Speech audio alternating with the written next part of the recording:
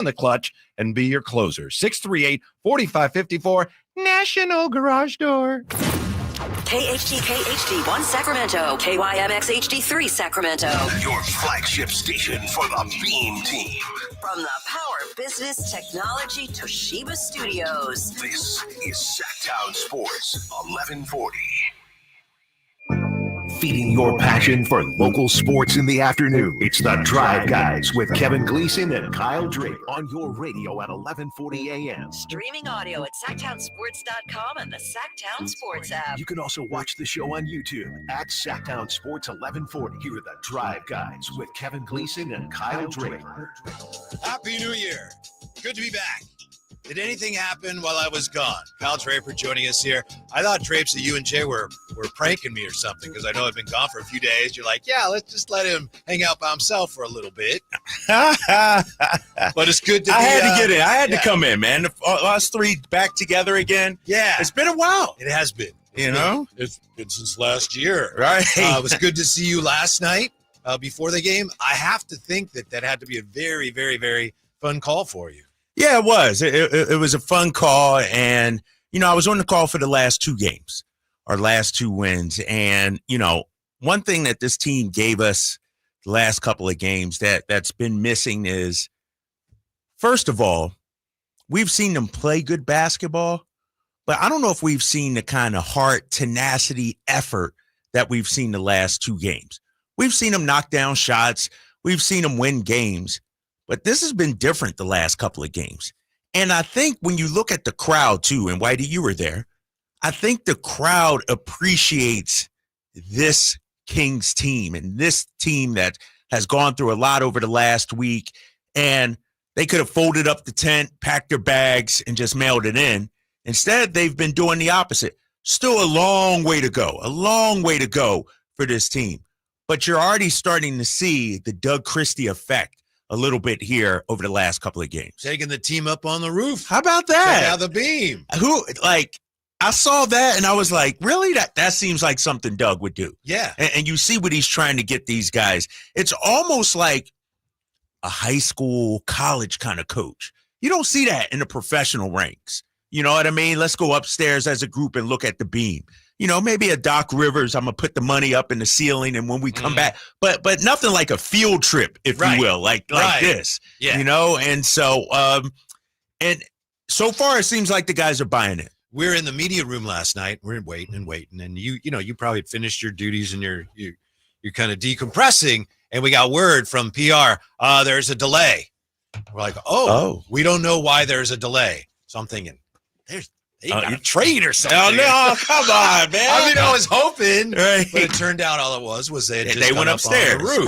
Right. Yes, and to your point, the fact that, we had Doug Christie talking about things that very few people could talk about. He understands the relationship better than most, better than any NBA coach. The relationship between Kings fans and the team. And when he spoke to the team about, you are the light of this city. Yes. Some of that's maybe it's overstated, but if you're a Kings fan, you know that on some levels it's not. That's what it's about. And Doug is one of the few people who could really honestly speak to that. I mean, think about it, Whitey. A couple of years ago with the Beam team, first Beam team getting to the playoffs, it's like when the Kings are good, the city can stick out its chest a little bit more, hold its head kind of high. Think about what happened Friday with Mike Brown. And all the shots that were taken at the organization, all the shots, the Kangs being the Kangs, Sacramento, here we go again. And I would imagine, and we saw some of it in the comments on YouTube, the callers as well, I would imagine psychologically that beats you down. It makes you feel less than.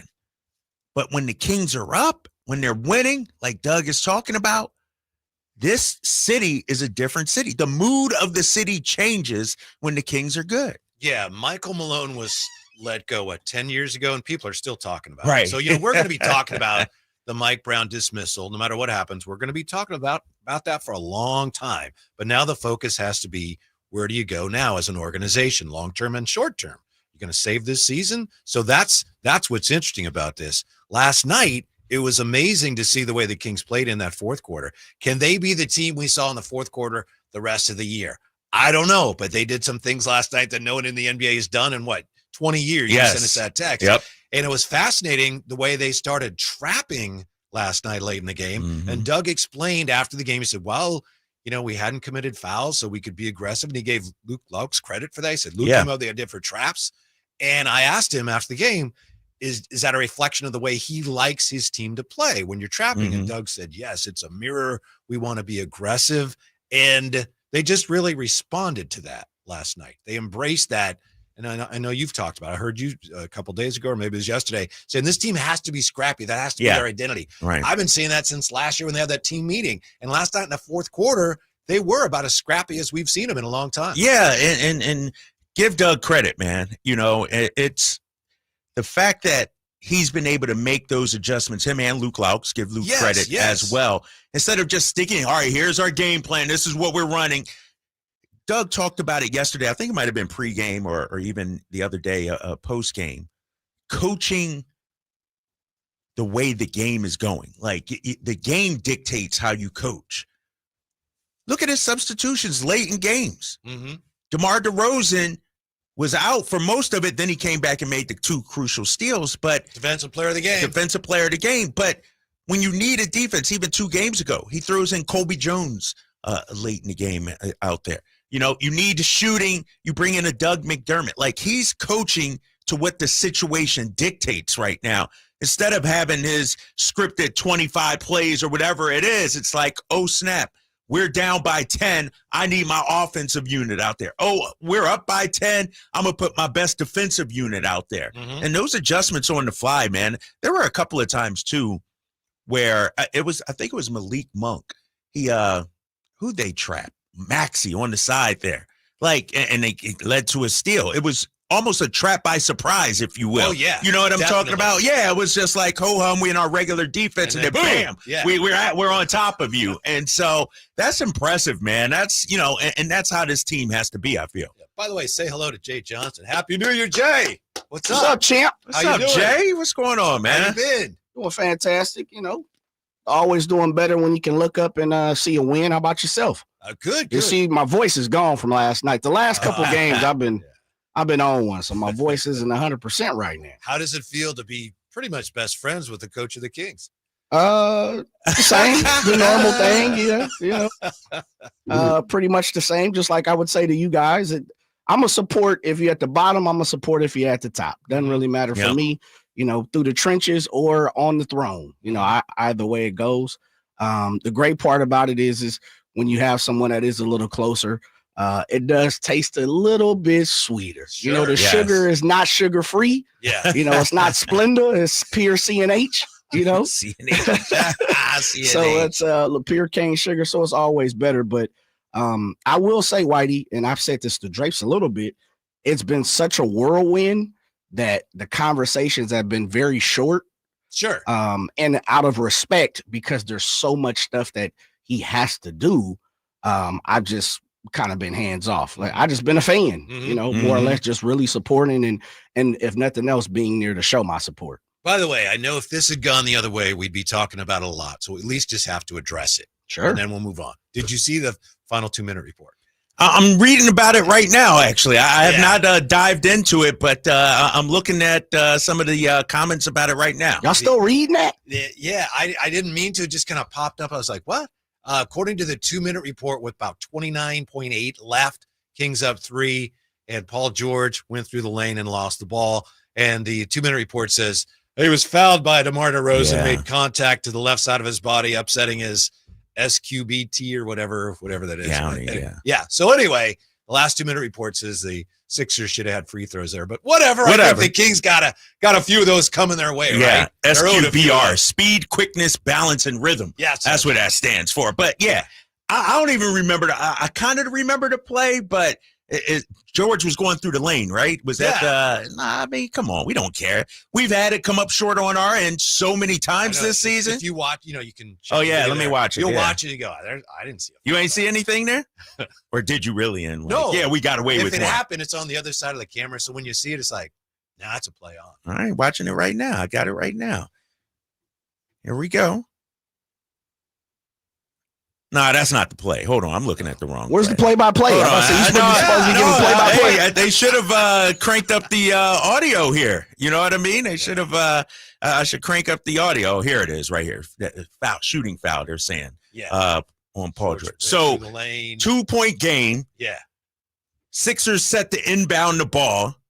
Oh, it was a 2-point game? Yeah, 109-107 at this point. 2-point game. Yeah, here's Paul George coming around the corner.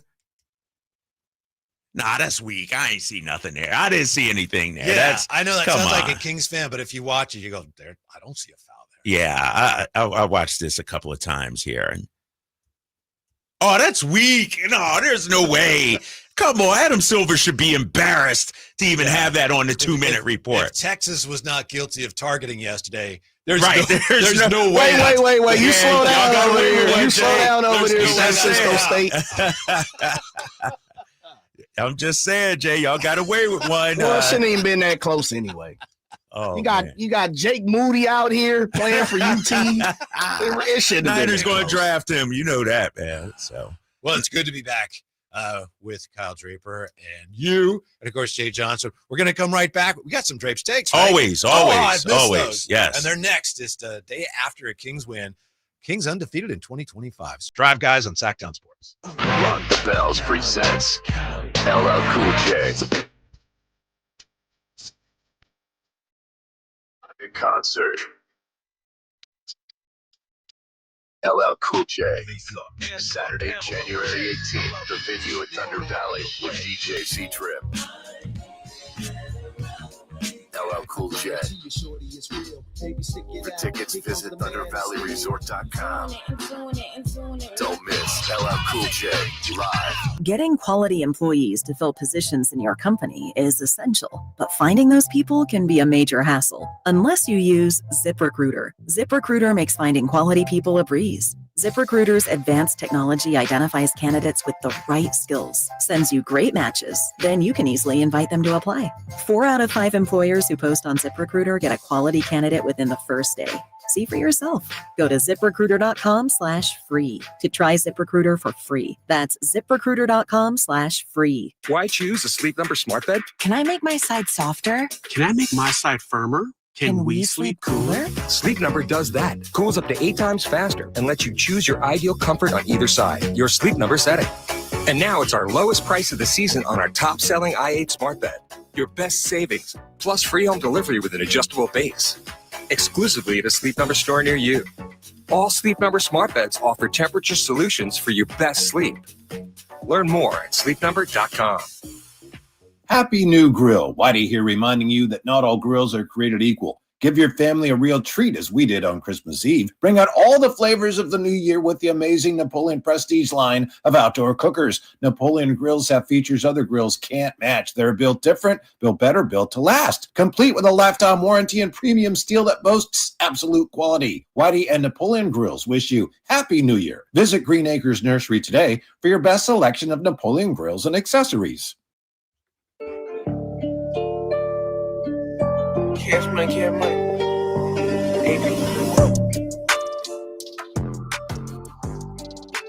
the Sacramento Kings, for the first time in what seems like forever, have won consecutive ball games. And for only the second time in their last 12 against the 76ers, walk off the floor with a W. The final score is 113-107. Your afternoon home for Kings talk and so much more. The Drive Guys on Sacktown Sports. How about those Kings? So many times this year, as we're all too painfully aware, they have squandered opportunities to win games down the stretch. Last night, they snatched victory from the jaws of defeat. How they do it, Drapes?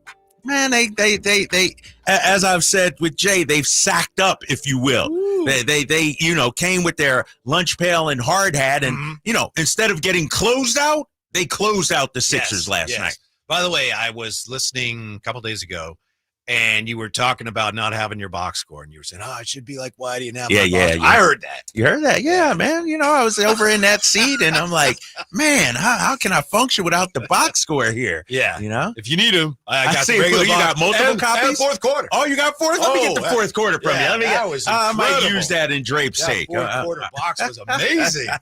Let me look at this. We may have to frame this one right here, man. This is the kind of 9 turnovers forced. Yeah. How about that? They made the Sixers look almost like, a high school team when you press them sometimes. Yeah. Like, oh, Right. that's what they look like. I don't know what to do out here, Coach. Help me out, Coach. Oh, this is an impressive fourth quarter box score right here, Yes, man. yes. And prepare to be impressed now because it's time for Drapes Takes New Year edition. Yeah. Take it easy, man. Just take it easy. Kings fans, welcome to the first Drapes Take, the first of many here in 2025. I'm going to start off by giving my guy Doug Christie some credit. I watched the way Doug coached. I watched the way he interacts with players. I watched the way he interacts with his assistant coaches. And to me, it seems like, and this is something Doug has talked about, everybody's all in. Everybody's a part of it. Meaning, and he talked about this the other day before the game. I asked him, what did you learn from your first stint as interim coach a couple of years ago? He said, to trust my staff and to trust the people around me.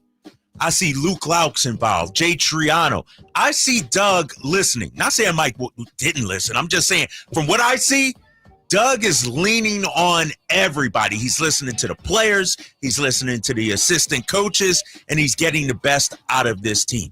Let me tell you what Doug Christie has been able to do through his first 3 games. I'm looking at the box score, Whitey. Mm-hmm. Got the regular one, the final one, and I have the fourth quarter only. Who led the Kings in minutes last night? In the game or in the fourth quarter? Hold up, let me get there. Just for the game. For the game was De'Aaron Fox? No. Keon Ellis. Keon! Keon Ellis actually played 15 more seconds than De'Aaron Fox, according to the box score that I'm looking at. Uh-huh. Keon Ellis played all 12 minutes in the fourth quarter. Here's the thing. Keon didn't shoot the ball great. Wasn't like he was prime Ray Allen out there, 3 of 8 shooting, all of them 3-point attempts. But I don't know why it's taking this long for Keon Ellis to be a regular member of the rotation. Not only did he get the start, he played the most minutes on the court. And I got to give Keon some credit. I was talking to some of the coaches about Keon, about what's been going on, how come he's been in and out of the lineup. One thing they said, Keon Ellis is not only an elite defender, but he's an elite team defender as well. I can't tell you how many times over the last couple of games I've seen Keon, A, get a deflection, B, surprise somebody he's not even guarding with the steal. A couple of games ago against Dallas, P.J. Washington gets it, tries to spin, and bam, Keon's right there. This guy is a difference maker. And I said we needed to find our Marcus Smart, who is a young game changer. Well, Keon Ellis, to me, is our young game changer. He can change the game without scoring 15, 20 points a night. He got ripped off last night. He should have won that defensive Nah, player of the game award. nah, slow He down, had slow 4 down, steals man. and 2 blocks. And Luke Laux even said last night, if you saw the video, shout out to Keon. He had 4 steals, 2 blocks. But we're giving it to DeMar. Got to give it to DeMar. Got it. Dude had 2 critical steals. And I understand you might have been able to make those steals. Those are like Brock Purdy interceptions. They threw the ball right to him. It wasn't lockdown steals or anything like that, but shout out to DeMar. I thought it was interesting looking at the substitution pattern late in the game. The Kings had come back. I believe they had taken the lead, and Doug went back to DeMar DeRozan. And I'm like, don't you need defense down the stretch? But that was a smart move on Doug's part, and here's why. DeMar DeRozan is a proud basketball player, future Hall of Famer. You don't want him sitting out the final 9 minutes of the game or whatever it is. You go back to him, Now he feels a part of it. He gets the defensive player of the game chain. Right. He's not salty about riding the pine in the fourth quarter. And of those 2 steals, I'm joking about the second one, but the first one, as I recall, was a great, like you say, it was one of those traps, came out of nowhere. That was a huge defensive. Huge. And that was the one in transition, right? Yeah, then he went down the second other one, end. yeah, they threw it right. The first one was a game changer. Yeah, exactly. And so shout out to DeMar. My next take has to do with De'Aaron Fox. Doug has said it. We've said it on this show. Jay said it. He is the head of the snake. We go how he goes. It's no coincidence we're 2-0 over our last 2 games, and De'Aaron's averaging 34 points over the last couple of games. What I saw last night from De'Aaron Fox, fourth quarter Fox, 14 points, Whitey, in the fourth. That's De'Aaron Fox from 2 seasons ago, which we saw last night. Getting to the bottom of the circle. I'm going to score from there. I'm telling you, and you still can't stop. Right. And it's not all layups. Little 7-footer here or there, 5-footer, just getting into the paint, that little floater, that little runner, whatever he has. That's what we need from De'Aaron Fox. And I thought he did a hell of a job on the other end also. I'm looking at some of the matchups. De'Aaron trying to guard Paul George out there. Those are tough matchups.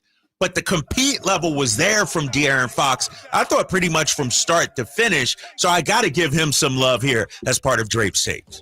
I don't mean to go here, but since we're talking about De'Aaron Fox, I don't know what he wants next year or whatever. But right now, just watching him, you can see he is all in right now. And that's really all you can ask of him right now. Right. Whitey, 13 to 16. Come on, man. What's so great about that, and I know you'll love this, only 4 3-point attempts.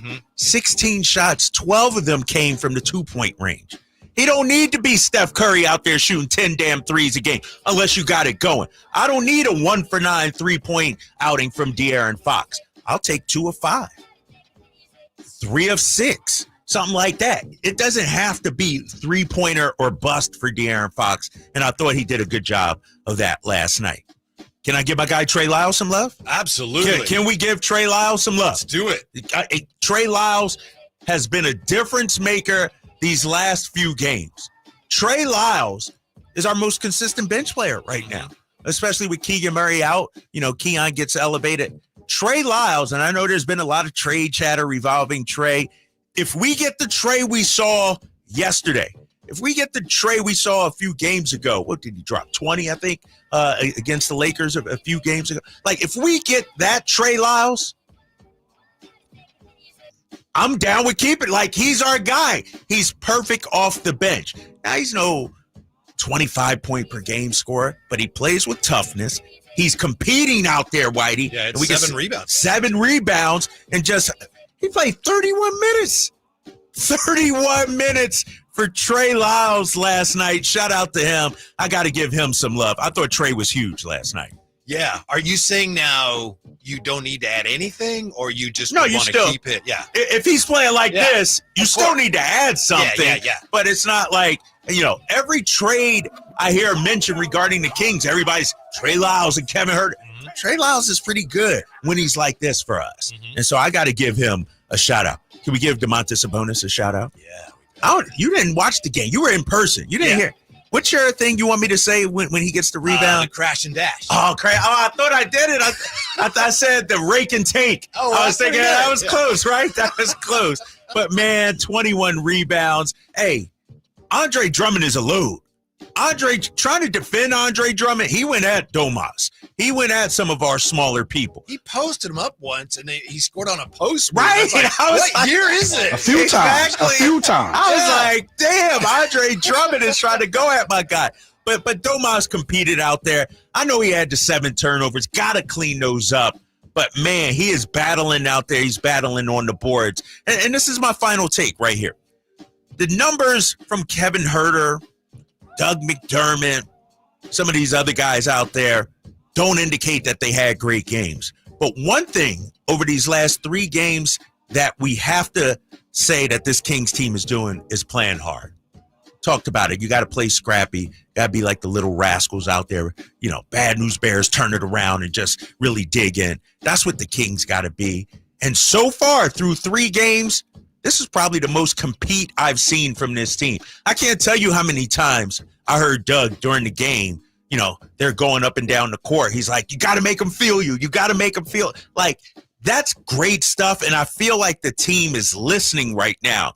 How many times did we hear Mike Brown say, this is what I tell them to do? Too many They times. aren't doing. We haven't heard that from Doug first three games, right? We having too many mental breakdowns.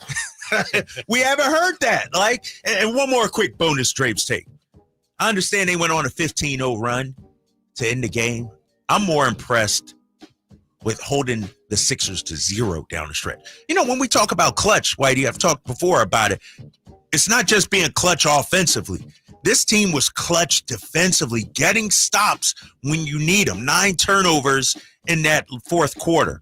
Paul George had what, 4 of them? Paul George had 3 of them in that final quarter. This is what you got to do. You got to compete, especially late in games, on both sides. Offensively, they got it done. 15 points, didn't miss a shot over the final 3 minutes and change. But they also got it done defensively. That's what we need to see from this team. Clutch defensively for the Sacramento Kings. That's one of the things that makes my head spin. I think one of the reasons Mike Brown got fired ultimately was because he was more emphasizing defense and ownership more emphasized offense. And Mike talked about that during his last few years here. But since he's been gone, the Kings, they gave up 100 to Dallas, and I know they were shorthanded, and only 107 last night. They had a great defensive effort. Right, exactly. And that's the thing, started off a little slow, gave up 30 in the first quarter, but against Dallas, what did they give up in that second half or the final 3 quarters? 63 points, I think it was. Last night, 18 points given up in the fourth quarter. That's winning basketball there, Whitey. It's like you clamp down and lock down when it matters the most. That's what the Kings have done these last couple of games. Jay, that's Drapes Take.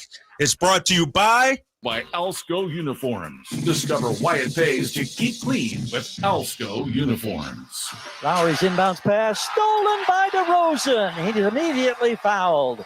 Talk about the defense rising to the occasion. Now we're going to hear Light the Beam chants, I'm sure, at any moment. We're right back. Drive Guys with a look at the best thing about the Kings win next on Sacktown Sports. The PGA club fitters at the Hagen Oaks Player Performance Studio know that golf should be fun. They also know that players of all abilities will hit the ball farther and straighter, play better golf, shoot lower scores, and have more fun if they get fitted before they purchase golf clubs. Hagen Oaks delivers the same technology and major brands used to fit PGA and LPGA professionals. See how the game can be even more fun. Hagen Oaks Player Performance Studio fittings are available 7 days a week. Make yours today by calling 916-808-2531. That's 808-2531. Time now for your 49ers report, brought to you by Jeremy Winter, attorney at law. He cares because he's been there. Brock Purdy injured his right elbow with just under 2 minutes to play in the Niners' 40-34 loss to Detroit on Monday night in Santa Clara. Kyle Shanahan did not provide much information after the game on Purdy's injury, and his status for next week's season finale versus Arizona at this time is uncertain. Serious accident. You deserve the law offices of Jeremy Winter. 877-637-3237. Jeremy lost his mother in a car accident and knows firsthand the pain caused by tragedy. That is why he became an attorney to fight for others who are going through a tragedy. If you've been seriously injured in an accident, you deserve more. You deserve better. You deserve Jeremy Winter. 877-637-3237. May 16th and 17th at Cal Expo with Bailey Zimmerman, Billy Currington, Cole Wetzel, Nate Smith,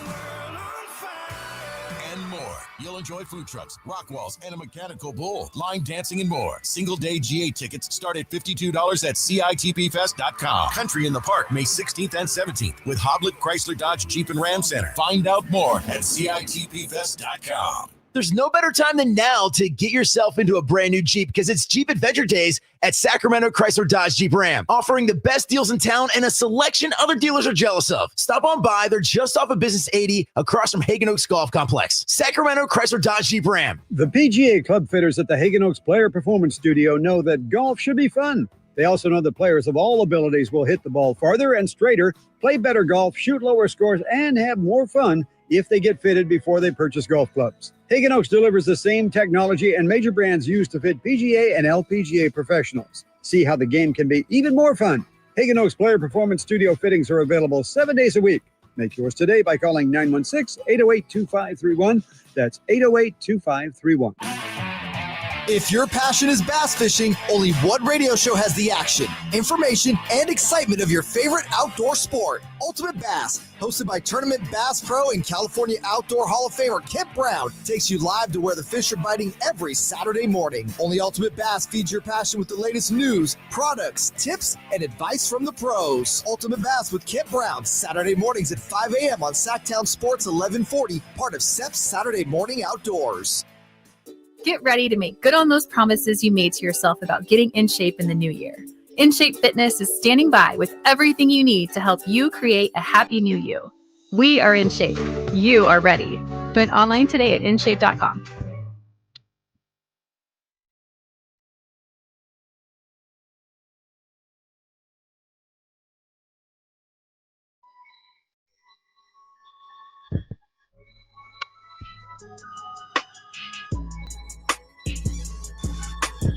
Your afternoon home for Kings talk and so much more. The Drive Guys on Sacktown Sports. Look, I don't have a problem with DeMar DeRozan winning Defensive Player of the Game. I just, Keon's kind of my guy. I was hoping he would have won it. But to your point, Drapes, you mentioned that was probably smart coaching. DeMar DeRozan probably felt great about getting that award. And the truly great Tony Ray Harvey joining us today. Good to see him last night. Tone, Happy New Year. He says DeMar DeRozan was cheesing last night after he got that award. So, and Keon's one of those, you could award it to him all the time. You know what I mean? Every game. He's going to win his fair share. DeMar coming up with 2 big steals late, get a man. So, make him happy. Throw him a bone right there. This is no surprise because Doug Christie obviously is a very bright guy, but the way he's handled this so far with such humility, it's really the only way he can play this. And he's played it well. And, he's getting tons of credit now for back-to-back wins, but he's talking about the staff and the players and so proud of the players. But this is such a delicate situation for him and the franchise, right? I mean, Mike Brown was, in some ways, in the eyes of some, especially those outside the area, legitimized the franchise. And then all of a sudden it's like, okay, that's done. Right. So where is it now? And they really need some stability in the short term. And Doug so far is doing about as good a job as he possibly could at establishing that. Yeah. In the short term. And it's a tough spot for him, too. Very tough. I mean, because think about it like this. Obviously, Doug is a Kings legend. What if it doesn't work out for him? Right. Are we going to fire Doug, too? Like, it's a touchy subject. But I will say, there's probably no one that bleeds purple more at this point in their life than Doug right now. And so I get it. And the way that, and Katie was on with Jason Ross earlier, he's a motivator, man. He shoots it straight. I think the players respect him. And I think they know what he says he truly believes and feels. And so it's a tough situation that he was put in. But think about it like this. He may not have been ready, but he will be ready. Like, when he got the call, he was ready. Mm-hmm. You know what I mean? He might not have been looking for it, might not have, but once it came, he's going to take it and run with it.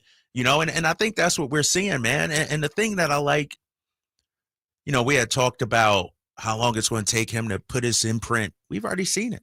3 games, he's already changed so much. And I see people weighing in on the YouTube chat. Aaron said he missed the first part of Drapes' takes. Did he give Keon's fourth quarter minutes love? Yeah, I did.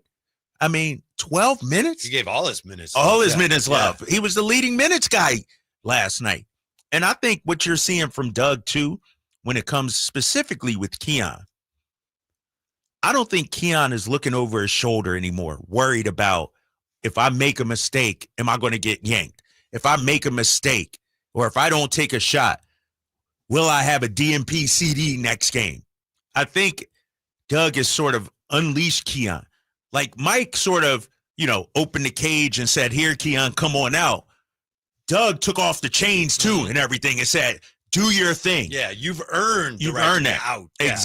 Exactly. And so it's been beautiful to see. I mean, we got a tough game coming up tomorrow. We're going to talk about Memphis tomorrow, obviously. Tough game, but this team is trending in the right direction. You weren't here the other day, Whitey. Jay, I don't know how many callers or texters we had said, oh, well, they beat the G League Mavericks team and Mavs didn't have anybody. And I know there's people going to say, well, they didn't have Embiid last night. But they still had Paul George, future Hall of Famer, Tyrese Maxey, all-star. And Keegan didn't play. And Keegan didn't play. And so, and this team took care of business, won the game. That's two good wins in a row. And me and Jay were talking about it the other day, Whitey. The Kings were so low, so beaten up. Any win is a good win for them right now. Any kind of positive momentum this team needs right now. I remember years ago, Charles Chili Davis. Remember him, Jay? Yeah. Of course. He was in the midst of a bad Former slump. batting coach. Yeah, that's right. Well. Yeah. And he was struggling and he hit a home run or something. So after the game, people were talking to him about coming out of his slump. And I'll never forget this because someone said, do you get frustrated? He said, it's not so much what you get frustrated. You get confused because you got so many different people telling you things. And I think that's kind of where the Kings have been, right? You get confused. Why isn't this working? It's not just a matter of frustration. And I think you could see that the way they were playing sometimes without a lot of intensity. I think it was because of that uncertainty. What's going on? What are we doing? How are we supposed to do this? And now I think we've seen in the short term, last 2 games anyway, I think they feel more comfortable with, all right, they have a clear idea of what they're doing. But the best thing about the win last night to me was the fact that they've lost so many games this year when it looked like the win was right there for the taking and they couldn't grab it. And they did it last night. And you mentioned this already. It appeared that home court may have had something to do with it. Right. Doug talked about that. De'Aaron Fox talked about that. And how about that? Now, those things go hand in hand. You play well, the fans respond, you start playing better. Right. But in that fourth quarter, I mean, anybody who was there, and I'm sure if you saw it on TV too, you couldn't look at that and say, it wasn't really about home court advantage. There was a home court advantage. Yeah, and me and Katie remarked about that in the fourth quarter. That place was deafening. It was so loud in there. And that's the point I was trying to make earlier. This crowd, you're not going to win every game. We understand that. But the effort the Kings gave brought out the best in the crowd too. And, and so I think it's on the players, Whitey. If you give the effort, now, if you lay down and roll over, don't expect the crowd to try and it's hard for the crowd to sit there after paying several $100, paying for concessions and parking. You come out there, roll over, play flat, and they're supposed to say, come on, guys, we can do this. You got this. Right. Because for them, it's like, if I did my job in as lackluster a fashion as you're doing yours, I wouldn't have the money to I wouldn't be here. Right. Right. Exactly. And so, but if the fans see this team laying it on the line, see this team trying to, like Doug would say, play for Sacramento, be Sacramento proud, then the fan base is going to give that back to you. And that's what we saw last night. Mm-hmm. How about this from Russell? I shouldn't even read this, but here we go. Too go. late. Russell, dare I say the Kings look better without Keegan? Be quiet, Russell. On, Russ. Russell is a troll. I'm going to call him out. Russell, over the last few days, he has not said one positive thing, Whitey. He has been all negative. He's trolling out there. I'm not messing with that dude. I ain't falling for the banana in the tailpipe, Russell. We're not going that way. Do you think maybe Keegan's been bothered by that heel or ankle more than he's let on? Yeah, I think maybe that's one of the reasons he hasn't shot the ball well. Yeah, I don't know. I definitely think it's an issue, and that's why I haven't laid into him or anything like that. I'm going to give him a pass, give him some grace. It is an issue for him. He's been trying to gut through it. Last night, obviously, needed a day off. We'll see if he plays tomorrow against Memphis. But, Russell, and he said that was a joke. But to his point, the Kings need the best version of Keegan Murray. We saw it last night. We don't have much size in terms of wing defending. We sorely missed him against Paul George last night. We sorely missed Keegan Murray. And Doug talked about it during the pregame. Somebody asked him about Keegan shooting and scoring numbers. How can you get? Doug's like, I'm not worried about Keegan Murray. Keegan has given us so many other things. Eventually the scoring will come around, but he's so valuable. There's a reason. I got to look at the minutes. There's a reason why he's routinely among the, 1 or 2 top minutes, 3 top minutes on this Kings roster. It's because he gives them so much more than just scoring. By the way, one of the things that Malik Monk does that makes him so dynamic when he goes to the basket, There's a few guys that I've noticed this about. I'm sure there have been many more, but Jeremy Lin at the height of insanity, I noticed, wow, he's good at it. I think Kyrie is. Malik goes to the basket and reaches the apex of his jump. And then when he's starting to come down, that's when he's most lethal. And I think some defenders, you're guarding a guy when he gets to as high as he can get, and then you kind of relax. And that's when Malik starts spinning it, going to the left hand when he's coming down. And it's a really unique skill, and he's really good at it. He had that one play yesterday. Was it against Paul George, I think, where he, going to the basket, he goes up. Paul's right there. Yeah, right. And it's like Paul's coming down, but Malik is still hanging there. He's still like halfway in the air coming and hit the scoop. And no, you're right. But also, too, Whitey, one thing that Malik is good at, how about the late pass or late decision to pass the ball? It looks like he's going to go up, but then he'll drop it off for Domas or something like that, or whip it out to somebody. Drapes, that dime to Alex Lynn on the ground. Yeah, I the couldn't, one where he went. Yes, I couldn't even see it. I still don't know I what couldn't he did. even see it. Yeah. I had to look up from where we were sitting at. We were under by Philadelphia's bench, and he dropped that dime, and I thought it was a turnover. Then I just see Alex Lynn going up. I said, I know he didn't make that pass. Yeah. I had to go back and watch the replay a couple times. Yeah. Like, man, 1 second he had it. Next second he had like both hands like, nope, I don't have it. And Lynn was scoring. Let me, and I forgot to throw this in Drapes' takes, fellas, but can we give the Kings some love for their free throw shooting? Yes. Like, this might have, if they didn't, last night. if they weren't a great 3-point shooting team this year, they might have lost that game. 22 of 24. Malik Monk, 10 of 10. Mm-hmm. He had several big ones. DeMar hit some big Only ones 2 down the misses, stretch. They made 10 more than Philly. Right. The fact that this team shoots better than 80% from the free throw line, that's encouraging. You would think in close games that should benefit them like we saw last night. Let's see if it does that even more so going forward. I know tomorrow we're talking to Jerry Reynolds, and Jerry was on with Emmerich and I on Saturday, and we're asking him about all this stuff. And I asked him about becoming an interim head coach because he's had to do that. And Jerry said, initially the first few games are not as difficult. He said it's really difficult.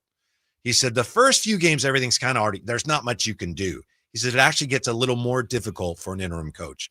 So we'll see, and you got a road trip coming up, but obviously these next 2 games, as the Kings are trying to regain some traction in the conference with Memphis and then the Warriors, it's a huge weekend. Yeah, and I'm going to throw Miami in there also on Monday. You got Memphis, Golden State, and Miami before you begin that tough 3-game road trip. If you can get 3 of these, 2 out of 3, I mean, now you're doing something. And each game it gets harder. Like the Warriors are a battered, beaten, wounded team right now. They are. They're fragile right now. They're confused. Yeah. Exactly. And so They just all past their prime. right. That's true. But like you get this one Friday, you win on the road at down there at Chase.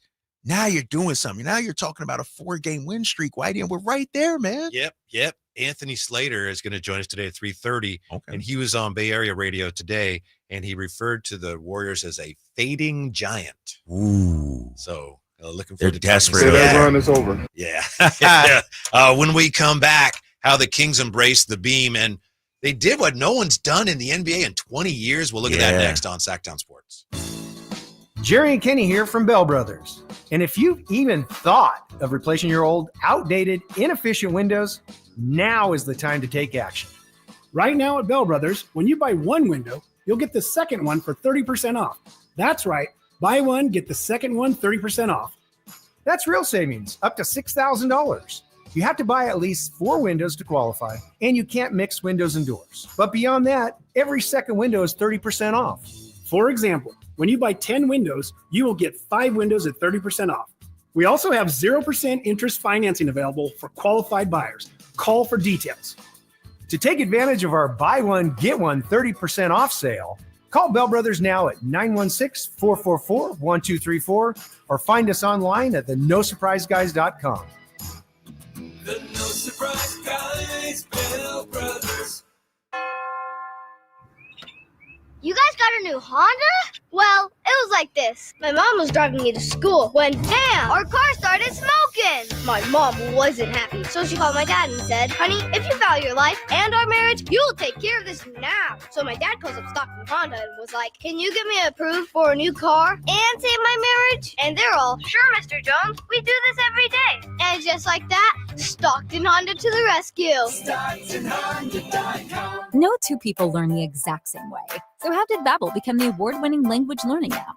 We thought of you, all of you. Take Sierra. As a visual learner, she uses Babbel's wordplay videos. Today I'll share a quick lesson on shopping in French. Merci beaucoup. Keith is a be in the room with real people kind of learner, so he loves the live online classes with our language experts. Okay, class. Vos está pronto. Estamos prontos. However you learn, Babbel makes it easy. Try Babbel for free at Babbel.com, Babbel.com. Getting quality employees to fill positions in your company is essential, but finding those people can be a major hassle unless you use ZipRecruiter. ZipRecruiter makes finding quality people a breeze. ZipRecruiter's advanced technology identifies candidates with the right skills, sends you great matches, then you can easily invite them to apply. 4 out of 5 employers who post on ZipRecruiter get a quality candidate within the first day.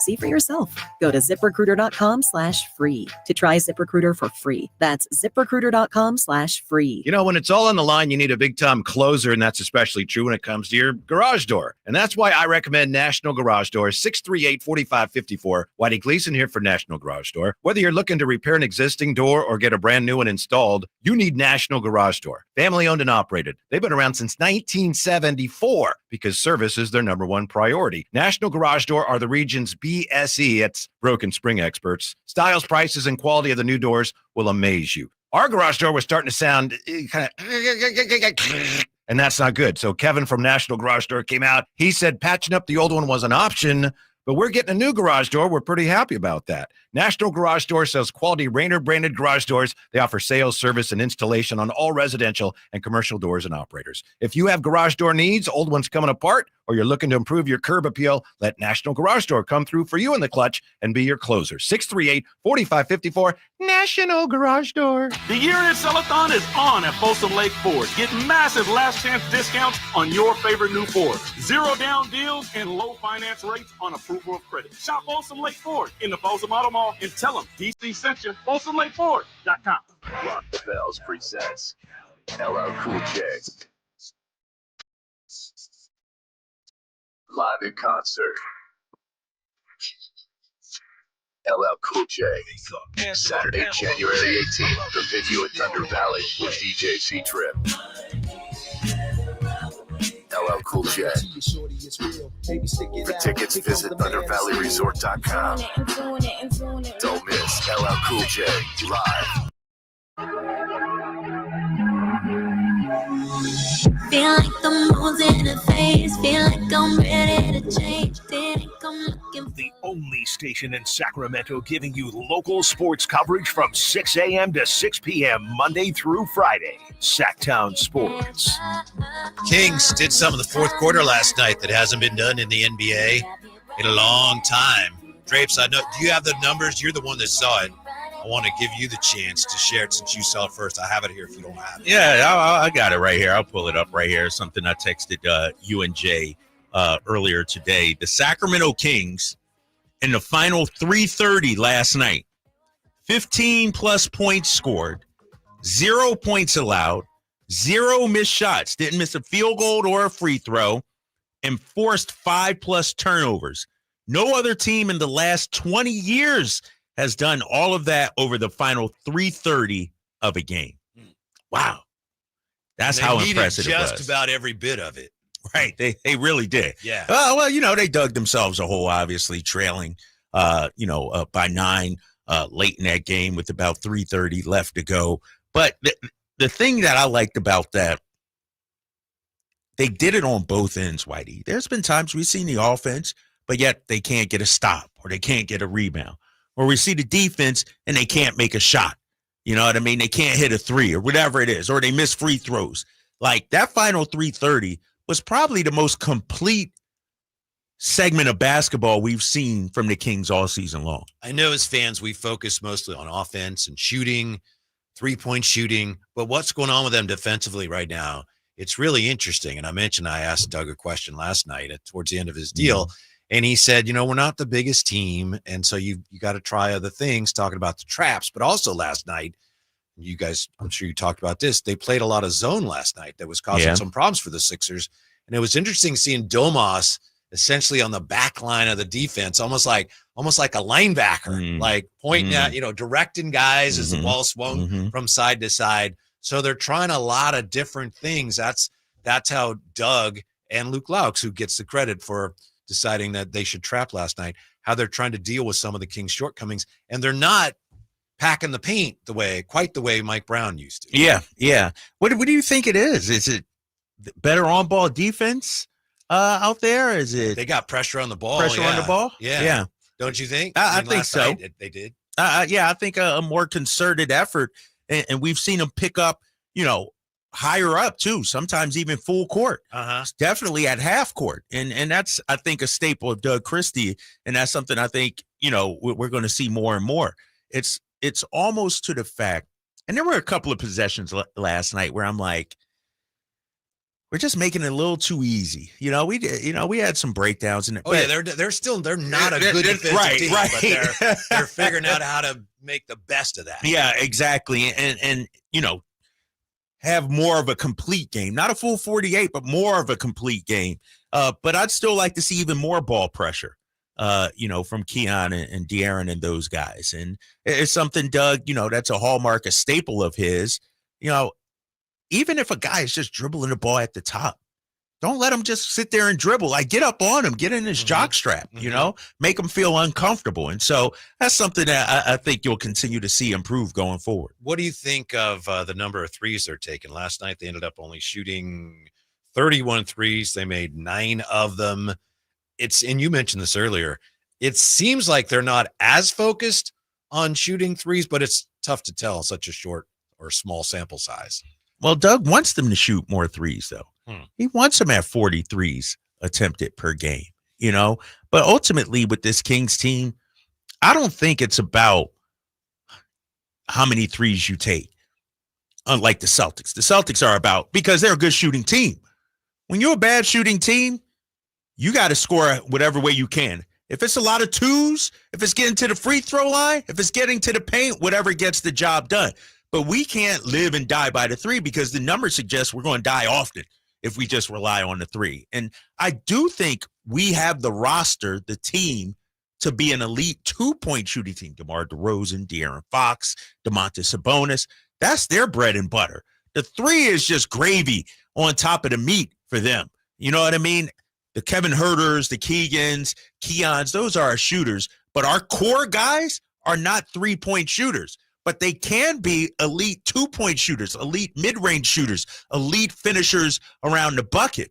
And so I'm of the belief that, sure, if you're a great 3-point shooting team, the more you get up, the better. But if you're not, which the Kings have shown they haven't been these first 35 games of the season or whatever, then you got to figure out other ways. And I feel like that's what they're doing. The Kings almost had a really big night from 3 last night, because Keon was 3 for 8 and Fox was 2 for 4 and Trey Lyles was 4 for 8.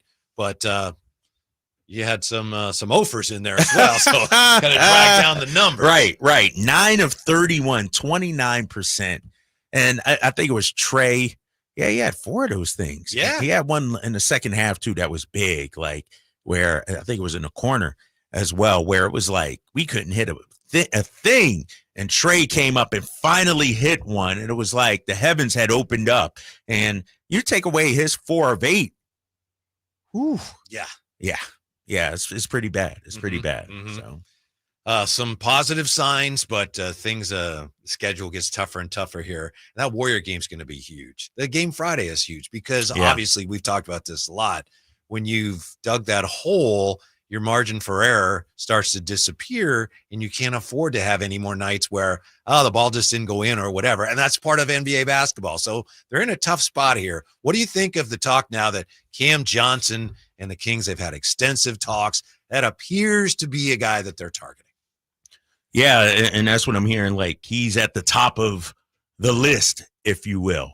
And I think what Brooklyn is trying to do is wait till the trade deadline, play it out. Try to get teams to bid against each other, raise the price, if you will. And you know what? I didn't think Cam Johnson was, a a fix-all, if you will. But I'm all in on him. Like, he's another very good player. And the more of those we can get, I'm all for it. Yeah, I know. Sam today was on with Dave. Sam says it appears that at this point, Brooklyn's asking price is still a little rich for the Kings' blood, but looks like they're close. And obviously, like you say, if you're Brooklyn and you've got a guy that a lot of teams are interested in, and you've got teams that say, you're asking for too much. It's like, all right, we'll just wait. We'll wait. Yeah. Right. Somebody's going to want Somebody's going to get desperate. Yeah. Exactly. And, I don't think Brooklyn's at a point where, Cam Johnson still has years on his contract. So it's not like if he doesn't get traded at the deadline, he's going to walk after the season. Right, you could trade him in the offseason. That was the case with DFS. Right, with DFS, but not with Cam. Yeah. So that they don't have to move him at this moment right now. Oh, I hope it happens. You're running out of time, too. Yeah. You are running out of time. You want to salvage this season. 339-1140, 1-800-920-1140. Rick has been hanging on. Hey, Rick, you're on the drive, guys. What's up? Hey, guys. How you doing? Good. Happy New Year. Yeah, good. Hey, when they let Mike go, I was very, very upset. I'm still a little upset, but do you guys think that maybe the message is getting a little tired, because it just seems like they're starting to play a little bit more focused now, a little more detailed. So I was sad to see Mike go, really was. But do you think it may have been a change for the better? I mean, I think that's yet to be seen. I think that'll play out, over time. Same thing with, when they got rid of Michael Malone 10 years ago. It was like, well, if we would have got a great coach and win some games, it would have been we wouldn't be talking about it. Mm-hmm. If Doug Christie goes on, gets this team to the playoffs, they win around, we're not going to be like, man, I don't believe they fired Mike. I think it depends on what this team does going forward here this season. Yeah. I think I heard your first show after the firing, and you were talking about how you couldn't believe it, right? Like, Mike Brown's not the coach anymore. Right. Yeah. It's rough. It's tough, but whether it was his fault or not, I'm guessing maybe some responsibility is his, but I'm guessing it was really beyond his responsibility. Something somewhere was broken. Right. And he wasn't able to fix it. Right. Ultimately, yeah. I mean, you lose 5 straight games at home. The tea leaves are out there. You could read the tea leaves. The team was not responding to Mike the way that the organization wanted to. I mean, Mike said it himself. I'm telling them to do X, they're doing Y. What's somebody supposed to do? It's like either you get the players in shape or you say, this coach they're not listening to this guy. I got to move on. Yeah. I remember saying that a few Fridays ago. It's like, is he losing the team? Yeah. He said, no, which I understand it, but it was like, you can't say that after every game. Every game. That said, I would not have fired him, but it looks like right now, looks like maybe they're going to figure this thing out. How about AC on Sacktown Sports? What's up, AC? Hey, Happy New Year, fellas. What's up, AC? Hey, I wanted to just what you were talking about with Malone's firing. How ironic and similar is that? It was a similar situation. You remember? Why do you probably remember? DeMarcus went out with an illness, and then Malone got pasted with the firing because the team was about the similar situation, right? But anyway, Draper, you said something really, really intuitive. I want to address it. You were talking about the Kings being a 2-point team. Look at the teams that shoot 3-pointers and are really good at it, okay? And we're not good at it, let's face it. But the teams that do it, you think the coach is telling them, hey, you guys need to shoot more threes? No, I bet you they're just shooting them in the rhythm of the game. And that's what we need to do. Did you watch Doug McDermott throw up his 3-pointers that last game? He threw them up with no rhythm. He had just a desperation heat, like the clock was running out. So I just think they need to, like you said, they got 2 really good mid-range players. Use them, man. That's what we need. We don't need to rely on the 3. You're exactly right. So I just wanted to point that out. I appreciate that, AC. Okay. Yeah. We'll come right back with a look at how the Kings got a big boost from the home crowd last night. Was that a home court advantage we saw? We'll get back to your calls as well. 339-1140, 1-800-920-1140. Drive, guys. I'm hesitating here as Drapes. I want to see if he would wait for me to. Drive Guys We ain't on breaking yet. on Sacktown Sports. Welcome to TGL, presented by SoFi, golf's newest league, live on ESPN and ESPN Plus. It's 2 hours of hammer dropping, overtime forcing, playoffs on the line golf, Tiger, Rory, and more of the best from the PGA Tour, split into 16. Learn more at TGLGolf.com. Tune in every week for TGL matches. Keep up, it's golf. All right, when it comes to getting life insurance for your family, a lot of excuses can get in the way. But ask yourself this: if something were to happen to me, who would pay the mortgage, the kids' education, and the other bills? Then forget the excuses and check out Ethos Life, the online, easy way to get life insurance in 10 minutes. Ethos has rates that you can afford, like a $500,000 policy for a 40-year-old male starting at $1 a day or $30 a month, with a few health questions and no medical exam. Get your free quote right now at checkethos.com. That's checkethos.com. Not available in all states. Rates do vary. Check engine light on? Take the guesswork out of your check engine light with O'Reilly Veriscan. It's free. Ask for O'Reilly Veriscan today. O'Reilly Auto Parts. When you take the time to shop at Folsom Lake Honda, there's one thing you'll always find: happy people ready to serve you. As a family-owned and operated dealership since 2009, customer service is our #1 priority. Our customers love doing business with us, and you will too. Get an instant cash offer for your trade at FolsomLakeHonda.com. We'll buy your car whether you buy from us or not. Folsom Lake Honda is your one-stop Honda shop. Folsom Lake Honda, yeah, your one-stop Honda shop. Getting quality employees to fill positions in your company is essential, but finding those people can be a major hassle unless you use ZipRecruiter. ZipRecruiter makes finding quality people a breeze. ZipRecruiter's advanced technology identifies candidates with the right skills, sends you great matches, then you can easily invite them to apply. 4 out of 5 employers who post on ZipRecruiter get a quality candidate within the first day.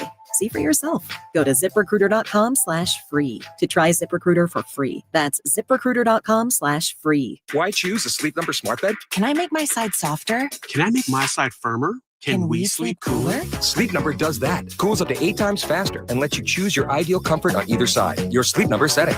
And now it's our lowest price of the season on our top-selling i8 smart bed. Your best savings, plus free home delivery with an adjustable base.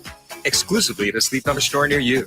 All Sleep Number smart beds offer temperature solutions for your best sleep. Learn more at sleepnumber.com. What sets Ashton & Price apart from other injury law firms? I'll tell you. From beginning to end, all important legal decisions are made directly between our clients and their experienced local attorney. A gate agent flying the plane, the receptionist performing surgery, not a chance. There's simply no substitute for the unique power of the direct attorney-client relationship offered by Ashton & Price. And there's never a fee until we win, and between you and me, we win a lot.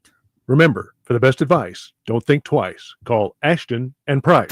Hey, it's Carmichael Dave coming to you from my good friends at American Energy. Look, it's already cold outside. It's only going to get colder. American Energy wants to help you stay warm and make sure your system is operating safely. So right now is the time to take advantage of the $49 tune-up inspection. Normally $119, $49 right now, and that includes a full safety and duct inspection. And check it out. If your system's over 10 years old, and I'll bet it is, the tune-up, yeah, it's free. It's free from a company that's been in business since 1981, serving the greater Sacramento area. A+ Better Business Bureau. Check their Yelp, check their Google reviews. Don't take my word for it. Give them a call right now. $50 off your first recommended repair. If you need a new furnace, half off the price of a new unit. Check them out at theaeway.com and tell them Carmichael Dave sent you.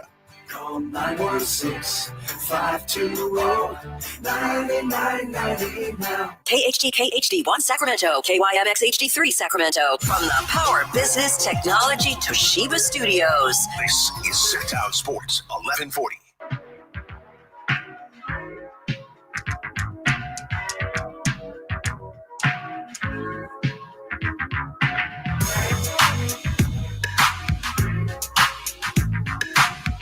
Bounces, no good. Sabonis with a rebound. He gives it up to Malik Monk. No timeout taken. 35 seconds to go. Malik to the rim.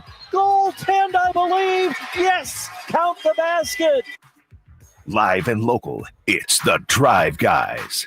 Watch the show on youtube.com/Sacktown Sports 1140. Or listen on the Sacktown Sports app. Yes, the Kings are undefeated in the calendar year 2025 after last night's come from behind 113-107 win, outscoring the 76ers 33-18. Drive Guys back together again. And it sure felt and looked like the Kings had something you'd have to call a home court advantage in that fourth quarter, Drapes. Think so, huh? Sure felt like it. Sure looked like it. Loudest of the season, you think, so far? One of, right? Yeah. Maybe the Houston game was it was really loud in that one. But yeah, this one felt more, how should I put this, Whitey? This wasn't just your usual January win. It felt more than just a like it felt like when your team is down and out and they rise up off the canvas. That's what it felt like. You're a boxer, you're about to get knocked out, and all of a sudden the crowd is cheering you on, getting behind you as you make that comeback. Yes. And then it's just euphoria when you actually complete it. And, it was a movie out there. DeMar got to it was DeMar, right? No, who did the beam last night? Yeah, it was DeMar, right? Yeah. I thought it was a crazy atmosphere. I really think the last two games were sort of like that. Like, I want to give the crowd some credit, and Jay talked about this the other day as well. When your team is reeling the way it is, it's easy and I've heard people, Whitey, say, "Oh, I'm giving up my tickets. I'm done.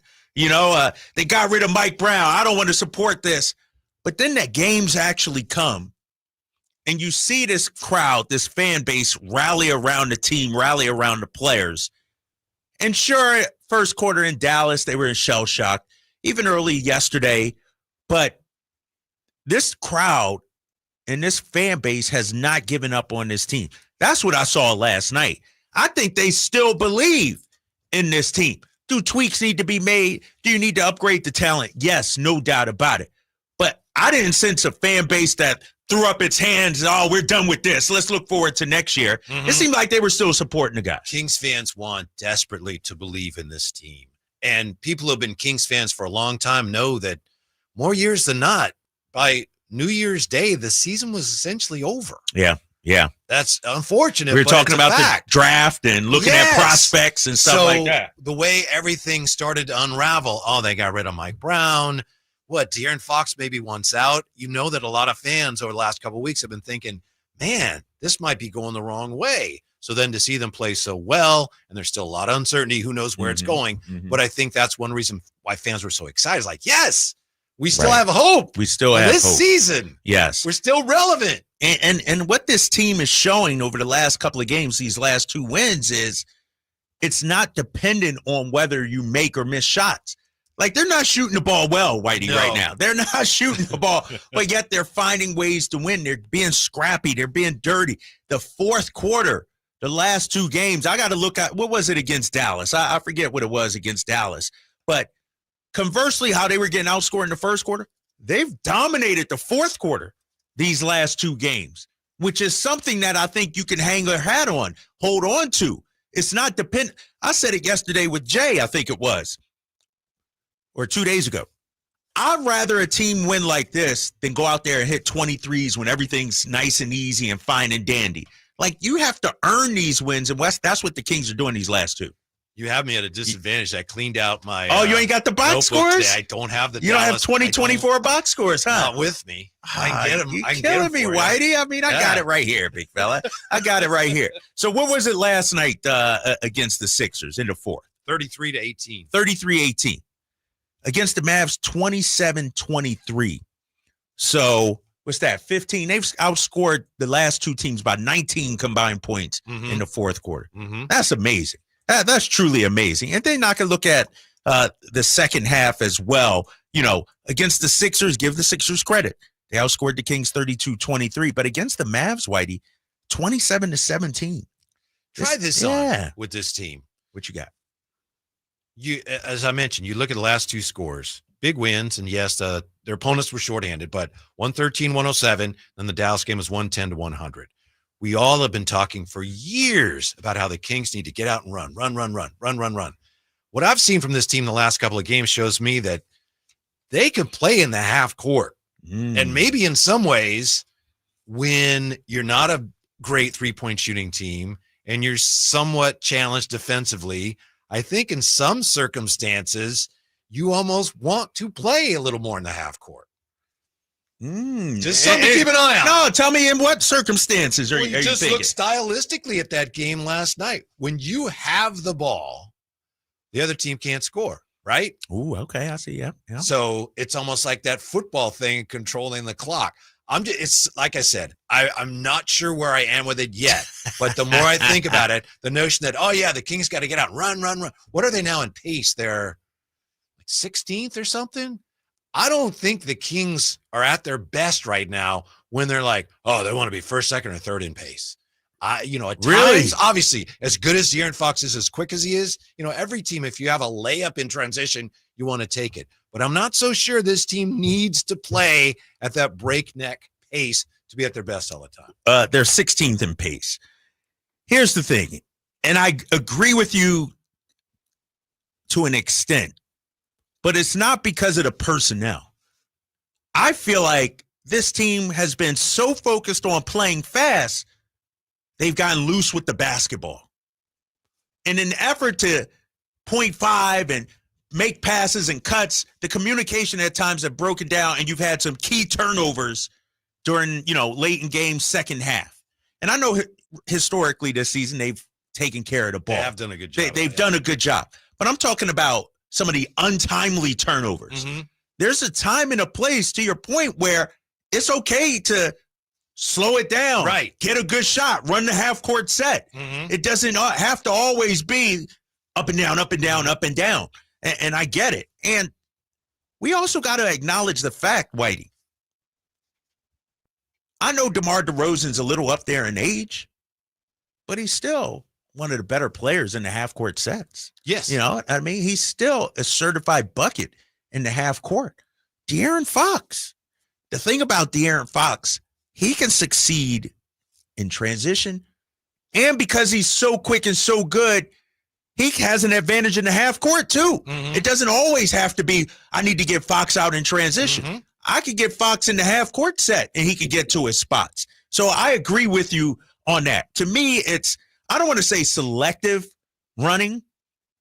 I'll go with that. Flip it the other way, Whitey. How about selective slowing it down and running the offense and getting a good shot and using some shot clock? That's just basic basketball. If you get the rebound and you have a chance to run, you're going to run. Any team should be doing that. But this team, when that's not there, I don't think they should be discouraged from taking their time to get a good shot. Yeah. I think that's when they're at their best. And like you said, it's a key point. You take care of the ball better when you're not forcing the ball up and down the floor.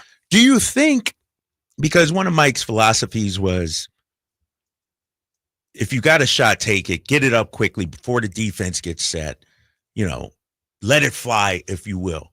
Do you always think the best shot is the first shot available? I honestly think that the way they've struggled with the three-point shooting means you got to look at all that again. Maybe I'm wrong, because the last couple of years, and you said they haven't been a great three-point shooting team. So is that your best chance to score, to take that early three? Last night's an example. Maybe not. That's all I'm saying. Maybe not. Okay. All right. The three start falling, then let them fly. Right. Exactly. And here's the thing. And we go back to, what we said a couple of segments ago. If you're making threes, then shoot 50 a game. Of course. But if that's not your forte, I don't want you just letting it fly, because I think we got a large enough sample size now to say, we're not a good three-point shooting team I this agree year. with that 100%. Yes, it just is what it is this year. We'll get to the phones when we come right back. Thanks for your patience. Yes, 339-1140, 1-800-920-1140. It's the Drive Guys basking in the afterglow of a big Kings win on Sacktown Sports. No two people learn the exact same way. So how did Babbel become the award-winning language learning app? We thought of you, all of you. Take Sierra. As a visual learner, she uses Babbel's wordplay videos. Today I'll share a quick lesson on shopping in French. Merci beaucoup. Keith is a be in the room with real people kind of learner. So he loves the live online classes with our language experts. Okay, class. Vos está pronto. Estamos prontos. However you learn, Babbel makes it easy. Try Babbel for free at Babbel.com. Babbel.com. If you love to travel, Capital One has a rewards credit card that's perfect for you. With Venture X, earn unlimited double miles on everything you buy and turn everyday purchases into extraordinary trips. Plus, receive premium travel benefits like access to over 1,300 airport lounges where you just check in and chill out. Open up a world of possibilities with Capital One. What's in your wallet? Terms apply. Lounge access is subject to change. See CapitalOne.com for details. Hi, this is Greg Papa. Disasters hit every day. If your home, business, or building has suffered from any disaster, SunPoint Public Adjusters can help. SunPoint prepares, presents, and negotiates your claim with the insurance company, working only for you, making sure you get everything you're entitled to and letting your focus be on what's most important, your family or your business. Call SunPoint today at 888-247-7865 or contact us at sunpoint.us. SunPoint Public Adjusters, the gold standard in public adjusting. License number 2N14884. Time now for your 49ers report, brought to you by Jeremy Winter, attorney at law. He cares because he's been there. Brock Purdy injured his right elbow with just under 2 minutes to play in the Niners' 40-34 loss to Detroit on Monday night in Santa Clara. Kyle Shanahan did not provide much information after the game on Purdy's injury, and his status for next week's season finale versus Arizona at this time is uncertain. Serious accident. You deserve the law offices of Jeremy Winter. 877-637-3237. Jeremy lost his mother in a car accident and knows firsthand the pain caused by tragedy. That is why he became an attorney to fight for others who are going through a tragedy. If you've been seriously injured in an accident, you deserve more. You deserve better. You deserve Jeremy Winter. 877-637-3237.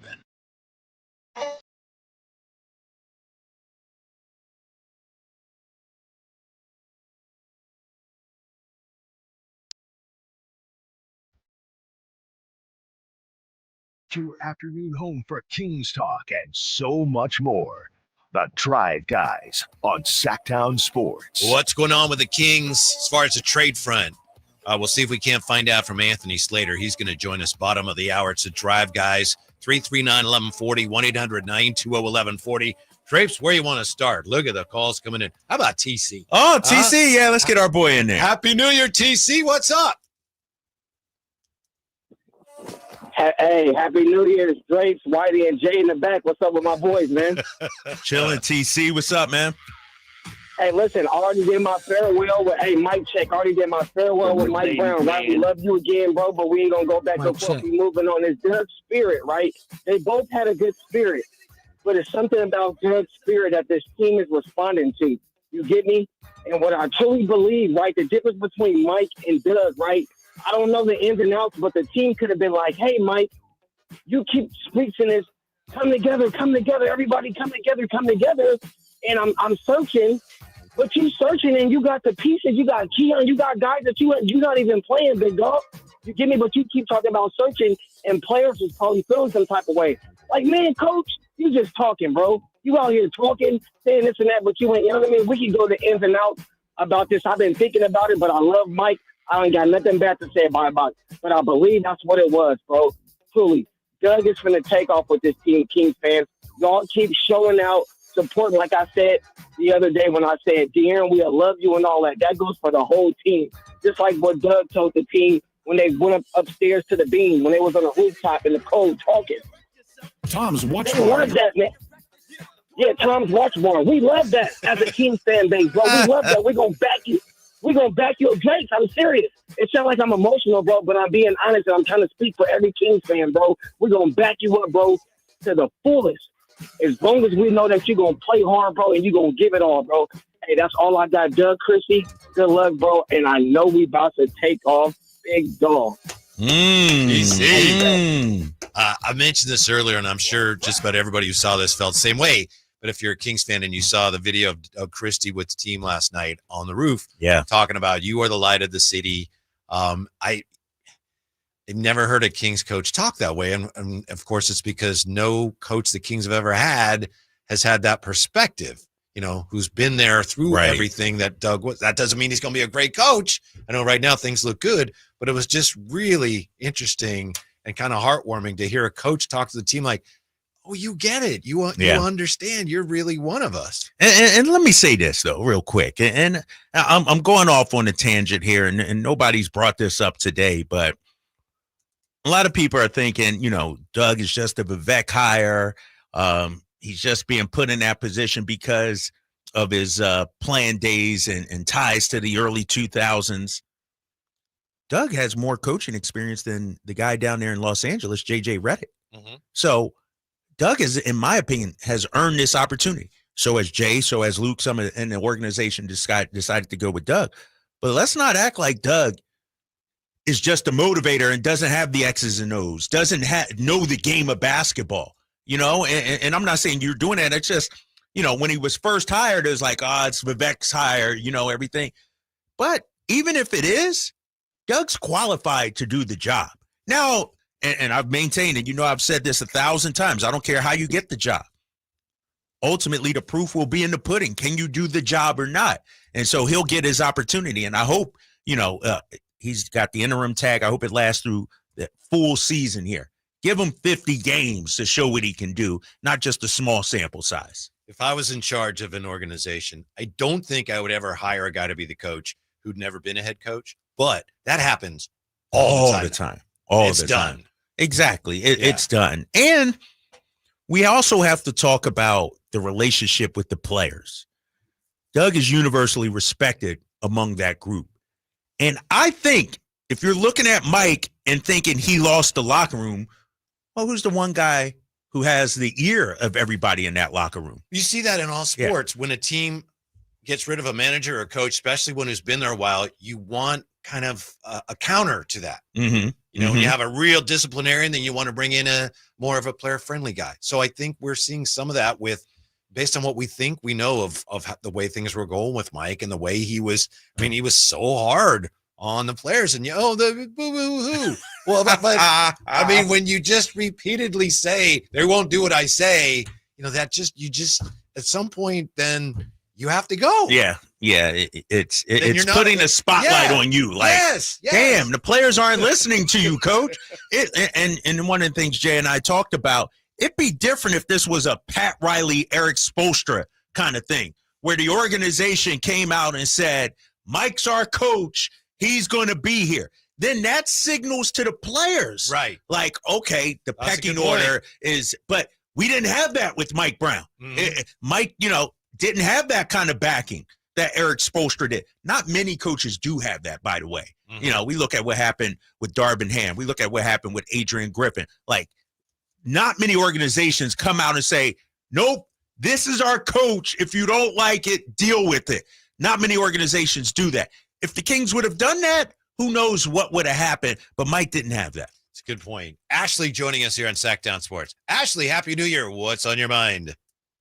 Happy New Year's, and two things. First off, when I believe it was Drapes, I'm not sure. I kind of tuned out for a little bit, but then re-caught in. But I heard one of you guys say something along the lines of, I wouldn't look for a coach who hasn't had coaching experience. Well, as that far was as me. me, I just said I wouldn't hire a coach who hadn't been a head coach before, but I said teams do it all the time now. So that was me. Right. Okay. My bad. But as far as that goes, in a way, I think it might be good to hire a coach who doesn't have much or doesn't have any coaching experience because of the fact that it's kind of like Popovich. He didn't really have a lot of coaching experience. He had been an assistant, kind of like Doug, but Greg Popovich ended up being a great coach, and it can bring in some new philosophies and ideas that I think could end up being beneficial, and you get the first crack at that guy. So you have a chance to really find a really solid head coach if they have high basketball IQ, which we all know Doug does have. And in a way, I think Doug's the perfect leader for this team because, as Katie asked him, what's his superpower? He's people's people. He's a galvanizer, as he said. And so I think that kind of brought back the energy of that beaten team. And we're making more timely shots. Trey Lyles came in, we were down, and he hit 3 threes and really helped us get back into the game a little bit. And so as far as, that goes, I think Doug might be the perfect candidate. We'll see. Thank you, Ashley. All right, Ashley. Yeah. Obviously, so far, so good. So far, the players seem to respond. We're getting 2 out of 3 wins, 2 wins out of 3 games. so far so good, man. Yeah. But like we said, the proof will be in the pudding, Whitey. Mhm. You know, we got games coming up. We'll see how the team responds here. Yeah, and I'm really talking about someone who hasn't been a head coach anywhere. But I guess, anywhere. But, Doug did coach the summer league team. So Yeah, he did. Yeah. He's been training on the job. Yeah. You know, like an apprentice, if you will, learning as he goes. Johnny, Sacktown Sports, 339-1140, 1-800-920-1140. What's up, Johnny? How are you? Pretty good, man. How about yourself? Good. What can we do for you? Oh, yes, I just had a question for Drapes. I was wondering what does he think of what the Valley of the Suns reports that the Suns might be interested in Alex Lynn for Bowl, and also if they could add on possibly Jalen Bridges for like either Kobe Jones or possibly Doug McDermott. Well, you know, here's the thing about I saw Bol that Bol. earlier, and I thought someone was just making a joke. Nah, somebody's like, But real quick, Drake, Go ahead. before you go, I've been waiting on this for the last couple of weeks till we kind of been back there you together. go. All right. Bol is one of my guys. Okay. I would love to see him get off the pine in Phoenix and get some opportunities. So you'd love to see him come here. Absolutely. If that means being opportunistic here in Sacramento, I think he's one of the guys who hasn't got any type of opportunity. He definitely has been hurt, small injuries here and there. But that's the type of dude, if he is right, we've talked about this, buy super low, he might turn into something. So Jay's all in on Bol. Yeah, especially for chump change. I'm at the point now. And a couple of basketball. And I know he's still young, 25 years old, but he's already been on 3 teams. By now, aren't you who you are? Nope. Nope. 3 different organizations, Nope. Jay. Then we need to be looking inside our own organization and be saying the same thing. So if we're going to say you are who you are, then there's some people that we're wishing and praying on here in Sacramento to be something. Put some names on it, Jay. Because I'm going to get you in trouble if I put some names on it. I'm saying this. De'Aaron Fox, even if he is who he is, that's still a hell of a player. Okay, Keegan Murray then. Let's start there. Keegan Murray's only in his 3rd year, Jay. Okay, but I'm just saying. Is 6 years in. Let's look at the ages, though. He said, no, but you can't do that, Jay. Okay. You can't But look at the ages. Then don't drop Bol's age. No, I'm looking at his experience. 3 different teams. Denver, flamed out. Orlando, one and done. Phoenix can't even get off the pine. Those are all Has good only teams. played Championship in teams. 7 games. Is he injured right now? Is that what's going on? He is injured. I don't know. Bol to me is sort of, you take a flyer on. You know what I mean? And then what I just said, send over a light the beam character, a ball of bags, so a bottle of red wine that you can get inside the arena from Domas, Sabonis, let him come through, send a box, and we're good.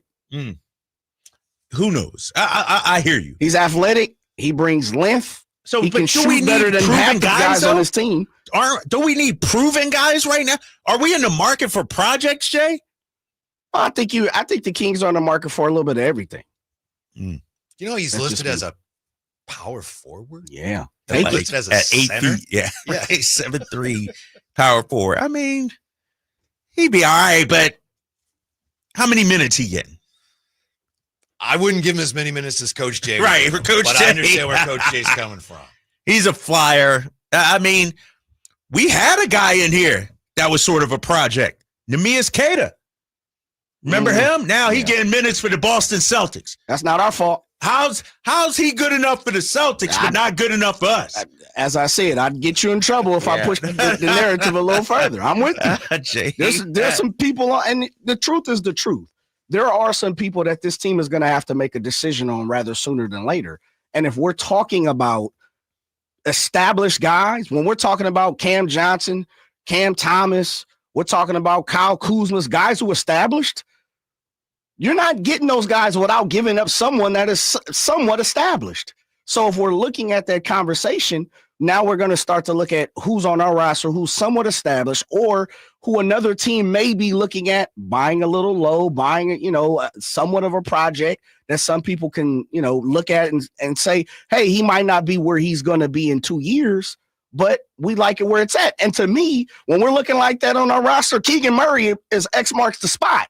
Like there's some things he does great, and despite whatever he's doing this year, there's some things that I've been asking and seeing that he's been lacking since he's been in the league. So we got to start to have those true conversations. That's just me. Mm-hmm. Speaking of deals, what's going on with the Kings? We'll find out if Anthony Slater knows anything when he joins us next on Sacktown Sports. It's a myth to think you don't play golf well enough to get fitted for golf clubs. The professionals at the Hagen Oaks Player Performance Studio would argue that playing the game with golf clubs properly fitted to your body and swing characteristics is the best way to improve your game and have more fun on the golf course. With a professional staff of fitters, all the major brands of equipment, and cutting-edge technology featuring TrackMan, the indoor-outdoor Hagen Oaks Player Performance Studio is worth a look. See for yourself, Fulton Avenue at the Cap City Freeway. Schedule your fitting at 916-808-2531, 808-2531. Sacramento's premier country music festival, Country in the Park, is coming back May 16th and 17th at Cal Expo with Bailey Zimmerman, Billy Currington, Cole Wetzel, Nate Smith, and more. You'll enjoy food trucks, rock walls, and a mechanical bull, line dancing, and more. Single-day GA tickets start at $52 at CITPFest.com. Country in the Park, May 16th and 17th with Hoblit Chrysler Dodge Jeep and Ram Center. Find out more at CITPFest.com. Tom's Watch Bar, your ultimate sports watching destination for all Kings games, hosted live by Sacktown Sports. With 360-degree viewing, surround sound, premium food and drink, and game day vibes that match being at the game, Tom's Watch Bar is the ultimate game day experience for all Sacramento Kings fans. The sewer system. It's probably the last thing on your mind, and that's okay. Because at the Sacramento Area Sewer District, it's our first priority. As the region's largest sewer utility, we own and maintain thousands of miles of sewer pipe. And our job is to get to your sewer problem before it interrupts your life. So whether you've got a slow drain or a backup, call us first, day or night. The Sacramento Area Sewer District. It's a dirty job, but we're happy to do it. There's a reason why more and more people are coming from all over to Sacramento Chrysler Dodge Jeep Ram, Folsom, Elk Grove, Woodland, Roseville. And it's not just because they're centrally located next to Hagen Oaks Golf Course. It's because they make the car buying experience different than anywhere else. Yeah, of course they can get you a great price. That's the easy part. Where their general manager, Chuck Dean, and his team really make a difference is they don't believe you should have to sacrifice great customer service to get a great deal. Stomp on in today and see for yourself. That's Sacramento Chrysler Dodge Jeep Ram. It's the place where a handshake still means something.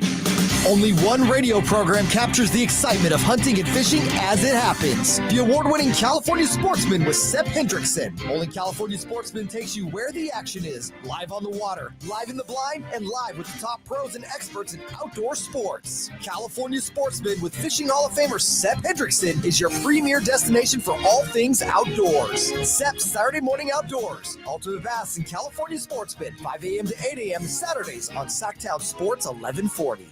Want the best movie experience in town? Join Sacktown Sports IMAX Pass by visiting SacktownSports.com. Sign up today. You can win tickets to see this week's films at the Esquire IMAX Theater.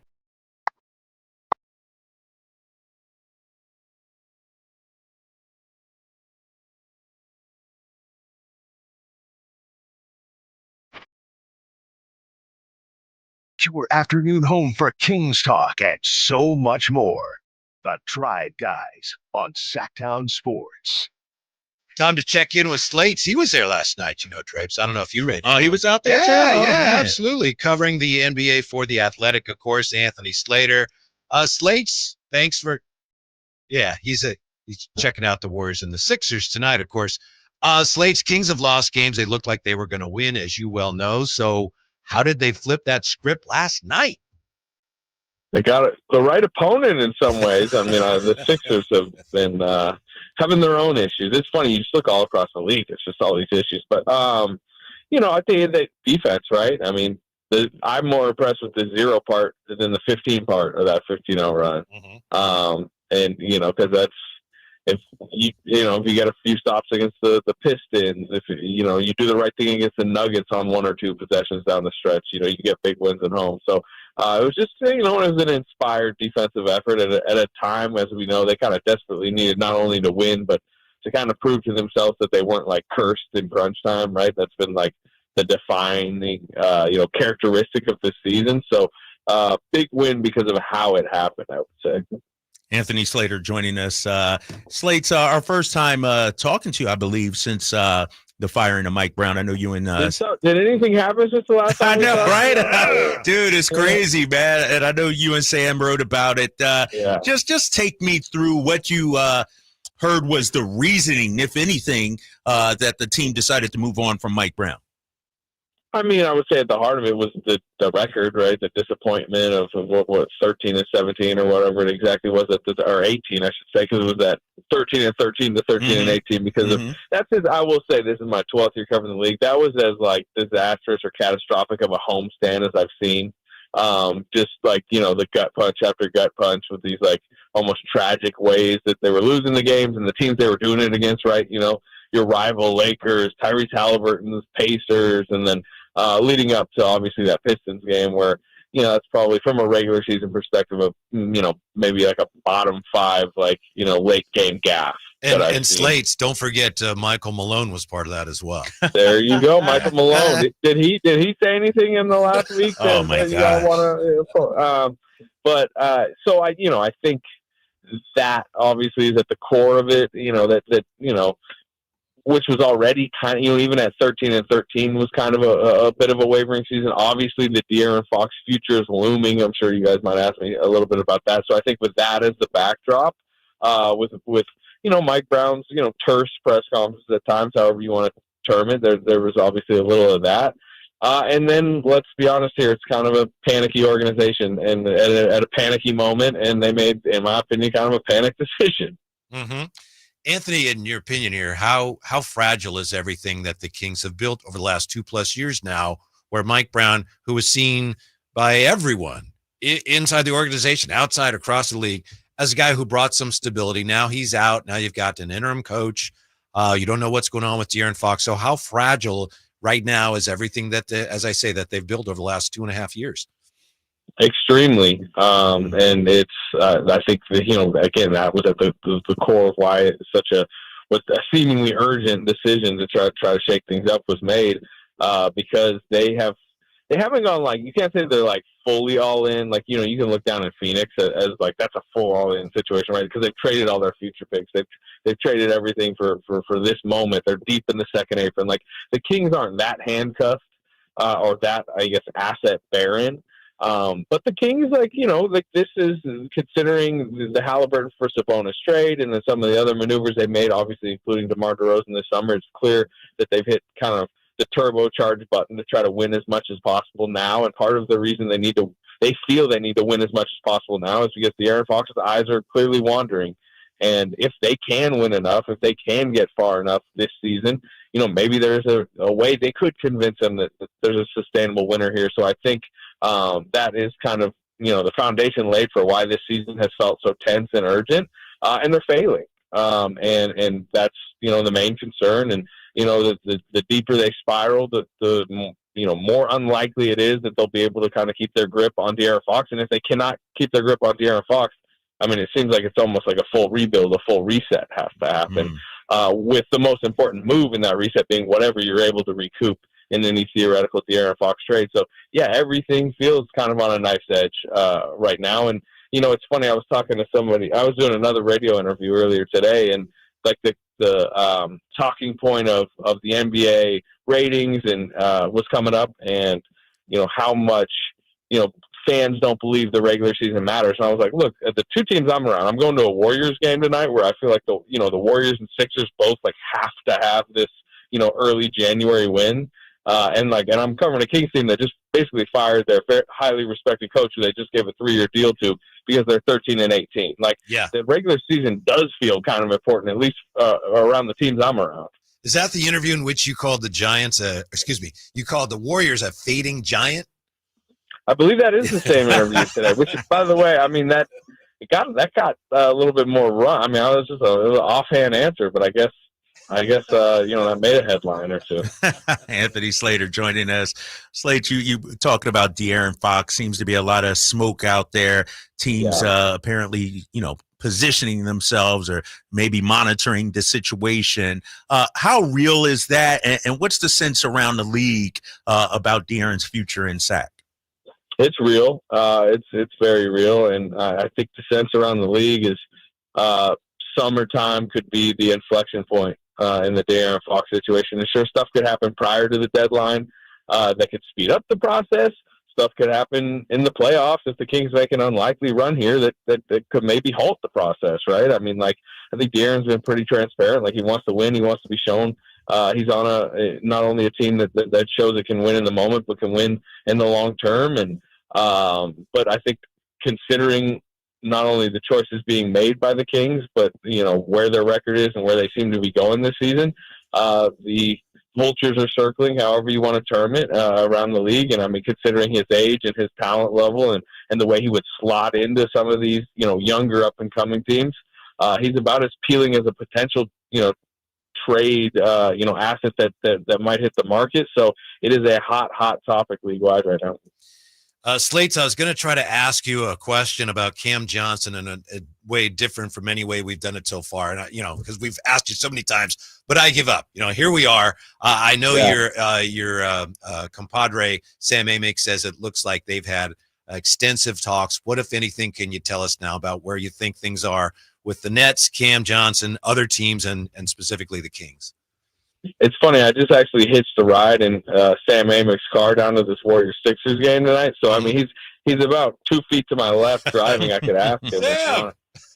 Sam, no, they want to know on Cam Johnson. No, I mean, you hear the same thing. Like, I know Sam said it this morning. I've even heard dating back to the summer that, you know, they were, you know, relatively extensively into conversations about Cam Johnson. Obviously, nothing got done, but they were in on, you know, Alex Caruso, and there's various others. I mean, you know, Kyle Kuzma, I know, has been bandied about.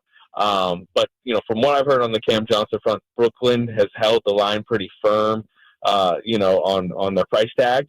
And they've relented on Dennis Schroeder. They only got a couple second-rounders. You saw Dorian Finney-Smith just went to L.A. for, you know, D'Angelo Russell and some second-round capital. So, like, they've been willing to lower their price, but it does feel to me that they view Cam Johnson as, like, they're the most prized of their assets as it gets closer to the deadline. And I think they're gripping on to him a little bit harder and hoping, you know, as these teams, because the Kings are not the only team that are in the Cam Johnson sweepstakes, that these teams, somebody raises their price enough because they feel desperate enough prior to the deadline to blow them away. And it is such an interesting time to me, you know, and for the Kings, because Cam Johnson would really help this team, right? Like, you know, especially the way he's playing right now. And this, like, so in some ways, like, yeah, sure, throw a future first. Why not? You know, try to maximize this team in this era. But at the same time, considering De'Aaron Fox's uncertain future, and that is very real, do you want to, like, trade a future first? Do you want to trade a first that might be in 2027, 2028? Because that might be a point where, you know, you're hitting the reset button and you're really going to want one of your picks. So it's you know, it's kind of a risky time, I would say. Slates, you know, when you look at the Kings' assets, would you say there have been any assets that they have that they are reluctant to part with, whether it's players, picks, or anything like that? Have you heard anything like that? Yeah, Keegan Murray. You know, I mean, Keegan Murray has long been a very valued young player, you know, considering, you know, his shot profile. Obviously, he's not shooting the three that well this year, but I think we all understand, like, Keegan Murray is a shooter who has shown to be a big wing, versatile. I mean, in a lot of ways, he's, you know, at this point, a cheaper Cam Johnson still on his rookie contract. They're pretty similar players to me in a lot of ways.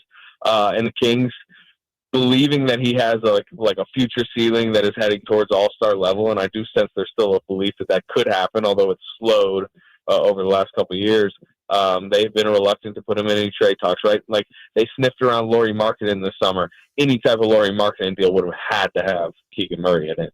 And so they've been reluctant with that. And then, of course, this time of year, everybody's bartering with first-round picks, protections, all that. They put a first-round pick swap in to get DeMar DeRozan.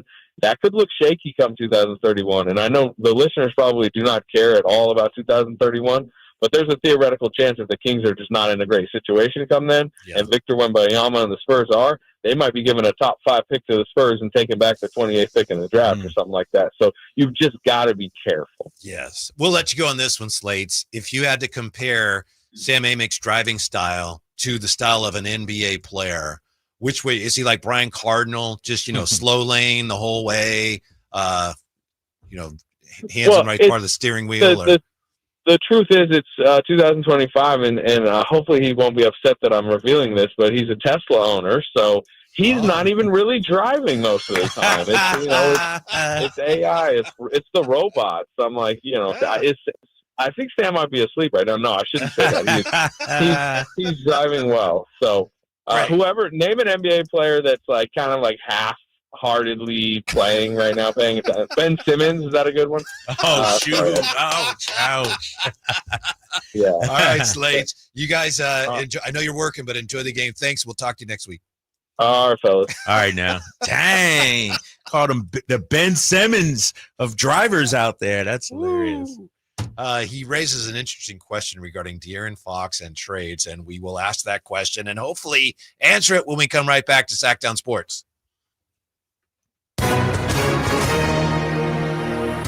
Hi, everyone. Tom Mustin here for the Legal Help Center. If you or a loved one were injured in an accident and think you deserve compensation, listen up, because we have legal professionals standing by right now to answer your questions for free. You'll find out if you have a case and how much money it's potentially worth. Call 800-750-2700. That's 800-750-2700. The call is free, the consultation is free, and you can speak with a live agent 24/7. So, if you or someone you know are injured in an accident of any kind, take advantage of this opportunity and speak with a live agent right now. Find out if you have a case and how much money you could potentially get. Call 800-750-2700. That's 800-750-2700. 800-750-2700. Call now. Advertisement sponsored by Legal Help Center. May not be available in all states. Hey, it's Carmichael Dave for American Energy Heating and Air with a question. Have you recently had a technician diagnose your HVAC system and you were a bit surprised at how much it cost? Or did something seem off about their quote? Because at American Energy, they take pride in giving you honest, straightforward solutions to get that system up and running. Have their qualified technicians come out and give you a free second opinion. It's free. You got nothing to lose but some dollars off of that original quote. They're making the uncomfortable comfortable. They've been doing it since 1981, serving the greater Sacramento area. A+ with the Better Business Bureau. That's why they keep having customers coming back for more and more. You can call them and set that appointment at 916-520-9990. That's 916-520-9990 or AmericanEnergyAir.com. Call 916-520-9990 now. Hello, Sacramento. I'm Emran Pilati, owner of True Sports Cards and Collectible Store here in Rockland, California, and the host of the True Sports Cards Show that airs right here on Sacktown Sports 1140 every Saturday from 10 to 11 a.m., where we discuss the latest trends, hottest products, and deliver exclusive interviews with other industry leaders. And don't forget to visit our shop, True Sports Cards, at 6661 Stanford Ranch Road in Rockland and see what we have for all your sports card and memorabilia needs.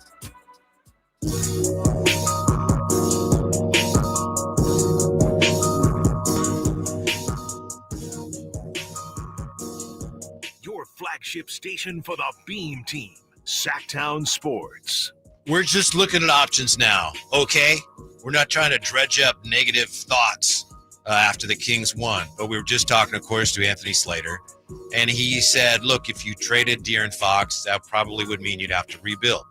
I hope they don't trade De'Aaron Fox, but as you look at options, do you think, Drapes, is there any way, if it came to it, do you think there's any way you could trade De'Aaron Fox and not tear the whole thing down? Could you trade De'Aaron Fox and still find a way with what you're getting back for him to stay relevant? It's just a theoretical, but, we're just looking at everything on the table right now. I don't think so, because I would imagine he would go to a contender, or he would go to a struggling team, and their player assets are not good anyway. Right. Like but you still have Domas, you still have DeMar, you still have a nice little core there, hopefully Keegan as well. But I think you got to look at the timeline of things. Like the reason why De'Aaron is so important right now, this era that we're in, him and Domas are on the same timeline. That's our core right there. And you bring in Keegan, coming up from behind. And so that's the core, and the timeline fits right now for the next 5 years. anybody you bring in is either a young player.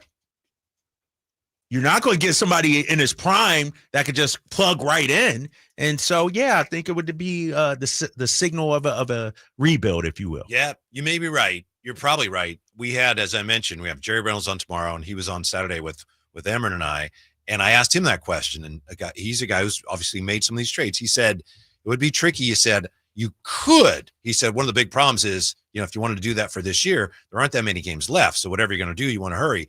But Jerry said, look, if you got two players back, neither one would probably be as good as Fox. But if they both filled holes for you, maybe you wouldn't be better. But he said, maybe you could find a way to kind of stay relevant. Obviously, we hope it doesn't come to that. But again, it's just like you say, in theory, yeah. But you start looking at the particulars and it would get tough to do. Right. I mean, do we if we had Rui Hachimura and, I don't know who else, Dalton Connect, let's say, and 2 firsts. That's not really keeping us where we are right now. And, it's sort of a rebuild at that. It's kind of like the Kings apparently years ago had a chance to trade Mike Bibby for Vladimir Radmanovich and Jordan Farmar. Yeah. Which and that probably would those guys are pretty good. But I guess apparently Gavin Maloof didn't want to trade Mike to the Lakers. It didn't happen. But it would be something like that, right? You'd get 2 guys back, but neither one would be as good as Fox. What do you make of all this talk right now about De'Aaron Fox and what's he going to do and what he wants? It's interesting because right now you talk to fans, and I know you talked to a lot of fans. The ones I talk to say, I don't think he wants to go anywhere. But you read in the media like what Sam writes, and there's a lot of people writing in the media who say, wow, this all could actually be making it more likely that he wants out. Where do you think it is? I don't know, to be honest with you. I can see both sides. I look at a guy like Dame Lillard spending all those years, and they had some better years in Portland than we've had in Sacramento. And it's like, his time had sort of, run its course. The writing was on the wall. Like, we're not going to get, De'Aaron's 27. I feel like this Kings team still has room to grow. Like, it's not like it reached its peak and now it's going the other way, going downhill. I know the record is what it is, but I think this Kings team and this Kings core still has room to get better. And so it'd be different if Domas was 34, De'Aaron was 32. Then I could see the light at the end of the tunnel, him saying, wow, but you're still in the thick of things, Think about it like this. And I know the Celtics had some success, but it took them years to finally get over the hump and win that one. If we're really being honest about De'Aaron Fox's time here in Sacramento, the first 5 years, and I know he probably wouldn't say this, that's a different career as far as I'm concerned. This iteration of the Kings is only on year 3. Look at what the Denver Nuggets, how long it took them and Mike Malone to get over the hump.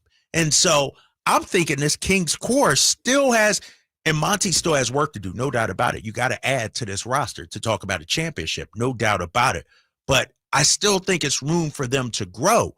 Like, I don't think they've topped out and reached their ceiling just yet. I still think that they can be better. A lot of times in sports, when you have a player in that position where they have the opportunity to go somewhere bigger or for more money, the player will say, oh, I want to stay. They don't always mean it, but, it is kind of the thing you're supposed to say. I believe De'Aaron Fox when he says he would like to stay. I don't think he definitely is going to stay no matter what. But when he says he would like to stay here, I believe him. Right. I do. I mean, because here's the thing. Up until this last few months, we haven't heard De'Aaron complain. We haven't heard of him trying to flex his muscle. Like, if he wanted out, he could have said it 5 years ago. And understandably, when the franchise, like, now I feel like, despite the record, and they're underachieving, we understand that. We get that. But now it's an actual NBA roster. Like, how many times have we looked at the West and said, you know what? The Kings could compete with these guys. Like, the Clippers are 19-14, sixth in the Western Conference. We could compete with the Clippers. We just saw us, and I know the Mavs were shorthanded, but we could compete with the Mavs, even Denver. And so I don't think the Kings are that far off from being Western Conference contenders. Now, if you were in Charlotte or some of these Utah, the Pelicans right now with all their injuries, and it seems like they've probably maxed out at what they're going to be able to do. I get it. But I still feel like we're trending upwards in terms of the roster and the talent here. The thing that scares me the most about what De'Aaron Fox said was when he, before the season started, talking to Sam and Slates, and he said, I don't want to just be a team that has a chance to be in the playoffs every year. I want to be on a team that's competing for a championship every year. That's a tall order. Yeah, if that's really what he wants, it may be tricky for the Kings to convince him that's where they're headed, but they still have time to do that. Here's what Sam wrote today about the Kings and the trade talks. He said in The Athletic, for now, with the Kings sitting 12th, team sources say they're focusing on improving the current roster while shutting down any and all inquiries regarding Fox. Specifically, the Kings are known to have had extensive talks with the Brooklyn Nets about small forward Cam Johnson. There is an internal awareness that the roster needs to be improved, and the Johnson pursuit is just one of many avenues the Kings are known to be exploring. So I'm starting to get the sense that they are talking a lot with the Nets, and it's just a matter of, if you want to do this, you can do it. Well, we're not sure we want to do that. All right, well, let us know. Right. That's where it is. And the Nets right now aren't feeling any pressure to get it done on January 2nd. Yeah. You still got a month towards the trade deadline. I imagine they're going to field, a lot of offers and basically have an auction, a fire sale. Like, hey, it's going to the highest bidder. Come with your best offers. Regarding the Kings, I think, when we talk about De'Aaron Fox and his future, the thing I'm interested in, and we saw a little glimpse of it in the playoffs a couple years ago against the Warriors. What does playoff De'Aaron Fox look like? Because that's an unknown right now. We haven't seen it a whole lot. We've seen glimpses. And I think when you talk about championship level teams, whether it's Tatum, whether it's Giannis, whether it's Jokic, even Devin Booker leading the Suns a few years back, Trae Young, can De'Aaron Fox get on that kind of heater to carry the team to the postseason and deep into the postseason? I'm interested to see that. So when he says, when the reports say he just doesn't want to get to the playoffs, he wants to, a big part of it obviously is roster, but a big part of it too is what's playoff De'Aaron Fox look like? Is he the best player in that series, and is he carrying us to that deep run in the playoffs? Don't you think that gets back to why so many people around the league look down a little bit at De'Aaron and at Domas, is because, yes, they've done this and that with their numbers, but we haven't seen them do anything in the playoffs. Right. And that's where legacies and reputations are. I mean, hell, Devin Booker's still living off his run for a few years ago, the Kobe comparisons and everything like that. So, yes, that's where, you become a household name is in the playoffs. And so if this team gets into the playoff 7-game series, I'm interested in seeing what playoff De'Aaron looks like. Yeah, we'll take another look at how good De'Aaron Fox looked last night. Also, leave De'Aaron Fox alone.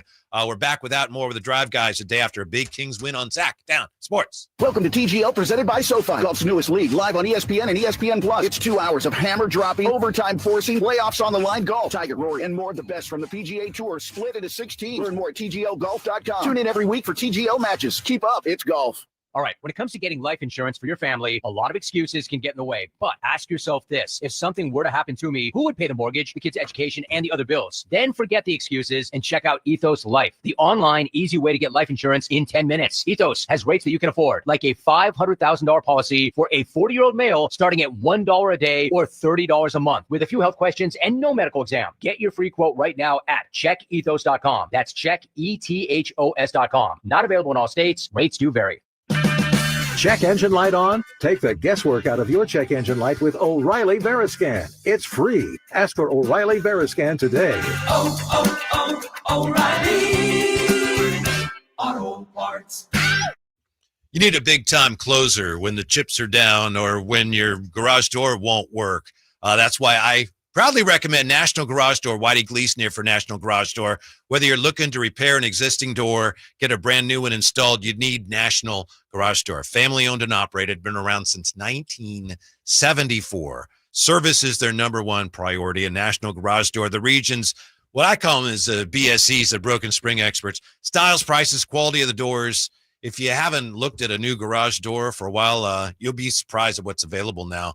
Our garage door was protesting rather loudly, so we We talked to National Garage Door. We got the new garage door. We could not be happier with it. We're happy with the actual door itself, the way it operates, and the service was outstanding. Great price. It's like we have a new garage. National Garage Door sells quality Rainer branded garage doors. They offer sales, service, and installation on all residential and commercial doors and operators. So if you have garage door needs, my daughter Lonnie, their garage door just was, they were stuck outside and the thing was closed. I said, you got to call National Garage Door.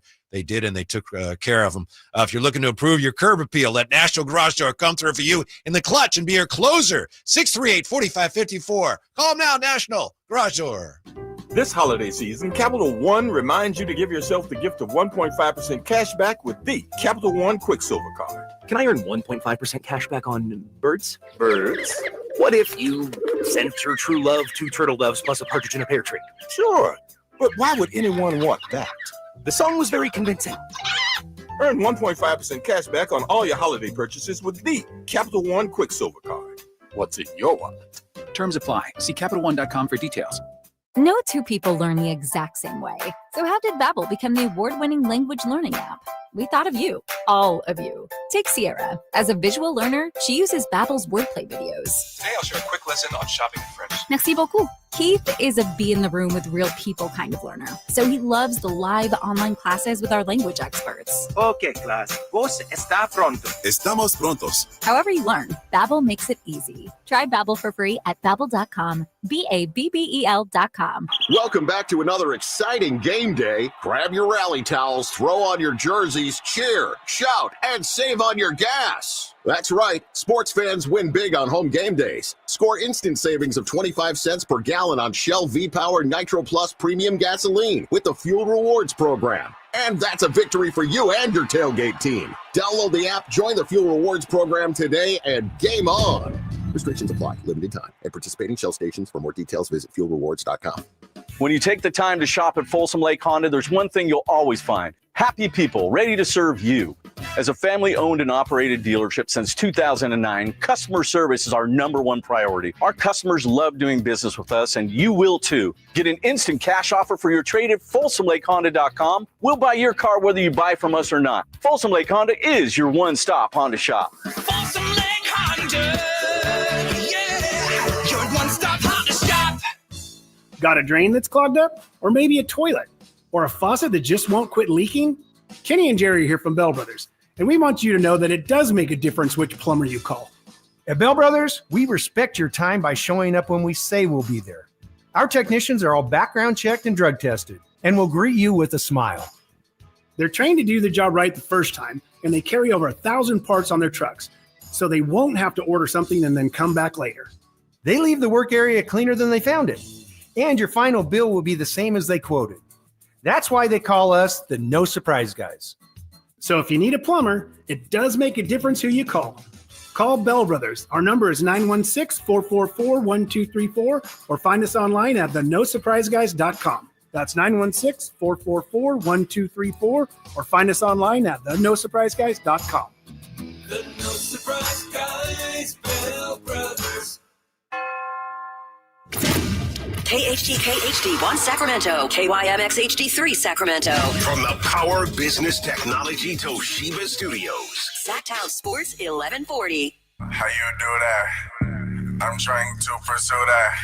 Drop it down on the beginning, no damage. Booty moving left to right, it's panoramic.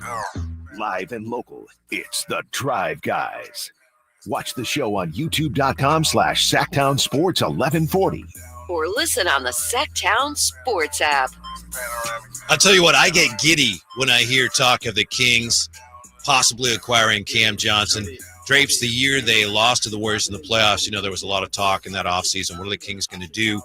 And I looked around, and in my opinion, Cam Johnson would have been a perfect fit for them then. He was a restricted free agent. The Nets snatched him up. And so I still think he's a really good fit for the Kings. 3-point shooting in his second year in the NBA with the Suns. Cam Johnson's shot 349 from three. That's the low mark. This year he's at 432. Yeah. Averaging 19.3 points a game. And I think he would be a good fit alongside Keegan as well. And he's doing that 19 points a game on only, just under 13 shots a game. I think he's a really efficient, good fit. Not a great rebounder, and he'd probably be playing the 4 here. He doesn't rebound a lot, but he's a really good shooter. He would give the Kings, A, some shooting, B, a little bit of length. A little bit of length. A little bit More of than length. they have. Remember, we had Harrison Barnes, who was listed at 6'8" last year, too. And so let me ask you this. Cam Johnson comes here. What's your starting 5? Ideally, DeMar is my 2, and Malik's coming off the bench again. So you're moving Malik back to the bench. I think either that or Cam Johnson's coming off the bench. If that's an issue, if somebody doesn't like that, if DeMar's like, I don't want to play the 2, or Malik's like, no, Cam could come off the bench. He's done a lot of that in his career. Yeah, I just wonder, and I'm in on Cam Johnson. I like him as a player. I look at him and Keegan in terms of their size. Like, we would still need to add more size to the roster, right? Don't you think? Maybe. I mean, maybe a backup center. I mean, you'd be bigger than you are now. But not bigger than we were 2 years with Harrison Barnes. Like, we'd be just like we were. And remember, HB was playing out of position. Mm-hmm. Like, the question is Keegan a 4, which he's playing now, or is he a 2 or 3 or a 3? What's Cam Johnson? Is he really a 4, or is he a 3 that we're plugging in at the 4 spot? Mm-hmm. I think he's a stretch 4 at worst, and I think he'd be a good fit in that regard. And I think he might actually, like I said, I think he might be a good complement to Keegan's game. Keegan, I could be wrong. We talked about this earlier. I think one of the reasons he's not shooting well is because I think he's had something with the ankle all year long. We've only started hearing about it since the Houston game, but I don't think he's 100%. Like Doug Christie said, you mentioned before the game yesterday, I'm not worried about Keegan. Yeah. And I don't want to trade him either. I'm with you on that. Yeah, I'm not looking to trade Keegan. And, I still think the best for him is yet to come. The reason why I ask about Cam Johnson and Keegan, because playing alongside Domas, do you need more rim protection? Do you need more beef, more girth, if you will? So who are we talking about? I mean, I'm talking, your boy out in Portland, Time Lord, Robert Williams, Miles Turner. And I understand he played with him. But, and that's the issue, I think, with the roster. You get Cam Johnson, that's upgrade, no doubt about it. That helps you out. But does it help you defensively? Does it help you protecting the rim? I don't know. I look at, and this is why, the Kevin O'Connors of the world and the Hollingers are so down on Domantas Sabonis. Like, I think it takes a certain player that you want to pair with him. Like, I love Miles Turner with Domantas Sabonis. I don't know if the Pacers would come off of him, but I love that. A stretch big man who can also block shots. If you add a Cam Johnson, you're talking about a guy that can score the ball, no doubt about it. Elite can shoot the ball, elite 3-point shooter. But are we still undersized in the front court defensively? A little bit, not as much as you are now, but to me, the shooting is a more dire need. You're right. Like you said, rim protection. Cam Johnson ain't going to bring you rim protection. Right. I understand Bull's available, by the way, but he doesn't block shots. No, I just assumed he doesn't. Bull's son. Yeah. You would think. Manute Bull's son, but he doesn't really block shots. Banter the Young, Jonas Valanciunas. That's what I'm saying. You see what I'm saying? That's not the type of guy you're talking about, right? He's exactly. Big, but you're talking about a guy who can shoot a little bit? Man, let me look up Miles Turner situation there. What's his contract out there in India? Didn't he just re-sign recently? Didn't Indiana basically have to decide Domas or Miles Turner? Yeah, let me see it. And I'm not saying go out there and do this, Monty McNair, but this type of player I think would fit well. Miles Turner expiring contract. 19 million this year. He's going to be a free agent. That gets complicated because then you would have to want to stay here. Right. Yeah. Keep an eye on the Pacers to do something, right? Unless you want to re-up him and, he's been there his whole career. But I like Miles Turner, the player, especially to fit alongside Domas. Yeah. If we talked about some rim protection, a little more size out there. Hey, based on last night, Kings don't need to do anything, right? Nah, great. Exactly. Everything's fine and dandy. Fine and dandy. That was a flashback to the Jerry West Clutch Player of the Year Award version of De'Aaron Fox. 13 of 16 last night, for a very efficient 35. Very efficient 35. And it seemed like De'Aaron could do whatever he want out there on the court. You know, I'm looking at the box score, pulling my Whitey Gleason out here. 13 of 16, 7 shots in the fourth quarter. So when the game was on the line and we needed him, he upped it even more. And that's what the guy we saw 2 years ago as well. It was almost like we said. Doma said, get a ball to Fox and get out the way. Yes. He had 14 of our 33. Also had 2 assists as well. And him and Malik did it from the free throw line, 8 free throws in that fourth quarter, combined for 24 points. To me, this is the De'Aaron Fox we need. First of all, he was engaged on both ends, I thought, last night. And when you look at his scoring, Whitey, I'm going through it right now by quarter. De'Aaron Fox in the third quarter, 5 points. De'Aaron Fox in the second quarter, 9 points. De'Aaron Fox in the first quarter, 7 points. That's pretty consistent. You know, he had 5 in the third. You know, maybe you want a little bit more, but it wasn't like he disappeared for a quarter or anything like that. He was consistent and then cranked it up even more when it mattered the most. I was glad that today, again, getting back to the Athletic, Sam Amick wrote about how nobody feels that De'Aaron Fox forced out Mike Brown. Nobody feels that. Mike Brown doesn't feel that way. Yep. And I know it was a natural thing to wonder about, and for some it was that knee-jerk reaction on that, you know, that Friday. It's like, oh, De'Aaron forced him out. So I'm glad. It would be nice, in my opinion, this is me speaking, if somebody in the organization came out, talked about everything, and explained how, you know, De'Aaron had nothing to do with that. It wasn't De'Aaron. That would be nice. And I think they kind of owe that to him. But let's be clear. There are a lot of things swirling around, but this was clearly not a situation where De'Aaron Fox kind of forced Mike Brown out. I don't see no evidence of that whatsoever. There's no, it's just speculation out there, right? It's like you said, no evidence at all of that. You know, De'Aaron's gone on record. You know, you got the Ramona Shelburne piece on ESPN Sweet Lou Williams. Sweet Lou Williams. Kind of casting aspersions. Right, yeah. Sweet Lou Williams stirring up the pot just a little bit. And so, yeah, there's no validity to that. I do real quick, Whitey, want to address our guy, Russell. Yeah, this guy, he's at it again. And I'm not going to call you a troll, Russell. I'm not going to do that to you. But we're talking about Miles Turner. You see, did you watch them play in Indiana, Drapes? They were not good. Drapes be yapping again. First year together. Miles Turner and Domantas Sabonis, 48 wins. Second year, 48 wins.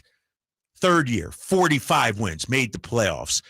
At the end, 34 wins, shortened season also there as well. And then the last year is when he got traded. What I'm saying is, it actually did work, Russell. The first 3 to 4 years, it did work with Domantas Sabonis and Miles Turner. That wasn't the issue with those Pacers teams. They said, you know what? We need some backcourt help. The double bigs, we're too top heavy in the front court. We need some backcourt help. And that's why they were in the market for a lead guard and Tyrese Halliburton. So, Russell, get your facts straight, big fella. It actually did work in Indiana between those two guys. Boy, Russell has a way of getting under people's skin. Yeah, no, he does. Because he talks about, you know, everything I say is the truth. They just want to call me a troll. Well, actually, your facts are wrong right there. All right, sorry. Has the last week shifted fan expectations for the Kings? You tell us next on Sacktown Sports. Domantas Sabonis plays here. He finds Sabonis, put the frosting on the cake, put the cherry on the sundae. Sabonis with a two-hand flush makes it 114-106. Sacktown Sports is your proud home of the Sacramento Kings. Happy New Grill. Whitey here reminding you that not all grills are created equal. Give your family a real treat as we did on Christmas Eve. Bring out all the flavors of the new year with the amazing Napoleon Prestige line of outdoor cookers. Napoleon grills have features other grills can't match. They're built different, built better, built to last. Complete with a lifetime warranty and premium steel that boasts absolute quality. Whitey and Napoleon Grills wish you Happy New Year. Visit Green Acres Nursery today for your best selection of Napoleon grills and accessories. There's no better time than the beginning of a new year to get ready to make good on all of those promises you've made to yourself about getting fit. And there's no better place than In Shape Fitness to get the ball rolling or bouncing. So grab some friends for a game of pickup basketball on our courts, or stretch your limits in a yoga or Pilates class. In Shape personal trainers are standing by, just waiting for the opportunity to help you create a happy new you. We are In Shape. You are ready. Join online today at InShape.com.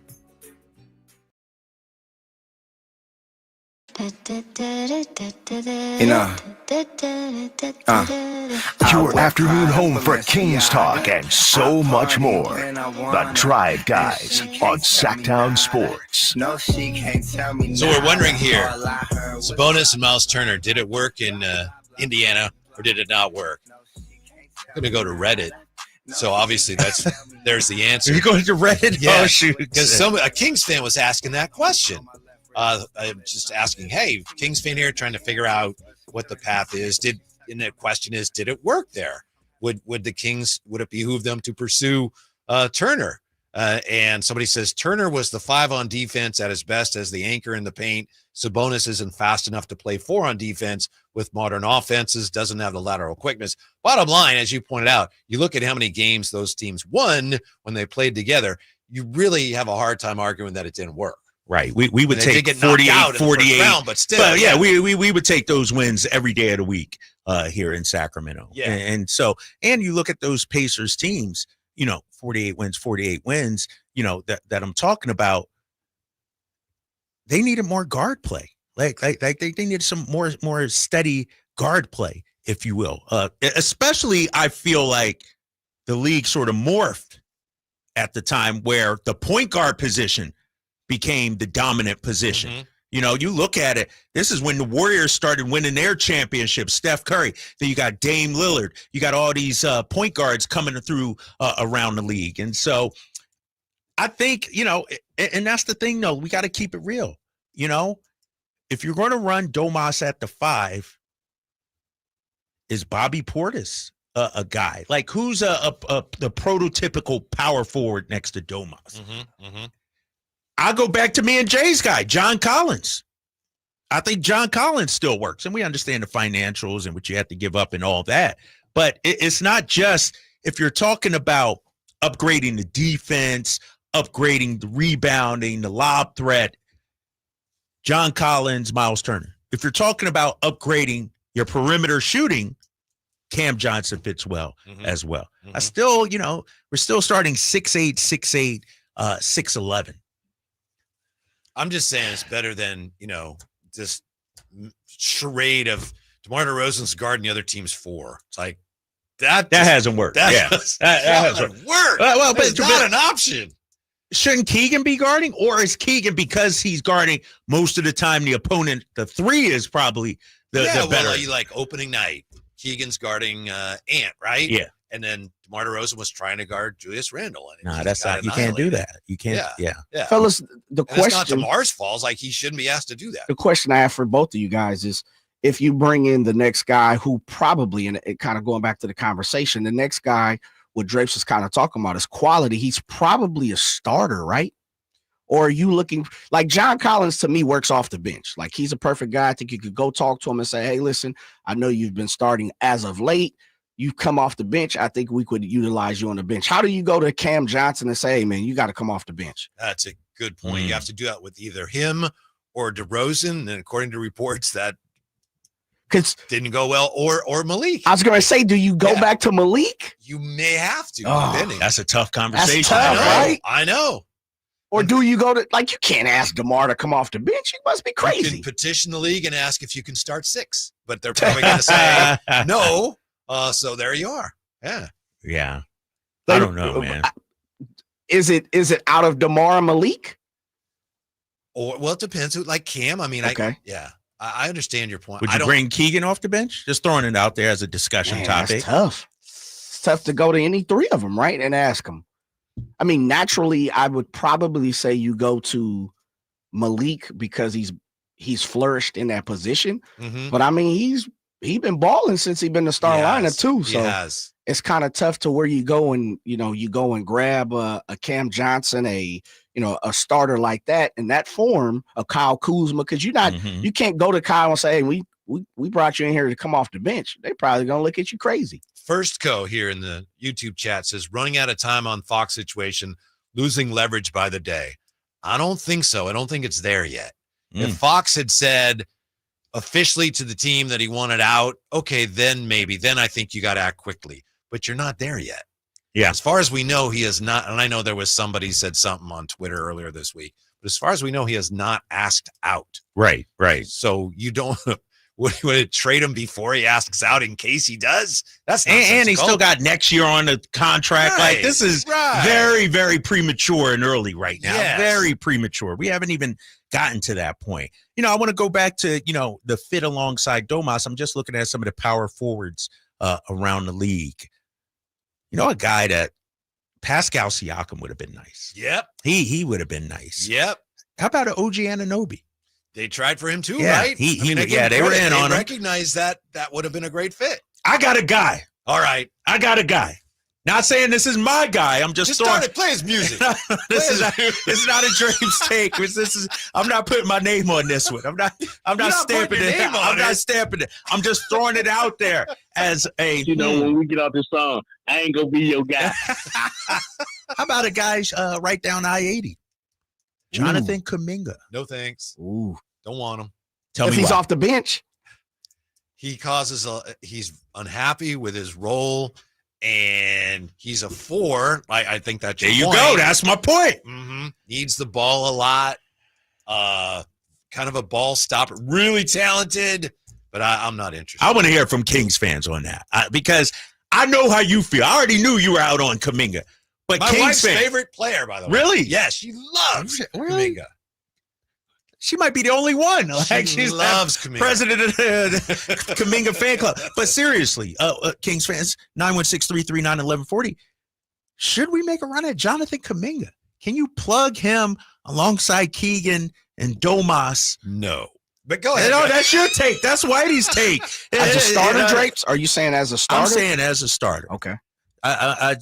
Russell says I like Kuminga, but he'd have to be okay with coming off the bench. I don't think he would be based on what we know. I don't know if he would have to, though. Okay, who sits down? Back to the conversation. Yeah. The same people we just talked about. So you guys Moody? just said, yeah. Either way, it's going to be a difficult conversation if we bring in a starting caliber player.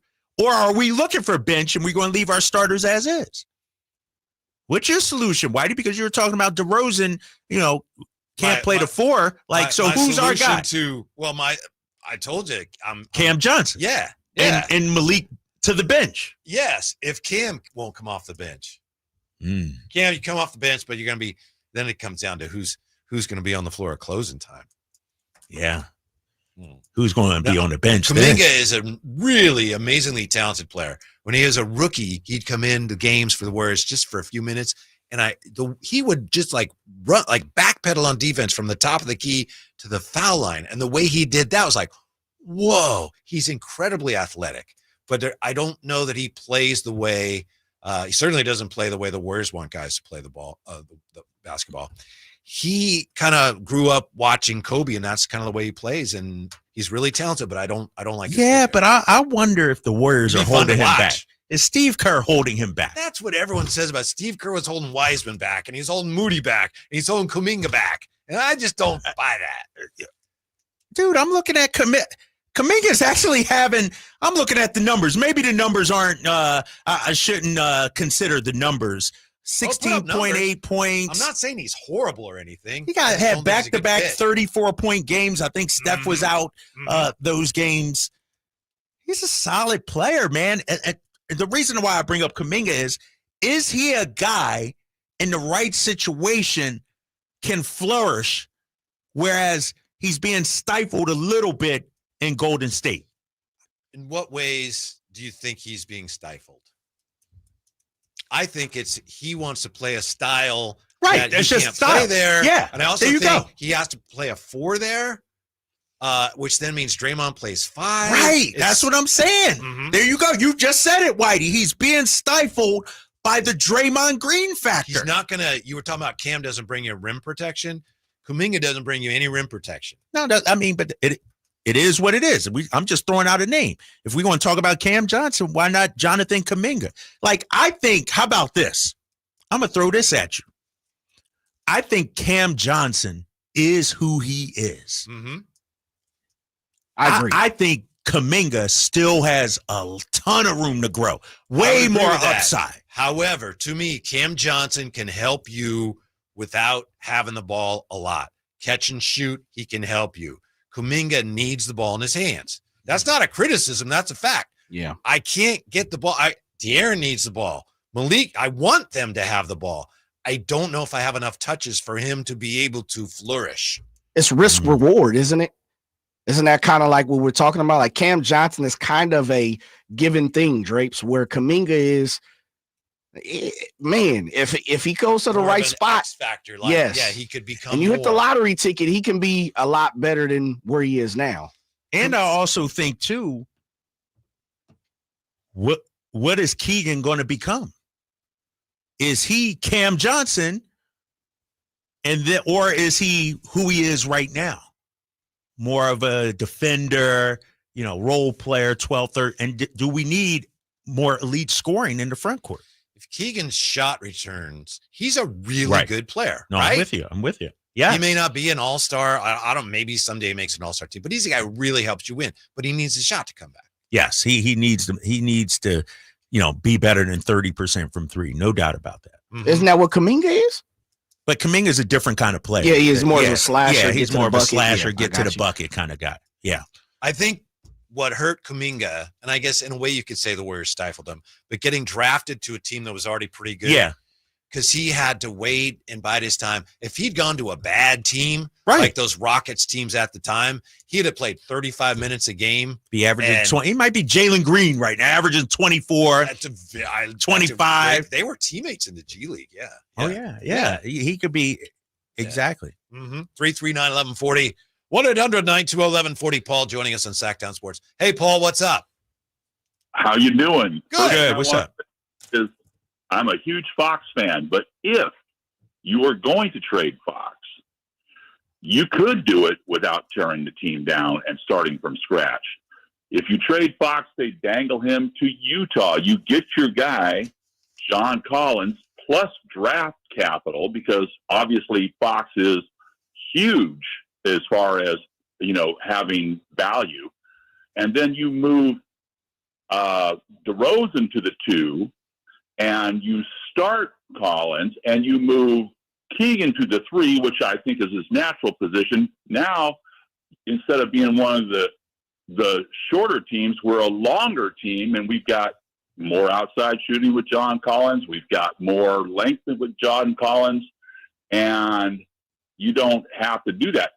I don't want to see Fox go anywhere, but if you had to do it, I think that would be a solution. And then Monk is playing the point because he handles the ball most of the time anyway.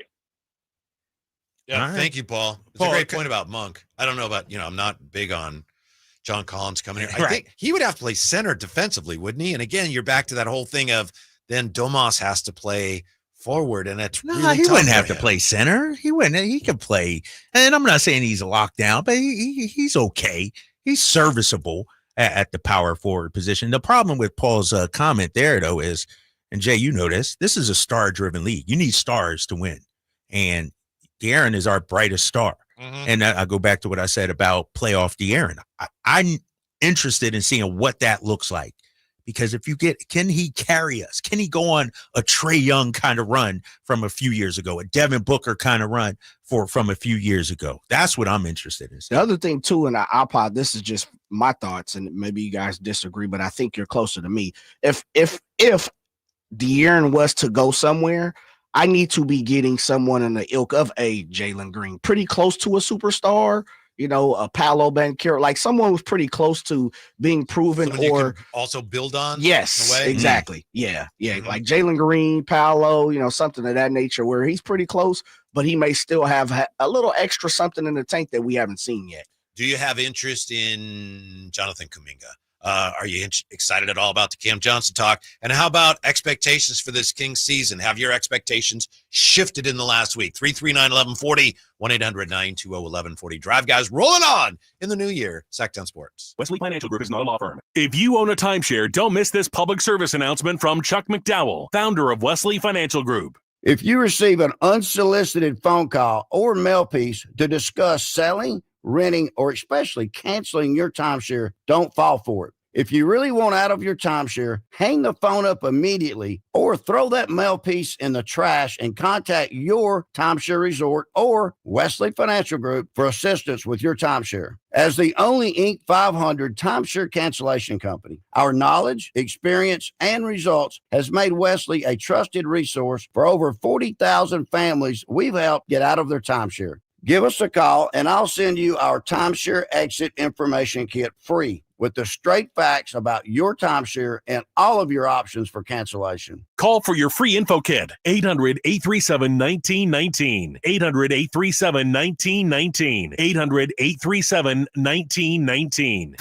Hey, it's Carmichael Dave coming to you from my good friends at American Energy. Look, it's already cold outside. It's only going to get colder. American Energy wants to help you stay warm and make sure your system is operating safely. So right now is the time to take advantage of the $49 tune-up inspection. Normally $119, $49 right now, and that includes a full safety and duct inspection. And check it out. If your system's over 10 years old, and I'll bet it is, the tune-up, yeah, it's free. It's free from a company that's been in business since 1981, serving the greater Sacramento area. A+ Better Business Bureau. Check their Yelp, check their Google reviews. Don't take my word for it. Give them a call right now. $50 off your first recommended repair. If you need a new furnace, half off the price of a new unit. Check them out at theaeway.com and tell them Carmichael Dave sent you.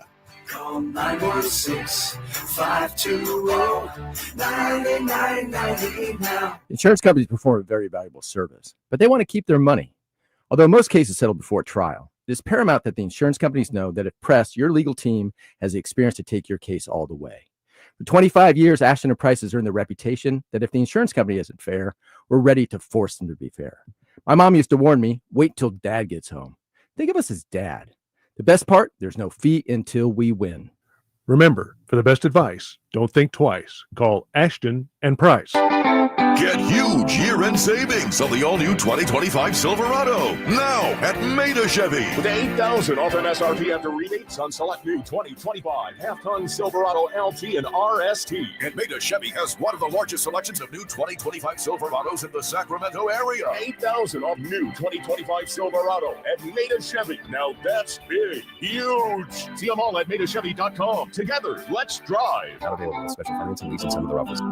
You know, when it's all on the line, you need a big-time closer, and that's especially true when it comes to your garage door. And that's why I recommend National Garage Door, 638-4554. Whitey Gleason here for National Garage Door. Whether you're looking to repair an existing door or get a brand new one installed, you need National Garage Door. Family-owned and operated. They've been around since 1974 because service is their number one priority. National Garage Door are the region's BSE. It's broken spring experts. Styles, prices, and quality of the new doors will amaze you. Our garage door was starting to sound kind of, and that's not good. So Kevin from National Garage Door came out. He said patching up the old one was an option, but we're getting a new garage door. We're pretty happy about that. National Garage Door sells quality Rainer branded garage doors. They offer sales, service, and installation on all residential and commercial doors and operators. If you have garage door needs, old ones coming apart, or you're looking to improve your curb appeal, let National Garage Door come through for you in the clutch and be your closer. 638-4554, National Garage Door.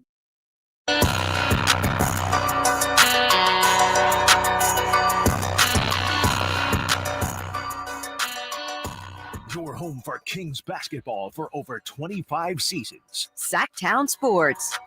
In the YouTube chateau, we have this from JT Fresh. JT Fresh says that rooftop video almost had me in tears, man. That's the motivation we needed. Then you have Mike Holmes saying, agreed. He loves our city. He has fire in him. Not to say anything bad about Mike Brown, but he didn't have that fire for Sacramento.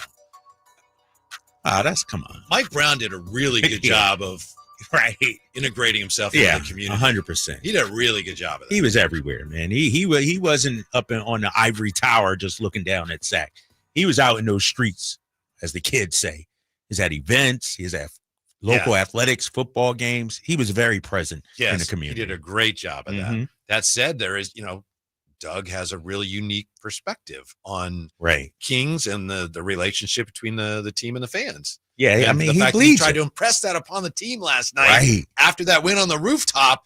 It does kind of, if you watch the Kings for a long time, it does kind of get you a little bit. Right? Yeah, It will be lit in Sacramento. Yes, and here's the thing too. I don't know many coaches that would, right after a game, throw your sweatpants on. We going upstairs. Let's be honest. With some teams, you couldn't do it. Right. Yeah. Some teams look at you crazy. Yeah. And the fact, but give it up to Doug, man. He's trying to reach these guys, trying to connect with these guys, get these guys to buy in. And so far, so good. But even that touched me. I mean, I forget who it was that said they almost cried and everything. Like, that's great stuff, man. That's what this team needs. And that's one of those team bonding things, too, to have them have pride in their city and their organization. That's why it would be so difficult to deal with if De'Aaron left. And he hadn't left yet. He hadn't even asked out. But because you had a guy who's a great player who has openly talked about how much he likes it here and wants to stay here. And that's been all too rare during the Kings' 40 years here. So hopefully they can sort that out. That'd be a tough one. When take me back to DeMarcus. Did he verbalize wanting to get traded back then? No. Right. I mean, far from. Right. So when's the last Kings player star to say, I want out? It would be kind of emotional. I mean, for this franchise. Mitch kind of did that towards the end with the contract issues. Most of them they've shown it other ways, Jay, where they either the way they're Our playing player though, they haven't had that. I'm like, haven't had that many. Drapes? That's a I fact. know. We're the I know. man. My bad. Even C-Web, there were times he had a very, I would say, love-hate relationship with City, but ultimately he chose to stay. Yeah, he wanted to be here. Yeah. And it hurt him. C-Web's been on these airways many times. It was like, man, it hurt me. Doug said it's hurt me. Paige said it hurt me. Vladdy said, even though it was different, but like it hurt them. I'm trying to really think of the last star who was like, yeah, get me out of town. Yeah. I'm out.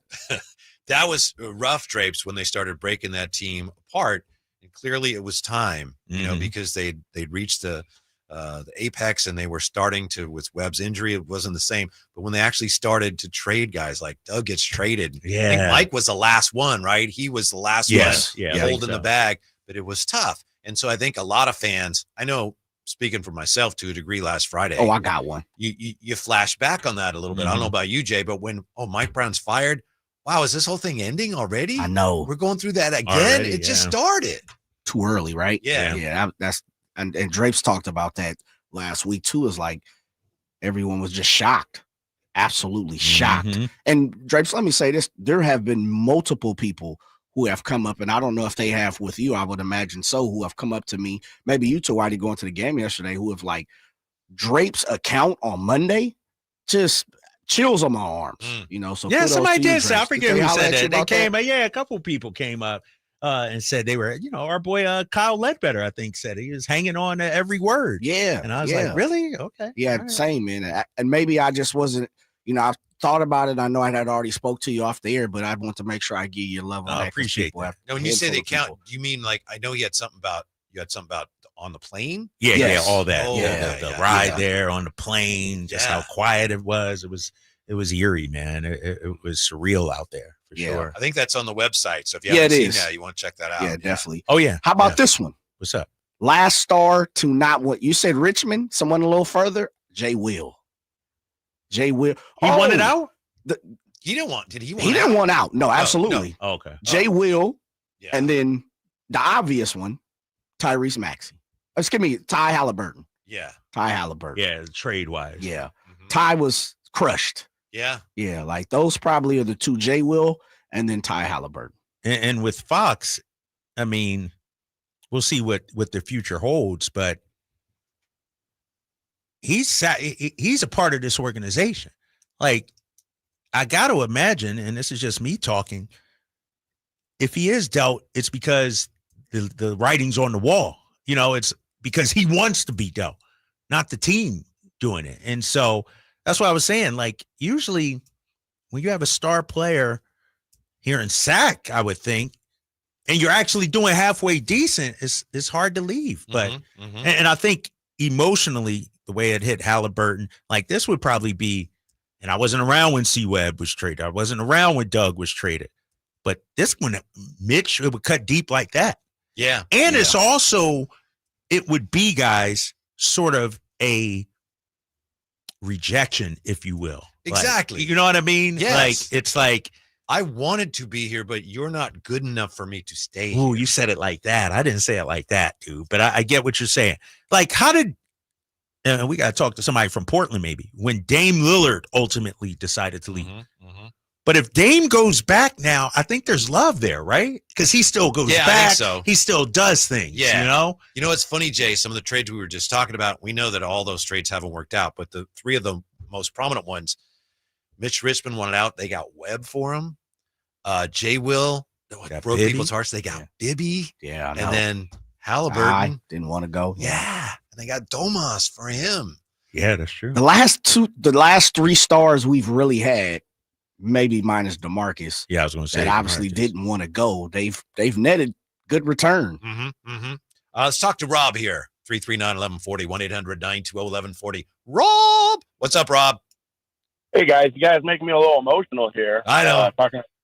When we talk about Mitch Richmond, I mean, I can for starters say I was here. My dad was a season ticket holder 30-something years. Grew up watching the Kings going to games. I remember I hated when Mitch went because, I mean, we all loved him. But then the return, obviously, Weber and the era we all remember the most. Yeah. So I can, you guys get me in my feelings a little bit. No, it's tough with everything going on. I mean, I was kind of basically, I think when Mike Brown was let go, that knee-jerk reaction is he was really invested in the city. He's a great coach, and you know what he did for the team. We'll never be able to thank him enough. But at the same time, it wasn't working. And you watch that video of Doug on the roof, and maybe it's not just about the X's and O's, and it's crazy to say that, but you know, he gets what the players maybe need the most, and he understands what it means to the city to be a Sacramento King. And maybe it's a little too Ted Lasso for some people, but it definitely hits your heartstrings. And maybe that's the kind of kick in the butt some of the guys needed. And maybe they didn't need it, but maybe they didn't know they needed it, you know, that kind of stuff. Maybe Doug's actually reaching them. So I just thought about that as I'm listening to you guys today. So I'll let you guys take it. Thanks, Rob. Yeah, it almost does seem like maybe Mike just couldn't reach him. He admitted he couldn't reach him. And he kept trying. And then Doug, because he had to, it's like, I'm going to try to reach him a different way. Yeah. And it's shocking to me because when Mike first came, he had the resume, coached all these great players. And I thought, he would connect with the players. And, from all accounts, he did.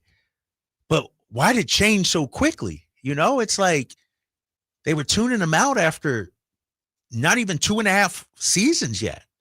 Yeah, like it's odd. That's so strange to me. It's so strange. And De'Aaron's gone on record and saying he wants to be coached hard and had no issues with Mike and everything like that. But the results speak for themselves. Something wasn't clicking at the time. 339-1140, 1-800-920-1140. When we come back, hey, the first batch of all-star voting results are in. Will De'Aaron Fox be an all-star this year? Should he be? Next, Sacktown Sports. Hey, what's up, everybody? It's Kyle Draper from Mercedes-Benz of Stockton. I'm a huge fan of their SUVs and sedans, but they also have a huge vans fleet center. Listen up, business owners. Now is the perfect time to take advantage of tax deductions. They have the perfect van to power your fleet, including the new fully electric e-Sprinter alongside their very reliable diesel options. And even if you aren't a business owner, let's say you just want one for personal reasons. Maybe you want to go out on the town with the fellas or with the ladies, or maybe you want to take the kids on a road trip. Well, their vans are fully customizable. So check out Mercedes-Benz of Stockton right now. You can choose from their dependable diesel models or even go all electric with the new e-Sprinter. So head on down to Mercedes-Benz of Stockton right now and check out their fleet center. Or, of course, you can go online at mbfstockton.com. That's mbfstockton.com. Are you tired of your tee shots ending up in the adjoining fairway while the rest of your foursome is hitting it down the middle? Well, experts will tell you that being properly fitted for golf clubs will help you strike your drive center cut. The Hagen Oaks Player Performance Studio and its team of trained PGA professionals are ready to help you get rid of your banana balls and duck hooks. Hagen Oaks Indoor-Outdoor Player Performance Studio fittings are available 7 days a week. Make yours today by calling 916-808-2531. That's 808-2531. Welcome back to another exciting game day. Grab your rally towels, throw on your jerseys, cheer, shout, and save on your gas. That's right. Sports fans win big on home game days. Score instant savings of 25 cents per gallon on Shell V-Power Nitro Plus Premium Gasoline with the Fuel Rewards program. And that's a victory for you and your tailgate team. Download the app, join the Fuel Rewards program today, and game on. Restrictions apply. Limited time. At participating Shell stations. For more details, visit fuelrewards.com. Sacramento's premier country music festival, Country in the Park, is coming back May 16th and 17th at Cal Expo with Bailey Zimmerman, Billy Currington, Cole Wetzel, Nate Smith, and more. You'll enjoy food trucks, rock walls, and a mechanical bull, line dancing, and more. Single-day GA tickets start at $52 at CITPFest.com. Country in the Park, May 16th and 17th with Hoblit Chrysler Dodge Jeep and Ram Center. Find out more at CITPFest.com. Happy New Grill. Whitey here reminding you that not all grills are created equal. Give your family a real treat as we did on Christmas Eve. Bring out all the flavors of the new year with the amazing Napoleon Prestige line of outdoor cookers. Napoleon grills have features other grills can't match. They're built different, built better, built to last. Complete with a lifetime warranty and premium steel that boasts absolute quality. Whitey and Napoleon Grills wish you Happy New Year. Visit Green Acres Nursery today for your best selection of Napoleon grills and accessories.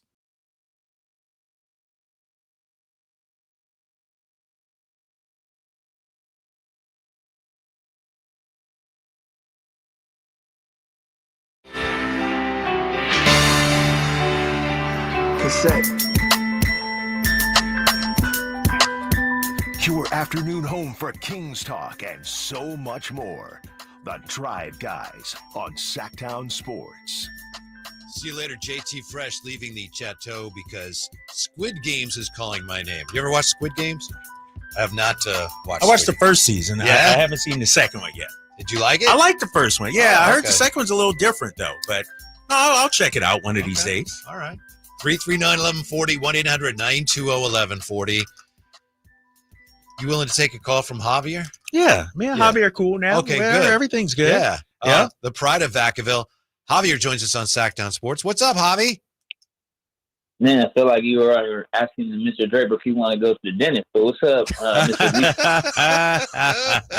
Well, I know you guys have a little bit of a history of sparring, all in good fun, all good. No, but he called the other day, and we had a nice, good, well orchestrated, educated discussion on sports. So it was good. What can we do for you today? How you doing, Mr. Gleason, Mr. Draper? Just want to make sure you understand. Having spirited debate over a team we love is just, all in the best interest of our own personal basketball experience. But, New Year, same me, but new vibes, all good vibes this year, because I feel like the 2-1 start we've had with Christie, got us feeling good. I just wanted to see if you guys felt any different about that trade, obviously minus DFS. And obviously I would say take out a first-round pick, and I would just see how you guys felt about that. I feel like the Nets are going towards, obviously, a rebuild with the, acquisition of expiring in D'Angelo.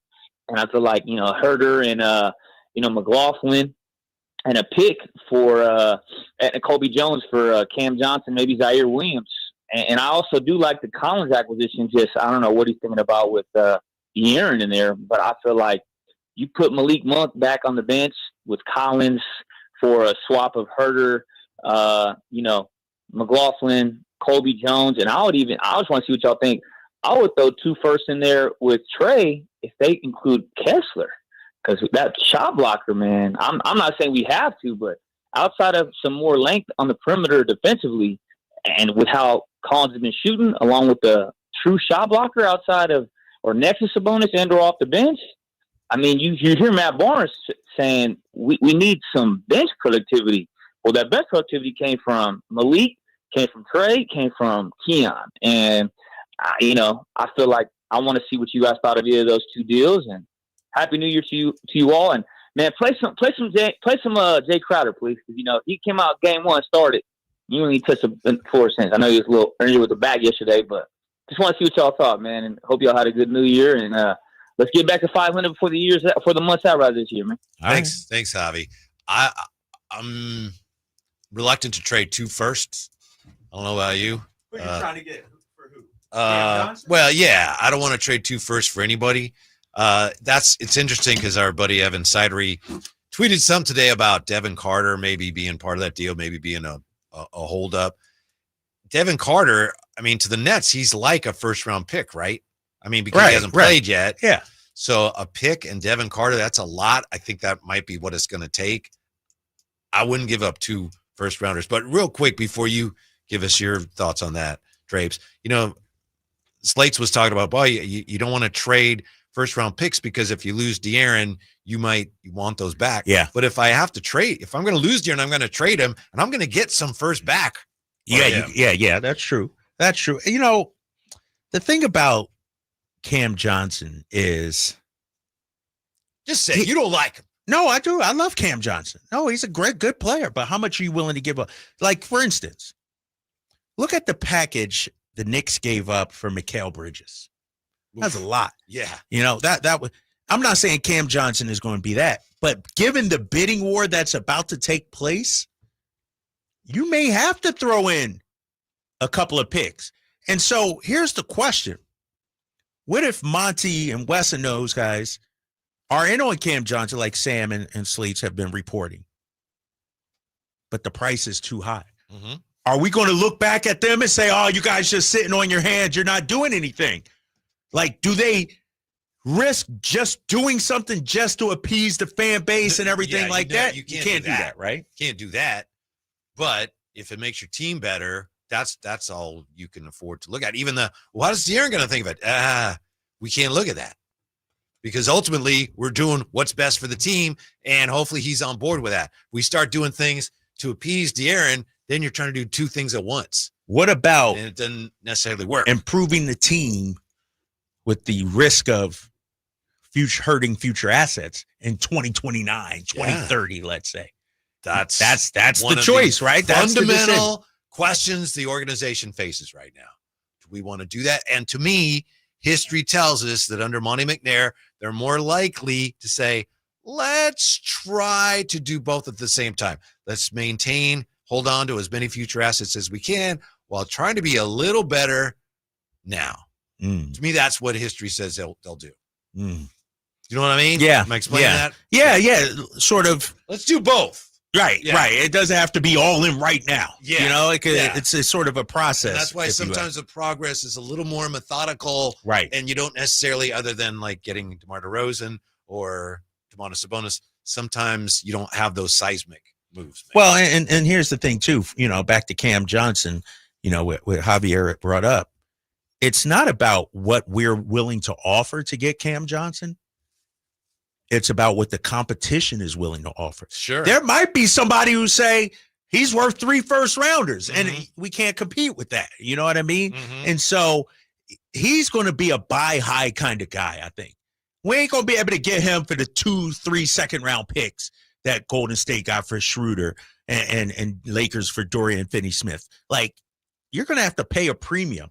A first-round pick probably got to be in there, at least one, Whitey. Don't you think if they, let's say, it doesn't matter what you think of him or I think of him, but if they really like him, and the reporting suggests they really like him, he'd be a good fit. Don't you think, all right, let's head off the bidding war and let's pinch our nose and let's get him in here now. Get him now. The best of it now. Yeah. Does that make sense? It makes sense. It doesn't seem like that's Monty's way, but right. You could make that argument. The longer you wait, plus you're losing your grip on the rest of this season the longer you wait. What if, and I'm just throwing this out there for a discussion. I don't know if this has happened or not. What if there's an offer already out there and Brooklyn's like, nah, I don't want it.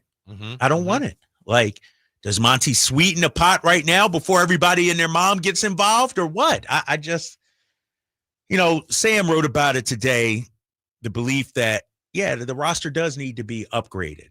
And you're, 35 days away, 5 weeks away from the trade deadline, exactly 5 weeks, as a matter of fact, Thursday in 5 weeks. You got to do something. And I maintain too, Whitey, if you give up, maybe Cam Johnson's not the guy, maybe it's somebody else. Give up picks, but it actually works out. You make a run to the Western Conference Finals, maybe NBA Finals.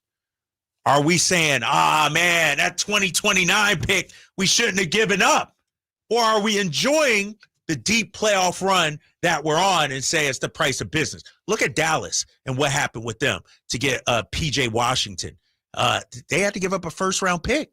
I think it might even been for Gafford they gave up a first-round pick. So, I mean. You did protect it. Yeah. If you're Dallas, are you saying, we didn't win it, so now we regret? Or you got to go for it when you get the chance? Well, here's the thing to me, the answer to that question. You take P.J. Washington, they gave up a first-rounder. You know how first-rounders are. Sometimes they work out, sometimes they don't. Would we be willing to get with a first-round pick a guy as good for us as P.J. Washington has been? Yes, right? So that's a great use of your first-round pick. Is that a Cam Johnson then? I think it would be. By the way, I know that Javi mentioned Walker Kessler. Yeah. I don't know if he can play enough on my team. I don't know if I can play him with Domas. And so I don't know if I want to give up a lot to get a guy that I may have trouble getting on the floor. I don't know. Do you think you could play him and Domas together? I mean, he's a nice player. He's a backup probably. He's a backup center for us, I think. Yeah. I guess the Lakers nearly pulled something off. Jazz were close to trading Walker Kessler to Lakers, according to Sports Illustrated. But yeah, I don't like him. I don't know that he fits what I'm doing here enough for me to give up what it would take to get him. Well, here's the thing. Back to our discussion about if Domas is our 5, who can we get at 4? Who's the guy that can play alongside him? Is it Cam Johnson? Is it Jeremy Grant? Is it John Collins? I think that's, unless we trade for a big man that's coming off the bench, Time Lord, Robert Williams, Walker Kessler, somebody like that. I think, and I don't know, how the organization feels about this. Like, do they want to go backup center? Do they want to go starting 4-man? I don't know. Michael, and I'm sorry, Michael Meck Jr. I apologize if I'm saying that wrong. Michael Meck Jr. Herter, Carter, 1 first is my max for Cam. That's probably not getting it done, though, right? I don't know. If you're Brooklyn, Carter and a 1 is essentially 2 1s. And I mean, if I could, if Trey Lyles would make a difference with his expiring, this is their big asset player wise. This is the guy that can that most teams are going to want to be in. That to me is 2 1s. You're talking about 2 1s. I don't think I'm willing to trade more than 2 1s. And if it had to be 2 future ones, so you're out on that deal. Keep Devin Carter. Are you out on that deal? 2 1s is as high as I would consider going. I'd rather trade Carter and a 1 and say that's 2 1s, but 2 1s is, I would strongly consider that for Cam. That's a lot. I know. 3 1s, it's going to take a lot, though, fellas. It's going to take a lot. You're not getting them, for players you don't want in 2 seconds or any. Like you're going to have to. You're not going to get them with the typical sports talk radio caller trade, right? Right. Let's take the guys that never play and trade them for the best player in the world. Exactly. Yeah, it's tough. If more is some second shore, Michael Meck says, otherwise say good luck. That's more than fair. Here's the issue here. I think teams know the Kings are desperate to make a move. Like, if we go 5 weeks and Monty doesn't make a move, how the fan base feeling? How are we feeling about that? So I think teams know that. And I don't think we're, bargaining in a position of strength, if you will. Yeah. Right now, especially considering the landscape of the NBA and the buyers out there. Mm-hmm. Yeah, we got to look at the first round of All-Star voting, see how the Kings are doing. Also, Kings have 4 ways to go. 4 ways to go from here. Which one should they choose? Which one will they choose? That's next as we head into the final hour with the Drive Guys today on Sacktown Sports. This new year, get started on your next success with University of Maryland Global Campus. Classes start January 8th.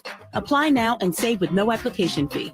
An accredited state university, UMGC offers online and hybrid classes while giving you a head start on 2025. Earn up to 90 credits toward a bachelor's for prior learning and experience, or transfer up to 12 credits toward a master's. Learn more at umgc.edu. Certified to operate in Virginia by Chev.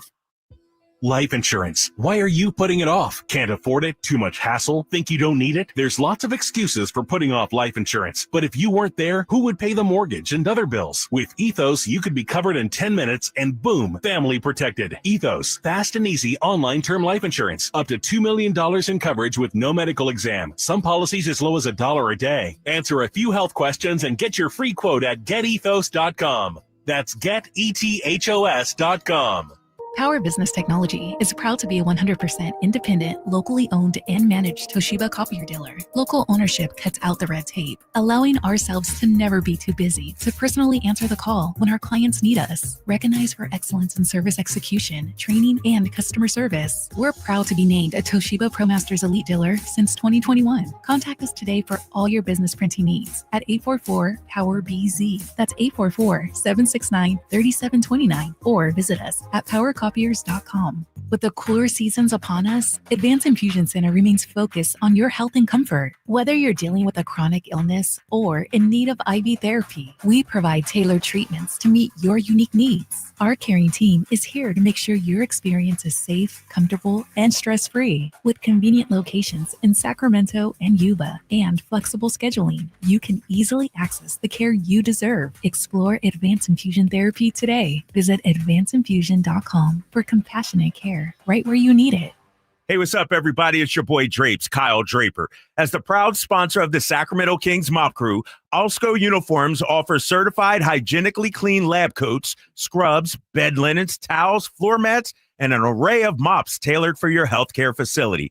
Our services include convenient delivery to your doorstep. Leading the way in healthcare laundry services in Northern California, discover why it pays to keep clean with Alsco Uniforms. Go to alsco.com to learn more. Again, that's alsco.com. Getting quality employees to fill positions in your company is essential, but finding those people can be a major hassle unless you use ZipRecruiter. ZipRecruiter makes finding quality people a breeze. ZipRecruiter's advanced technology identifies candidates with the right skills, sends you great matches, then you can easily invite them to apply. 4 out of 5 employers who post on ZipRecruiter get a quality candidate within the first day. See for yourself.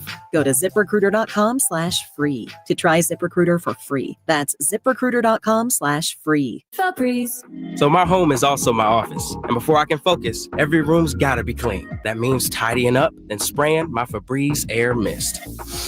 Ooh, that's fresh. Febreze Air Mist scents are all high quality. They fight any weird funk, and they give my air an instant boost of freshness. So not only does my home smell good, I feel good too. After I Febreze, it's time to start my day. Breathe happy, Febreze, la la la la la. Joe Montana here. In my football days, I knew the importance of a strong defense. Now I'm sharing how you can help defend your health against pneumococcal pneumonia and invasive pneumococcal disease. Are you 50 or older like me? The CDC now recommends vaccination against pneumococcal disease. Even if you're healthy, your age puts you at increased risk and over 6 times greater risk of hospitalization with pneumococcal pneumonia than adults under 50. Schedule your appointment today at vaxassist.com. Sponsored by Pfizer. If you love to travel, Capital One has a rewards credit card that's perfect for you. With Venture X, earn unlimited double miles on everything you buy and turn everyday purchases into extraordinary trips. Plus, receive premium travel benefits like access to over 1,300 airport lounges where you just check in and chill out. Open up a world of possibilities with Capital One. What's in your wallet? Terms apply. Lounge access is subject to change. See CapitalOne.com for details. KHD1 Sacramento, KYMX HD3 Sacramento. From the Power Business Technology Toshiba Studios. This is Sacktown Sports 1140.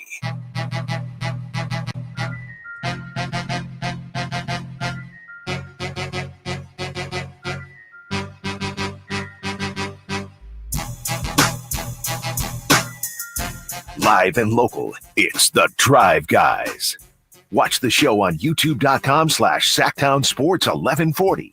Or listen on the Sacktown Sports app. All right, it's one thing for Sam Darnold to be named to the Pro Bowl for the NFC and Patrick Mahomes not to be going to the Pro Bowl, at least not yet, not named to the AFC. How about this, Drapes, Jay, dear listener? First fan returns NBA All-Star voting. Jordan Poole has more votes than De'Aaron Fox. Get out of here. Are you serious? Yes. Guards in the East, Jordan Poole is 8th, 164,383. Guards in the West, De'Aaron Fox, he's also 8th, 132,937. What the hell is that about? It's So crazy. Guards in the West, it goes Shea, Lucas, Steph 3, Kyrie, Ant, Harden 6th, John Morant 7th, and De'Aaron Fox 8th, and Booker, Norman Powell. Domas, by the way, 9th in the front court behind Jokic, the Durantula, LeBron, AD, Wemby, Şengün, Jalen Williams, and Andrew Wiggins has more. What? Wiggins? All-Star votes. Oh, my God. It's in the city, fellas. Remember, it's a Bay Area All-Star. Yes, I guess. That must be because of that. Oh, was it K-pop? Andrew Wiggins made an all-star team one year because they have some guy from Korea who's a social media influencer, and he drove the voting totals for Wiggins? Yeah, way. He basically got him in the all-star game. Might be that going again. Wow, yeah. That's what I'm wondering. So, wow. So De'Aaron our Fox and Domas way down, and you got, who'd you say? Jordan Poole. Jordan Poole is more 8th votes in the East. He's got more than Domas and Fox. I mean, DC's big, but geez. Cade Cunningham is 6th in the East. Guards LaMelo. You heard it. I was waiting on it. Popularity contest. You see them numbers he putting up. It was all league numbers.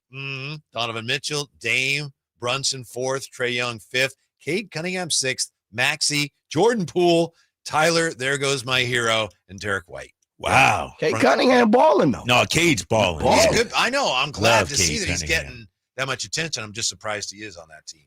Yeah, exactly. Real quick, fellas, I got a injury update. Regarding our team tomorrow, Grizzlies. Here's who's out for the Memphis Grizzlies. This just came out 3 minutes ago. Santi Aldama, Gigi Jackson, Ja Morant, Marcus Smart, and Vince Williams Jr. Brandon Clark, Zach Edey, Yuki Kawamura, and Jake LaRavia are questionable. The last 4 guys I mentioned, questionable. How many guys are out? They got 5 guys out and 4 guys questionable. Woo! But they just beat. Who'd they just beat? They just had a nice win the other day. Just leave the beam on. Oh, shit. Shoot. Don't turn Here we don't go, turn it Jay. off. This guy is in Sagg's lit. Oh, my gosh. This guy jinxing this right now. Guys. But Whitey, they're still NBA players, man. They just had a great win the other day. Let me pull it up. They shocked everybody with the win they had a couple of nights ago. Memphis beat Phoenix at Phoenix by 5. Were all those guys out? Yes. All those guys, no Ja, no Marcus Smart. Remember, Jaren Jackson Jr. went off at 38 points, 12 rebounds, 4 Desmond assists. Bane have a big night? 31. Who is that? Luke Kennard had 17. Oh, he's a shooter. Yeah. Lefty. Yep. Exactly. Shooter. Somebody guard him. Don't leave him. Shooter. So we got to be on point tomorrow. Another shorthanded team coming in, but handle your business. Man, it's incredible. Look, just getting beyond the Kings and looking at the state of the NBA. Yeah, Every team everybody. that comes in here is down at least 3 guys that everyone knows. Yeah, you're right about that. I mean, the Warriors, who we got coming up next, Steph's questionable. Pajemski's out tonight. Like, everybody's dealing with something right now. Everybody. This team has an opportunity, dare I say it, go on a 4 or 5 game streak heading into Boston. I think 3 is their longest streak of the year, right? I think they won 3 in a row, maybe a couple times. Yeah, and 4 out of 5. Yeah, that sounds about right. That sounds about Drapes, right. you on that Boston call? Come on, man. No. No. Don't get me started, my Jay. bad. My Jay, apologies. that's a sore. Apologies. And get this, fellas. I think the Boston game is a Friday. They're going to Boston Wednesday. So they're there Wednesday night, Thursday night, and then the game's Friday, and they're staying in Boston Friday night too. Dang. I could have had three nights in Boston, bro.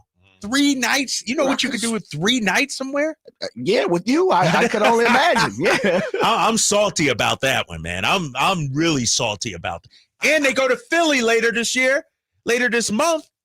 I'm not on that one. I thought I'm Mr. Philly. I'm not trying to rub salt. Yeah, in you it, are. But I thought Fridays were your nights. That's during football season. College football is over. Oh, and so Mark, I guess, has time to call Kings games now. And so I'm salty, man. That's a sore subject, Whitey. That's a very sore subject. We got Boston and Philly this month. My 2 cities where I got the keys to the city. And I'm not going to be there. Don't get me started, man. I'm heated about that. That's not. I could have swore you told me you were going on an East Coast trip. No, I only go for New York. Remember, Jay, I told you. That's right. I fly to New York, Whitey. I do one game and then I come back. Okay. That's yeah. And then Washington's in April. I fly to Washington, do the one game and come back. I'm salty about that. I'm salty. Where do the Kings go from here? The way I look at it, there's 4 ways they could go from here. Not saying that these are good ways or bad ways. 4 ways? There's right now. It's like, what can we do? 4 ways. 1, you could basically stand pat, maybe upgrade slightly, but basically hope that the team is currently constructed reaches the potential that you thought it had all along. That's one option. 2 is you go all in on this year. Trade draft picks, whatever it takes to improve the roster as much as you can right now. 3rd way would be, we talked about this, you trade De'Aaron now, you get ahead of whatever may happen with him while trying to stay relevant. We debated that. Could you do it? Maybe. We don't know. 4 would be blow it all up. To me, those are the 4 things you could do from here. Am I missing any? Is there any other way you could go? Which of those do you think? What was the first one again? Basically, stay where you are, maybe with a minor upgrade here or there. And what was the second one? Second was all in on this year. So it's like, I'm trading future picks, whatever it takes to make this roster as good as it could be right now, trying to save this season and hopefully have a roster that I can feel good about going into next year. Third one is trade De'Aaron now, but try to stay relevant. And then 4th is see, yeah, you got to add a 5th. Okay. What is it? Add to the roster, but not all in.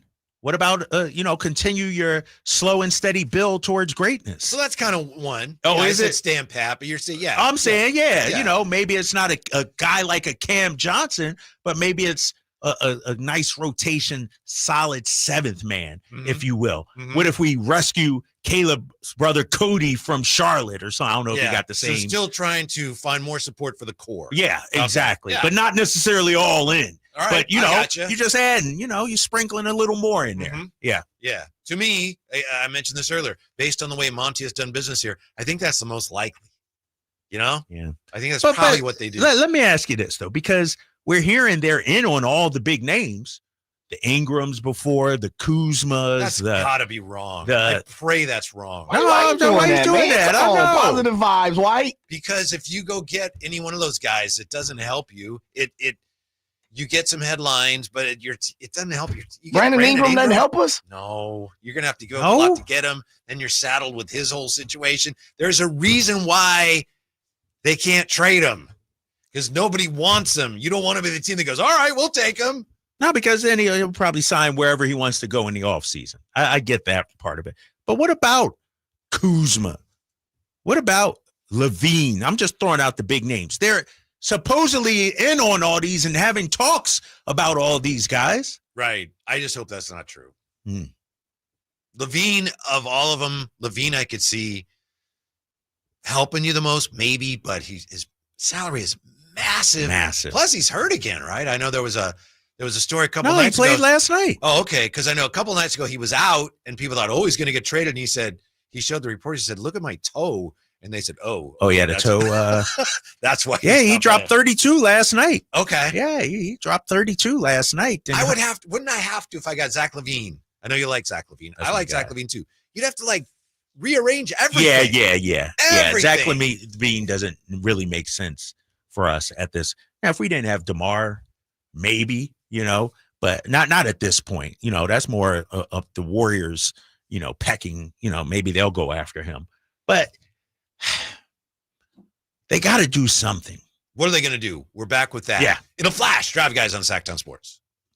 Did you know your skin is the largest organ of your body? Huh? That's why you should shower with Old Spice Super Hydration Body Wash instead of plain old bar soap. Love your skin by super hydrating it with vitamin B3 and glorious notes of vanilla and shea. Did you know that my super hydrated skin is the second largest organ of my body? The first is my heart.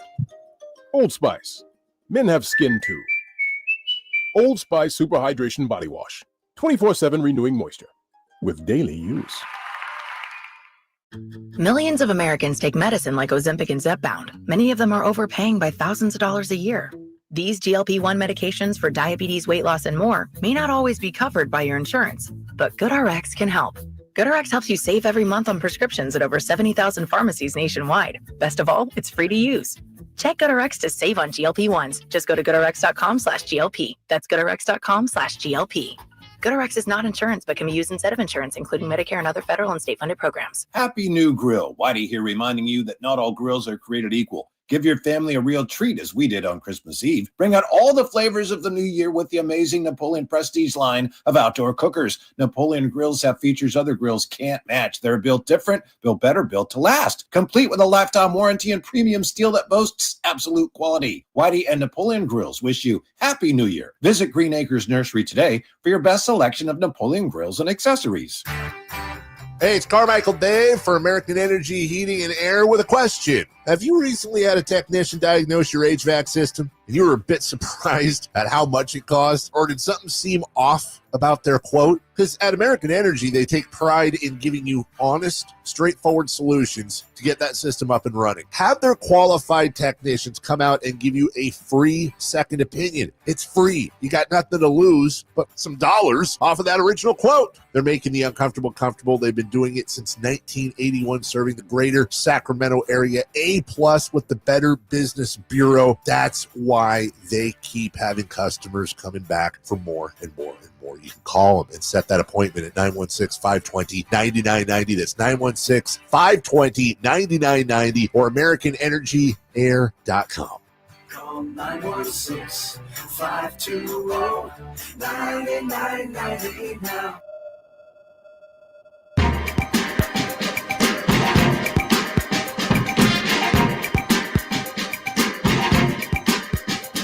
The only station in Sacramento giving you local sports coverage from 6 a.m. to 6 p.m. Monday through Friday. Sacktown Sports. Where do the Kings go from here? Before we get back to that, I'd like to propose a show resolution. See what you guys think, and if you guys are on board, great, and if not, all right. And this shouldn't bother me, but it bothers me a little bit. When Domas scores at the arena, they've which I think Dave started that on his show. Okay. When Malik scores, sometimes they play, "Oh, we need to know." Oh, yeah. Okay. Alan Stiles started that. Okay. All right. Don't we have to come up with something on our show? Nah, bro. Nah. No? No, because those guys are like, look at me, waving their hand, trying to get attention. Attention just follows us. We don't need to do that. We're above that. They're the new kids on the block trying to get some attention. We're OGs out here. All right. What you said is 100% accurate. Tell him, Jay. We ain't got to stoop to that just to get some likes and clicks. Come on, man. We already got street cred out there. We don't need that. We're the only show that doesn't have something that they play after a guy scores at the arena. But okay, I like that high road that you're on. They play my voice throughout, throughout the games at home, Kyle Drapes has a great point, though, right there. Right. Who got the shout out from Charles Barkley? Exactly. I ain't stooping to that. Come on, man. And it would be on Jay to do that. I just know that if we did, especially with Jay, running it, I know we could come up with something really good. But I'm with you. All right. I want to hear it, y'all. Jay's part of this. Jay, you want to come up with something for somebody? De'Aaron Fox, something like that? If we do, we gotta start at like a Devin Carter or something. We taking the high road. We take DC. I like that. Yeah, the young fella. Yeah, we got to go with someone like that. That's interesting. DC. Right. Okay. All right. So maybe you guys are saying maybe you're not completely. I know you don't like it. It got to be good. Like, of course, because I'm not a fan. Course. Like the Carmichael Davis one's kind of cheesy. So is Alan Styles. Like it's just cheese written all over it, And so it got to be something authentic to us, true to who we are. Mm-hmm. Yeah. All right. That's all I'm saying. Just an idea. 339-1140, 1-800-920-1140. We have this in the chat. Amadrock from Vallejo says, I'd go to Mike's Pastry and Regina's Pizza with one night in Boston. Been there. And I'm hoping that's not a euphemism. Is it good, Drapes? Yeah. Okay, they're both good. Yep, no doubt. Those are Boston staples. Mm-hmm. Tourist spots, that everybody. I want to go there. Yeah, but see, that's the thing. It's all right. It's okay. It's one of those you do it just to say you did it kind of thing and keep it moving. BJ says Drape. He says Drape. Drapes should be the full-time play-by-play. Tell him, BJ. I'd love to see High Flyer do some color commentary. Drapes and HT have amazing chemistry. My guy, Jay. Appreciate you, man. Thank you, BJ. That's all I'm going to say on that, man. That's all. Thank you, BJ. Jay in my ear, man. You killing me, man. All right. Campy says. For anybody, but sorry, I'm getting another call. Campy says, Carter, you won't hear it very often if you guys do Carter. This dude. Come on, man. Devin Carter about to take the league by storm. Destroying the G League. He Seriously. owns the G League already. They got another game tonight, as a matter of fact. Yeah, they got a game tonight. If I'd have did what I was supposed to do, which is take off 2 weeks, I'd went to the game. Yeah, I know. We should have did. Well, whose fault is that? No, we should have pulled Kevin Whitey Gleason. Dude, that was smart of you to take off the Monday and Tuesday also. Oh, yeah. Damn, I didn't even think of ahead. What happened? Why were you gone so many days? I took 5 days. 5 days. What happened? There's a couple of holidays in there. Did you give one back for coming in Friday? I did not, or at least I have not. You need to have that conversation. This dude came in on his off day, vacation day. Yeah, maybe give that one back. Yeah. 339-1140, 1-800-920-1140. Let's welcome Ramiz back to the show. How are you, Ramiz? Hey, gentlemen. How you guys doing this evening? Good. What's on your mind? Hey, before I get on Jay's Niners, I just want to talk about these proposed trades. We do need the wing depth really bad. If I could, if I'm the GM, if I'm Monty, which I know he ain't doing anything behind closed doors, learning his best all damn day, I'm going all in, trying to go get Zion and Herb Jones, and I might have to throw Keegan and Devin Carter and 2 to 3 first-round picks, and if that doesn't work, I'm going after Cameron Johnson. I know it's probably going to take 2 firsts, Herder and Devin Carter, but there's no way I am trading Keon Ellis. I'm not doing that from what I've seen this year. And I'm not getting rid of Fox. I'm not doing that because it's hard to get a star in Sacramento. The only way we get stars are trades or drafting. And I'm going to do whatever I can to appease Fox. I'm not letting him go. And Jay, sorry, brother, man, you're going to have to pay Purdy. I know you Niner fans. I don't know if you guys call you guys the faithful or whatever, but you got to pay that dude at least 55, 60 million a year. And I'm a big Cowboy fan. Man, the Niners look horrible, man. And we're doing this with a backup quarterback. Hey, thanks for everything. Bye. Happy New Year, Cowboy fan. Hey, Cowboys got a better record than the Niners. That's all I'm saying. Hey, it's called tank for the number 1 pick, brother. Is that what y'all doing? No, the Cowboys got a better record, baby. So? They lost their quarterback, too. When's the last time they went to Super Bowl? Don't matter. What have you done for me lately? What have you done for me lately? You always bringing up old stuff. If I remember earlier this year when the Cowboys were struggling, Niners fans said, look at them. Yeah, but the Niners also been slapping the Cowboys left and right the last handful of years. They have. Yes. And also this the other thing, shouts out to Ramiz, solid cat. I'm not taking any type of recommendations from another team about my team. Right. Ooh, okay. We ain't doing that. We may have had him on the show, Akash Anavarathan. Mm-hmm. Yeah. He tweeted, I think it was him. He tweeted something today and said, look, Brock Purdy is the guy and they need to pay him. He said, but you have to look this year at the fact that the offense in the second half of games, it struggled. He's thrown a lot of bad interceptions. Yes. And you have to take that into account when you decide what to pay him. And someone else, or maybe it was Akash, also said this. he's had shoulder issues, elbow issues. You just have to have some safeguards. If you're going to pay him, okay, but it can't be all guaranteed. You have to protect yourself, you know, and that's just common sense with a guy that's had those issues, serious operation and shoulder and elbow issues. So yeah, they could pay him, but a lot of it's got to be conditioned. Yeah. And do they need to pay him this offseason? I wouldn't. Right. You need to see a little more.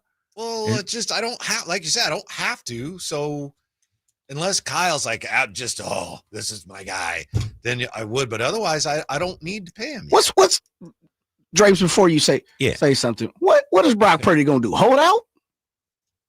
Nah, Brock ain't holding out. Okay, so but I'm saying, like, what if he comes back, has a kick-ass season, and you got to pay him 60?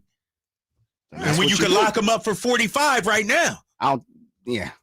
But that's not what he's saying. I'd pay him for 45. I'd gladly give him 45, but I'm not sure. Commit to him at 45 right for now. Sure. Yeah, because that's middle of the road. 50 million right now. Now we're starting to we start to put in some advisories in that contract. Yeah.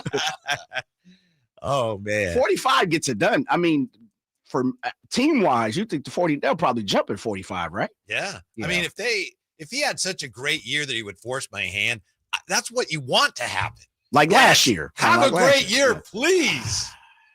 Drapes, Drapes, you're not paying Brock Purdy anything close to 55, 60 if you're. But are you paying him 50 though? Like, and let me ask you this. I think you have the conversation. Yes. Do we know he is the guy? Like, are you 100% certain this is our guy, your guy, Niners going forward? Only one person knows the answer to that. Kyle. What do you think though? Is he your quarterback for the next 5 to 6 years? A guy with arm problems, I can't. Like, are you hesitant about that? Like, are you? Yes, 100%. All right. How about you, Jay? Yeah, definitely. He's the guy. No, he's hesitant. I'm hesitant. Oh, you hesitant. Like, I say it. I think with the proper people around him, a good season, he can win a Super Bowl. But I also think he's not a person that's going to change the complexity of every single game, every single week. If I'm paying $60 million, that's what I'm looking for. Doesn't it kill you, Jay, that the Rams are going to the Rams? Rams running things. Don't even worry about it, Whitey. You know what's going to happen? Just like going to be the Eagles. I know I'm putting my foot in my mouth. But Gregory Hines, tap dance. Wow. The Rams ain't going nowhere. Ain't doing nothing? Yeah, I mean, you just extended another week. Hey, yo lost just like me and Drapes didn't take off this week in vacation. That's what the Rams, they got 1 week cut into their vacation time. That's how I look at it. You know who's starting at quarterback for the Rams this week? Yeah, Jimmy G. I saw Jimmy G getting the nod. What he said about Sean McVay. Great coach. He explains everything to you. If there's something you don't understand, he will explain it to you in a way that makes sense. Yeah. I haven't always had coaches like that. There you go. Jimmy G. You see me. I'm pulling for Jimmy G this No, week. you Stop. You don't even know who they play. I don't. Who they got this week? Who the Rams got this week? Seattle, right? Oh, yeah. I'm pulling for Jimmy G. I want 5 touchdowns, 400 yards. You know what I mean? Oh, man. No, I'm a Jimmy G. I do like Jimmy G, though. Why? No, Why do you like Jimmy G, man? He was in New England, bro. Okay. You forget he was a Patriot. I forgot. Come You're on, right. bro. I go way back with Jimmy G. bad. Come on now. Connections. Oh, are we going to see Devin Carter soon? And which way? We talked about it. We touched on it. The Kings from here. Which way? There's 4 paths they can choose. Which way would you like to see them go next on Sacktown Sports? Malik Monk plays here. Started left, goes right, steps back, launches the 3. Nothing but net. Oh, that was just filthy. Oh, my, that was sweet. Sacktown Sports is your proud home of the Sacramento Kings. When you take the time to shop at Folsom Lake Honda, there's one thing you'll always find. Happy people ready to serve you. As a family-owned and operated dealership since 2009, customer service is our #1 priority. Our customers love doing business with us, and you will too. Get an instant cash offer for your trade at FolsomLakeHonda.com. We'll buy your car whether you buy from us or not. Folsom Lake Honda is your one-stop Honda shop. Folsom Lake Honda, yeah, your one-stop Honda shop.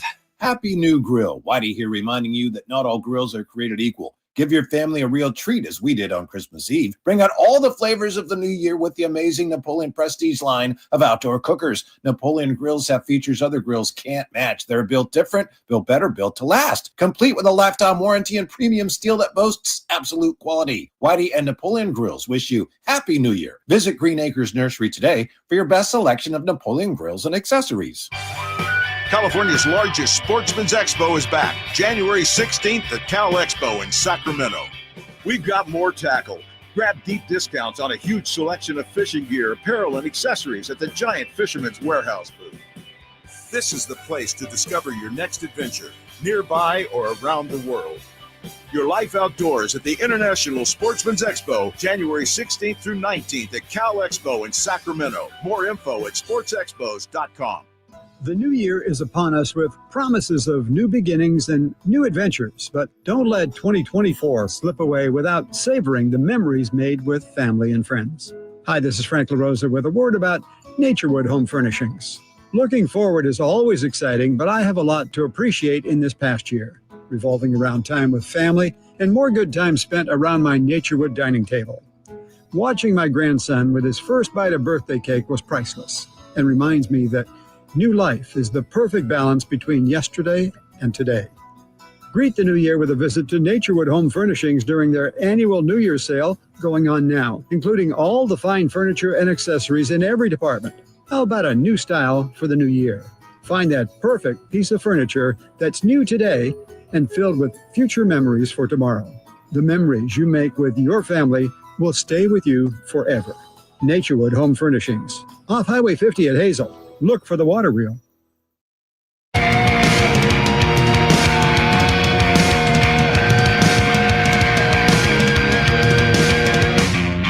Live and local, 6 a.m. to 6 p.m., Monday through Friday. Sacktown Sports. We're just watching Boston and Minnesota here, and Mishkeda is a one-man wrecking crew. Drapes. He scores and he scores again. Yeah, he's looking like a player out there right now. That's a pretty good team that he's on, if I'm not mistaken. Yeah, world champions. Nemias Queta got a ring. So far in the first half, 6 points, 3 rebounds, a steal. Guess who just laid it up and in? Queta again? Yes. Oh, my gosh. This guy's dominating out there. Damn, yes. Looking good out there. Yeah. Watch this. Drew Holiday with fake underneath. Good hands. Lay it up and in. He scored one that got 6 away. points in the last 30 seconds, I think. Yeah, that's one that got away. Nemias Queta. Didn't just get away. You just gave him away. 11 minutes. What's this per 36, Whitey? Do that math. You know what I mean? He's like 20 points and 12 rebounds or something like that. Mm-hmm. Mm-hmm. Evan Sidery today, friend of the show on Twitter. The Kings have been openly shopping a trade package consisting of Kevin Huerter and Trey Lyles for a win now upgrade. In negotiations with the Nets over Cam Johnson, it will likely take Sacramento, including their recent lottery pick Devin Carter, to get it over the finish line. The problem I have with something like that, quote unquote, report is, okay, when you say the Kings have been openly shopping a trade package, all right, you're saying that's what they've done. But when you say it will likely take them doing this to get it over the finish line, do sources say that? Are you just saying that? Right. Yeah. There's no teeth to that one, right? Yes. Yeah. Where is that coming from exactly? No, exactly. It's, if he threw sources say or something, but he just kind of threw it out there, So he also says the Kings should be viewed as the current favorites to land Cam Johnson in a trade with the Nets. Sacramento has remained in constant contact with Brooklyn related to getting a deal soon. And then he cites what Sam wrote in The Athletic. So now, okay, you're saying they should be viewed as the favorites. Is that just because you read the Athletic article like I did? Yeah, there's no reporting there. Yeah, it's if he wasn't Evan Sidery, it'd just be another guy, saying that. Yeah. All right. I mean, I get my hopes up. And you'd be good with that, right? Not over the moon about it, but Cam, you'd be good with that if that's what they did? I like Cam Johnson. Yeah, for sure.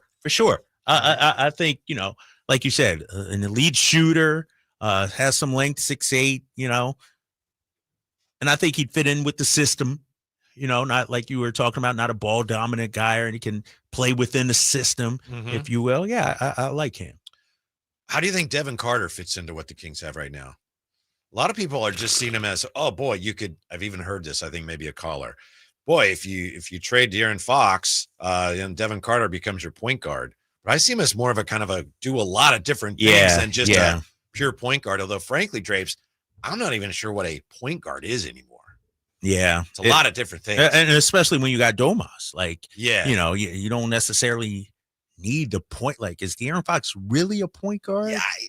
Good question. He Steph played Curry really a is Steph point Curry. guard? That's one of my biggest arguments. I don't count Steph Curry as a point guard. I just don't think. To me, a point guard is a guard that runs the offense. That's my definition of it. Sort of an old school traditional point guard. And I think over years, so I think Devin Carter is more of a combo guard. You know what I mean? When I look at some of the comps, maybe at best KCP, but maybe not quite the shooter like KCP or somebody like that, sort of that can handle the ball, but also play off the ball, can get after it defensively, kind of a dog, if you will. A Patrick Beverly, but, more refined offensive game, maybe. I don't know. I don't know. We've only seen him the one game, in the G League, if I'm correct. And he plays tonight. I can't wait to, see what he looks like. And whose minutes is he taking? That's what I was going to ask you. Yeah. Even if, let's say, from day one, he's like a solid player that you want to have play every game. How do you do that when he's, what is he, 6'4"? Yeah. Yeah. How do you do that? He's not taking Keon's minutes. We already saw that. You got What's the Kings guard rotation right now? Kevin Huerter, Keon, Fox, and Monk. Any room in there for a fifth guard or no? That's tough. Does he take Kevin Huerter's minutes? I think they're playing Kevin Huerter a lot for one reason, because they're trying to. You think so? I think that's. But who are you playing over Kevin Huerter on the roster right now? At times, I would play Keon a lot more than Huerter, and other times, I think we saw it a little last night. I think I'd be giving Doug McDermott a little more run. But you're right. Kevin Huerter's, you got him, you got to play him. Yeah. What happened to him? Why can't he make shots straight? The shot looks broken. I don't know, man. But you can say that about a lot of people on this team. Whitey, come on, it's right. What happened to Keegan Murray? And you could argue, remember, I said it. Kevin Huerter shot better than Keegan Murray last year. As down as everybody was on Kevin Huerter, he shot better than Keegan last year. This year, 30.3%. But I would argue, too, a lot of guys, their shooting numbers are down. For instance, team we saw yesterday, Kings got the win over. When I look at Tyrese Maxey, he's a good shooter, right? Tyrese Maxey is a hell of a shooter, Whitey. Would you say that? Tyrese Maxey can knock down threes. Well, this season, guess what Tyrese Maxey is shooting from three ring? 323. 34 right now. All right. 34. Well, that's not horrible. No, but it's lower than and he's gotten better in the last 3 or 4 weeks. My point is, when you look at some of the so-called best shooters, the numbers are down this year, I feel like. Some of the percentages of guys that we know can shoot the ball, Paul George shooting numbers just awful this year. But we know he can shoot the rock. This year, Paul George, 32.8%. I don't know what's going on around the league. Guess who says this? See if you can guess the chat commenter. Cam is the perfect money move. Makes us better, but not enough to make a leap to the next level. So it sounds like somebody is sort of a back-handed is that Russell? Russell, you're right. Yeah, you're right. Russell he just can't stop there. Cam is the perfect money move. Makes us better. Can't stop there. Had to add it in. Had to add it in. Yeah. So of those 4 ways the Kings could go, add this year, try to reinforce the core, all in on this year, trade future assets, try to save this year, trade Fox and try to stay relevant, or blow it all up. Just supporting the core is probably the way they're going to go, right? I think so. Yeah, I think at this trade augment line, this current core. right. But does that include Cam? A possible Cam move or is that a separate from what as long as you don't have to break up your core to do it, then you're basically that's what I think. Yeah, that's supplementing the core. Exactly. I think that's what they're looking at, because of the names we heard mentioned,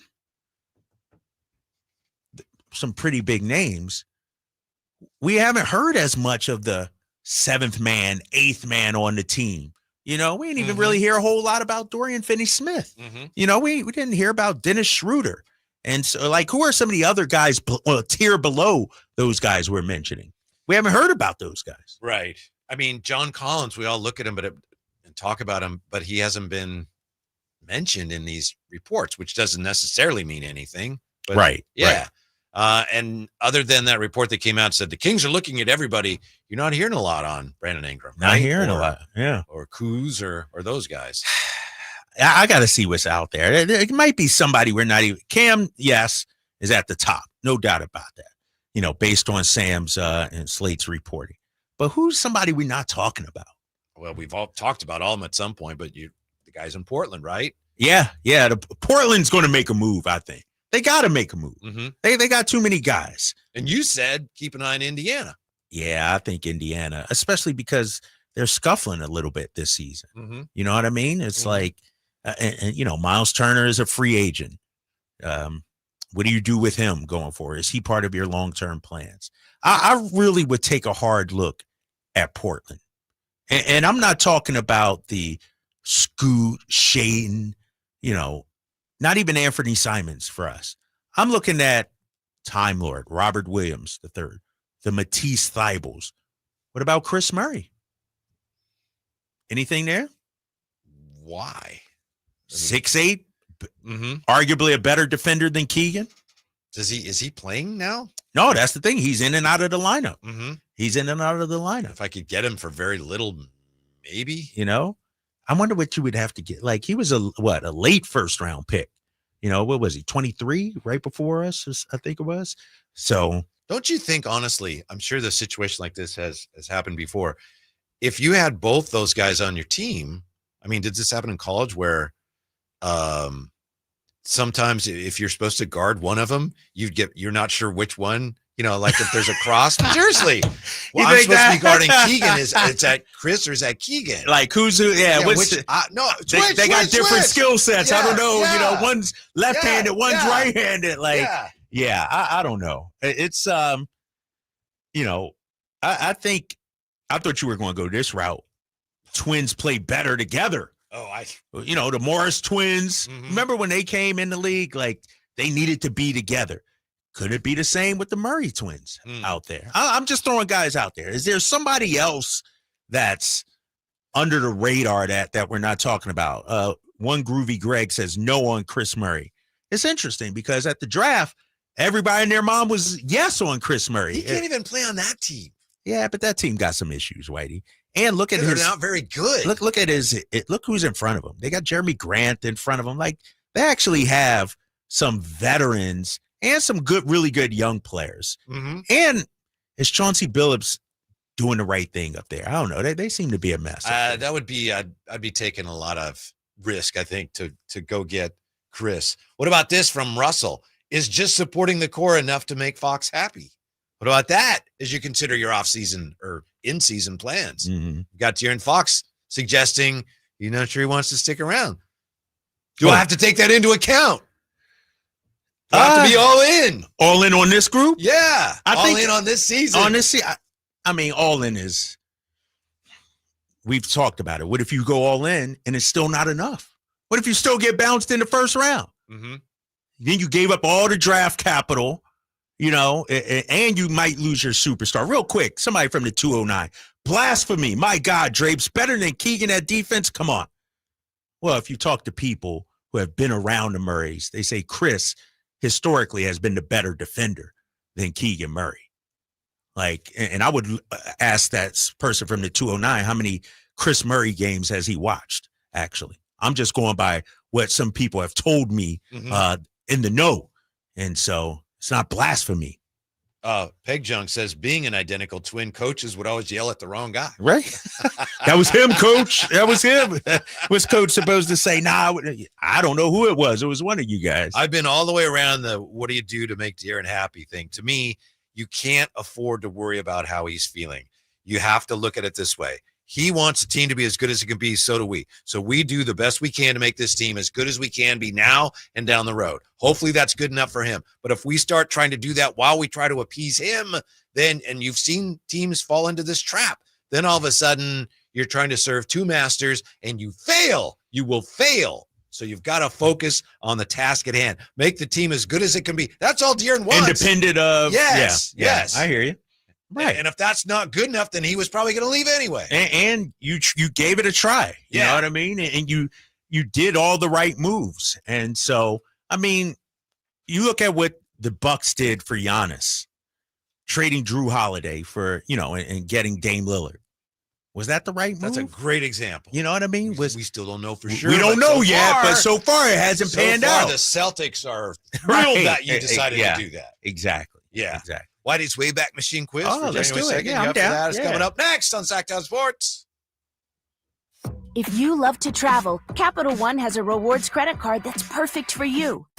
With Venture X, earn unlimited double miles on everything you buy and turn everyday purchases into extraordinary trips.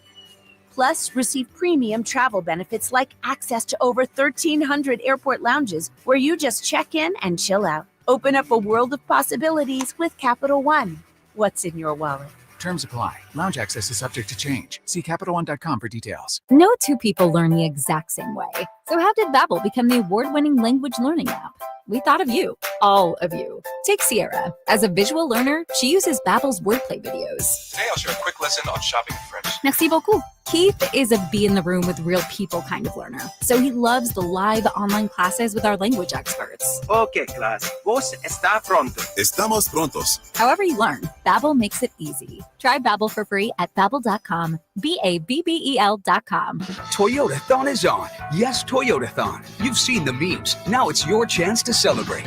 Score a low-cost lease on the versatile RAV4 after $1,000 lease cash. Or take home the spacious 36 mpg Grand Highlander Hybrid. Or check out the all-new 38 mpg Toyota Crown Signia. Get in on the best deals of the year. But hurry, because Toyotathon ends soon.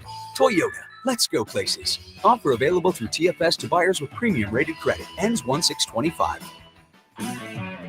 If your passion is bass fishing, only one radio show has the action, information, and excitement of your favorite outdoor sport. Ultimate Bass, hosted by Tournament Bass Pro and California Outdoor Hall of Famer Kip Brown, takes you live to where the fish are biting every Saturday morning. Only Ultimate Bass feeds your passion with the latest news, products, tips, and advice from the pros. Ultimate Bass with Kip Brown, Saturday mornings at 5 a.m. on Sacktown Sports 1140, part of SEP's Saturday Morning Outdoors.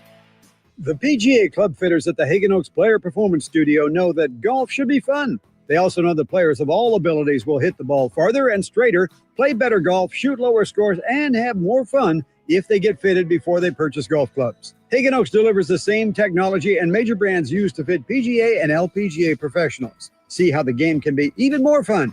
Hagen Oaks Player Performance Studio fittings are available 7 days a week. Make yours today by calling 916-808-2531. That's 808-2531. Rock your hips. Come on. Like what? Damn it, the pretty. Rock your hips. I'm having cash. Your afternoon home for Kings talk and so much more. The Drive Guys on Sacktown Sports. If she stuck, she addicted. Like drugs. Tomorrow we'll be back with you at the Golden One, getting ready for the Kings against a bunch of guys wearing Memphis Grizzlies uniforms, because Kyle Draper reporting earlier that the Grizzlies are going to be without a lot of guys tomorrow. Yeah, no Marcus Smart, no Ja Morant, Gigi Jackson, and a number of guys questionable as well. But Desmond Bane and Jaren Jackson Jr. And Jalen Wells? Jalen Wells, they're playing. Uh-huh. You know what I mean? Sack's own. So we got to be prepared for them tomorrow. Mm-hmm, yep. Mm-hmm. Big game. They're all big against the West. I love the point that Anthony Slater made when he joined us. What'd he say? Well, when he was on, apparently he was on, I think he was on 95.7 The Game today, and they had a discussion about fans don't think the regular season matters. And he said, look, the Warriors tonight, he's going to a Warrior game against the Sixers. The Warriors really need this game. Yeah. Last night, Anthony was here. The Kings really needed that game last night. The regular season does matter, especially when you start off as poorly as the Kings have started. Yes, 100%. Yeah. I mean, and in these games, in November, December matter. Like, think about it like this. If you're Sacramento, you lost 6 in a row. You're struggling. You're reeling. Now you're scuffling to get back into it. Like you're hoping for a play-in at this point. Yeah.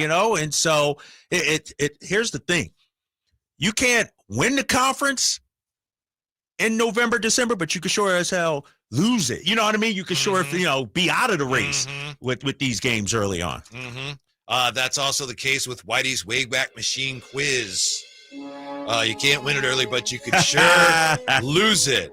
And I know, Kyle, you won again. Congratulations on winning the in-season tournament. Man, you still talking about that little easy banner? I got the banner up at home, bro. I got the banner up at home. Didn't we play one time after that? And Yeah, you we did. Yeah. I took care of business. Yeah. Did you? No, I did. Yeah. All right.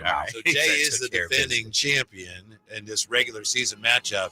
Jay, we have today 1965. This date, what year? 1982, 1983, 2011, and 2023. Where would you like to start? Let's go 2011. 2011. DeMarcus Cousins. January 2nd, 2011. That's correct. Great. No. 2011.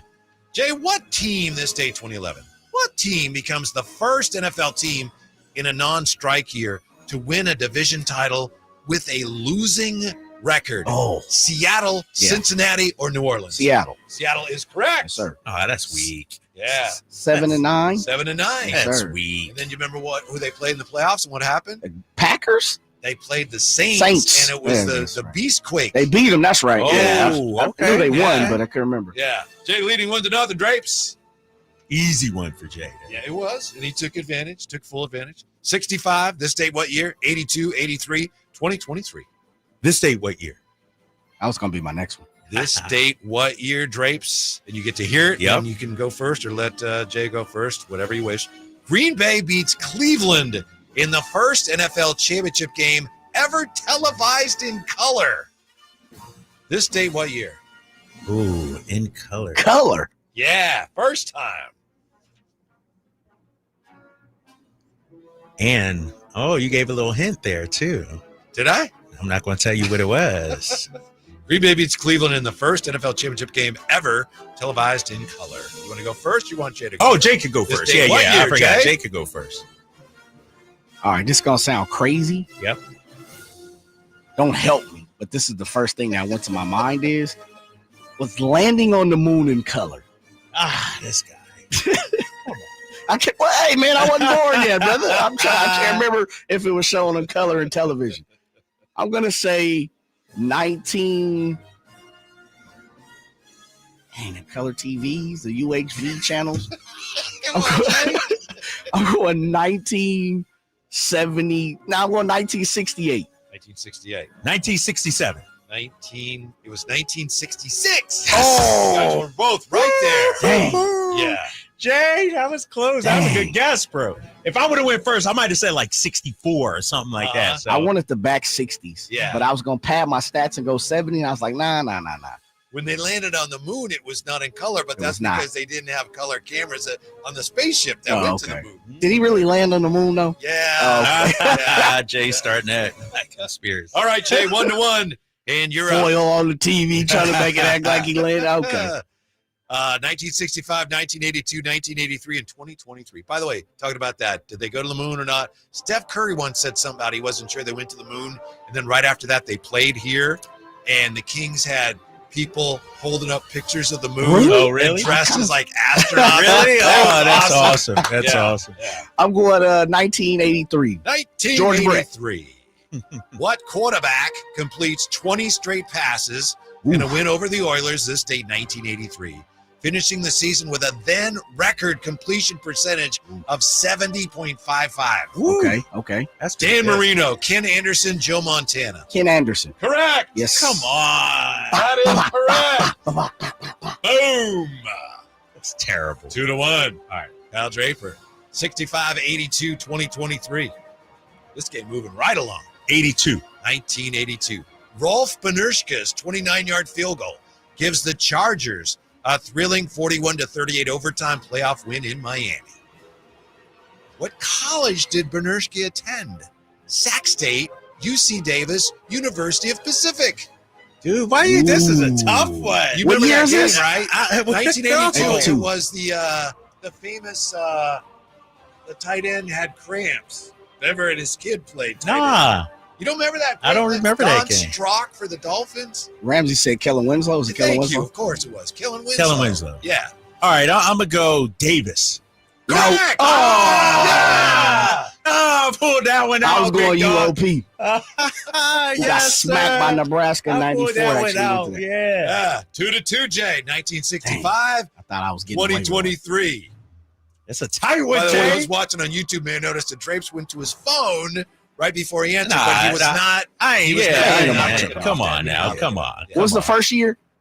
65. I'm going 65, baby. It's the closest too. Okay. Okay. You want to go first? You want Drapes to go Dang, first? normally I've been going first. I'm going to switch it back. I'll let Drapes go first. Drapes, this date, 1965, the New York Jets signed future Hall of Famer Joe Namath to a 3-year deal. Were they Pro Football record? How much money for 3 years? 1965. Record-breaking deal at the time. This is ridiculous. This is a terrible question. Be closer than him. Talk your way It's through history. it. You buy you some time, Drake. 3-year deal. It's pro football history, therefore it's American history. I have no idea with this one. Mm-hmm. 3-year, 300,000. 300,000? Oh, 300,001. Easy. It was like 3 million. 427,000. Oh, CJ! Oh, yeah, it was like 8 trillion or something. Get out of here, Jay. You had no idea. I did. Easy. I did. That was tough. Jay has 4.25? Yeah. I was thinking 100,000 a year. I was gonna say $1 million. That's probably where I want to say it. 3-2, Jay. So your question, right? So you could No, is it your question? No, it's me because Jay. Yeah. 2023 Drapes, you could force overtime or Jay has the win. Donovan Mitchell scores 71 this day, 2023, in an overtime win over the Bulls. Who is the only active player who has scored more than 71 points in a single regular season game? Dame Lillard, Devin Booker, Luka Doncic. Luka Doncic. Luka is correct. Yeah, 73. And we're tied. Yeah, I knew that one. We go to overtime. What we got? How do we toss it up? What do we do? It's this day, what year? Closest to. Who gets You can both write it down. I don't know. This day, what year? All right, we both write it down. Yeah. Okay. Yeah. Or I can't write it down, but I'll You write it down and hit. Yeah. I trust you trust me. You got your. Let's see. The Cowboys defeat John Brody and the 49ers 14-3 for the NFC Championship and a trip to the Super Bowl on this date. In what year? Nobody say anything yet. Drapes is writing down his answer. Say it one more time. Say it one more time. On this day, what year? Cowboys beat John Brody and the 49ers 14-3 for the NFC Championship and a trip to the Super Bowl. I'll wait for Drapes to write it down. Then we'll get your answer. Jay, closest to will win today's championship. Oh. Hold up. Say it one more time, Whitey. The Cowboys defeat John Brody and the 49ers 14-3 for the NFC Championship and a trip to the Super Bowl. This date, what year? We got about 15 All right, I got my left. answer. Jay, what do you think? Whose question is it? No, so we both got to do it Oh, at the okay, same gotcha. time. You're good. I'm going. I got a couple in my mind. You got. We're I'm overtime. changing We're in mine, Whitey. overtime I'm now. changing mine. Okay. I changed mine. He hasn't given his answer yet, so that's you got to write it down. No, I did. Oh, okay. It's You changed. yeah. 78. 1978. Drapes. 77. 1972. Congratulations, Drapes. Good thing I changed it because at first I was 79 and I was like, no, I got to change it. Yeah. We got Infinity Sports Radio. Yeah. UC Davis basketball is coming up too. All that and more. And we'll talk to you tomorrow right here on Sacktown Sports. Happy New Year. This new year, get started on your next success with University of Maryland Global Campus. Classes start January 8th. Apply